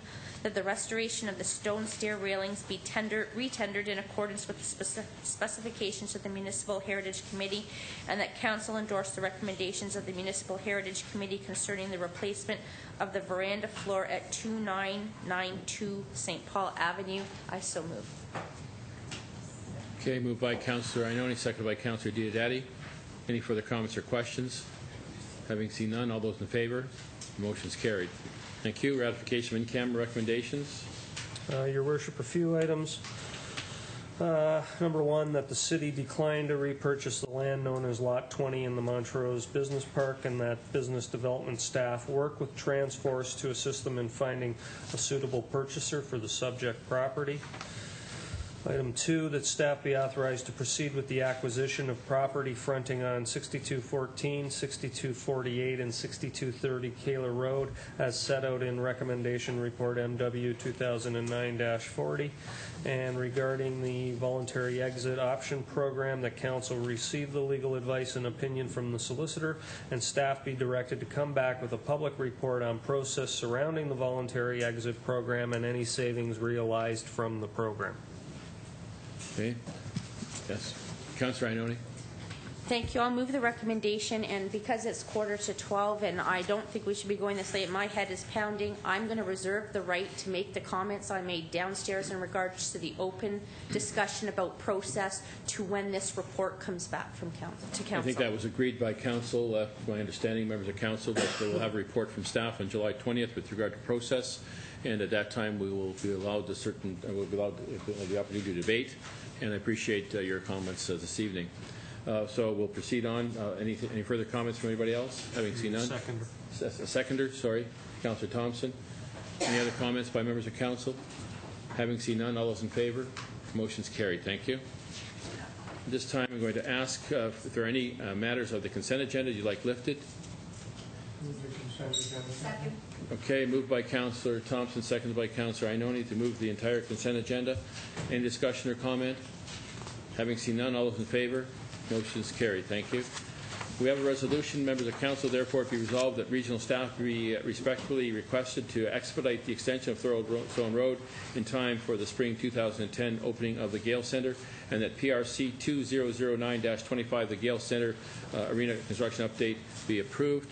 And I wanted to just share with you, if I may, that we did offer our assistance to the region to discuss or have further discussions with SciTech with respect to their position on this matter. They are trying to deal with SciTech at this point, and I've offered our assistance through our business development office and my office to assist them in meeting with SciTech. So we do have this resolution before us. A motion to approve, moved by Councillor Fisher, seconded by Councillor Maves. All those in favor? Motion's carried. Thank you. Mr. Clerk, are there any additional bylaws for the council's consideration this evening? No, Your Worship. Having seen none, then can I have a motion to introduce the bylaws? Bylaws be given a first reading. Moved by Councillor Pietrangelo, second by Councillor Diodati. Once again, council has heard the motion. Any questions or comments? Yes, Councillor Wing. I just want to go on record as opposed to 2009-104. Okay, so noted. Already, any other comments? Pardon? Okay. All in favor? Motion's carried. You're not. I'm sorry, Councillor Wing. You voted in favor. No, I Oh, you're just the other subject. Yes. Okay, that's fine. Just to qualify that. Mr. Bylaws 2009-103 to 2009-114 read a first time. Thank you. Can I have a motion to give the bylaws a second and third reading? Moved by Councillor Diodati, seconded by Councillor Pietrangelo. Once again, council has heard the motion. Any further questions or comments? Having seen none, all those in favor? Motion's carried. Thank Bylaws 2009-103 to 2009-114 read a second and third time. Thank you. Is there any new business this evening? Councillor, I have two. Councillor Ioannoni and Councillor Diodati. Thank you. I'll be brief. I was going to raise this downstairs, but we were running late. I had a complaint from a resident on 7692 Charnwood Avenue in regards to standing water in the backyard on city property. I had a conversation with Mr. Holman, who said that we should probably ask for a report to come back because it involves a number of residents and maybe a potential solution that staff can bring back to us. So I'd like to make a motion that staff bring us back a report in regard to that property. Okay. So noted. Seconded by Councillor Wing. Any further discussion? Having seen none, all those in favor? Motion's carried. Thank you. Councillor Diodati. Yes, Your Worship. My motion, I just want to first give a couple of facts to the council. Some may or may not know what took place on Father's Day weekend, but the Niagara Falls General Hospital's Labor and Delivery Unit was closed for that weekend. Unfortunately, it was closed, and the reason, Your Worship, is because of a shortage of nurses.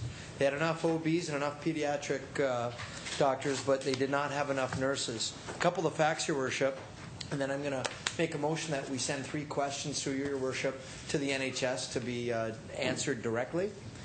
Niagara Falls nurses from the GNGH were ordered to work in St. Catharines by the NHS.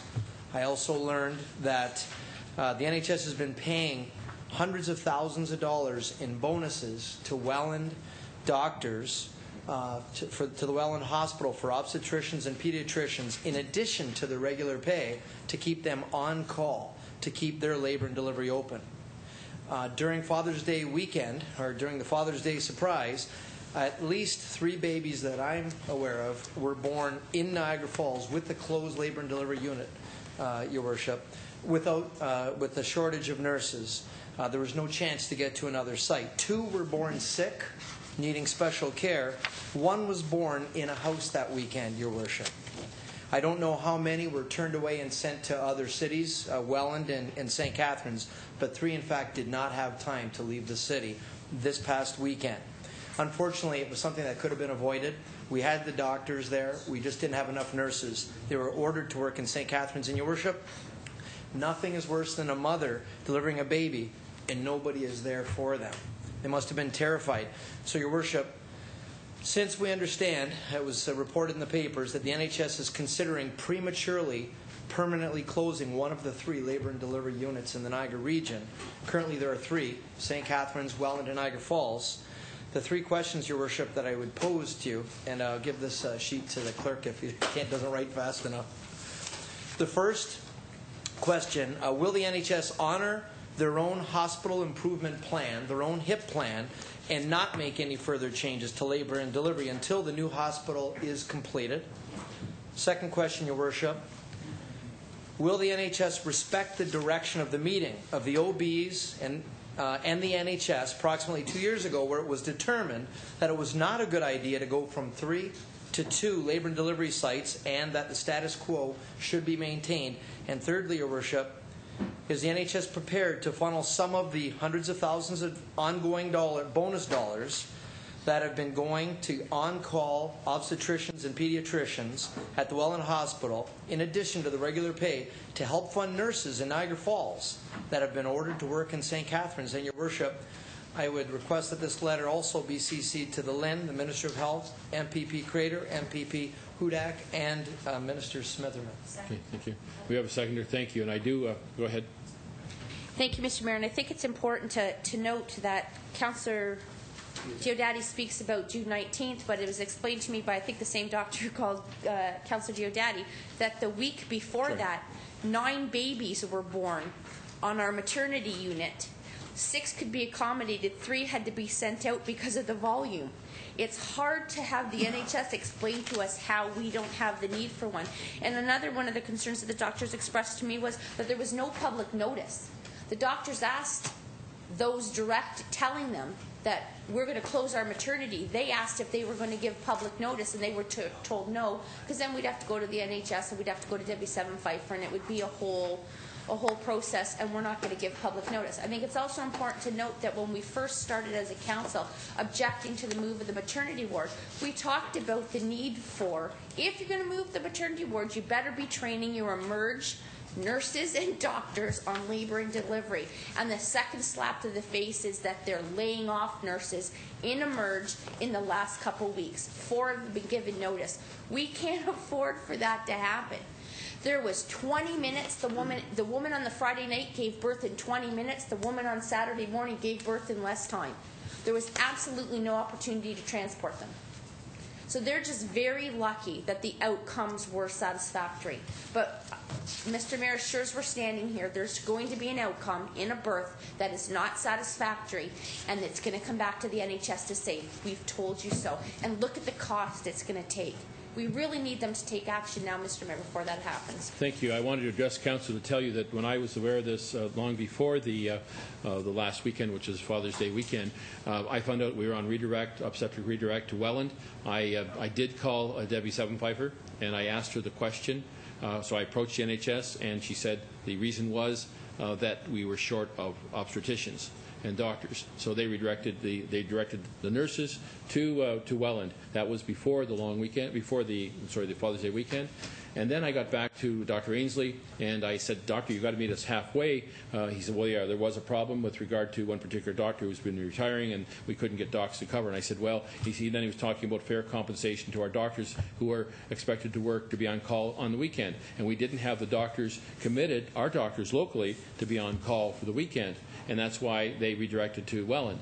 I did not hear about last weekend. I expressed my concern to Ms. Sevenpiper again about Dr. Ainsley's comments and said, look, there's an issue here now that Dr. Ainsley is presenting to us that the doctors aren't being compensated for their time fairly, and she said that's a matter that we have to deal with internally, and that's not the case. So I said I'm not privy to any information there. I have no idea what's fair and what's not fair. So I can tell you we had a problem with doctors being available, obstetricians to deliver babies, and therefore they were sent off to Welland for births.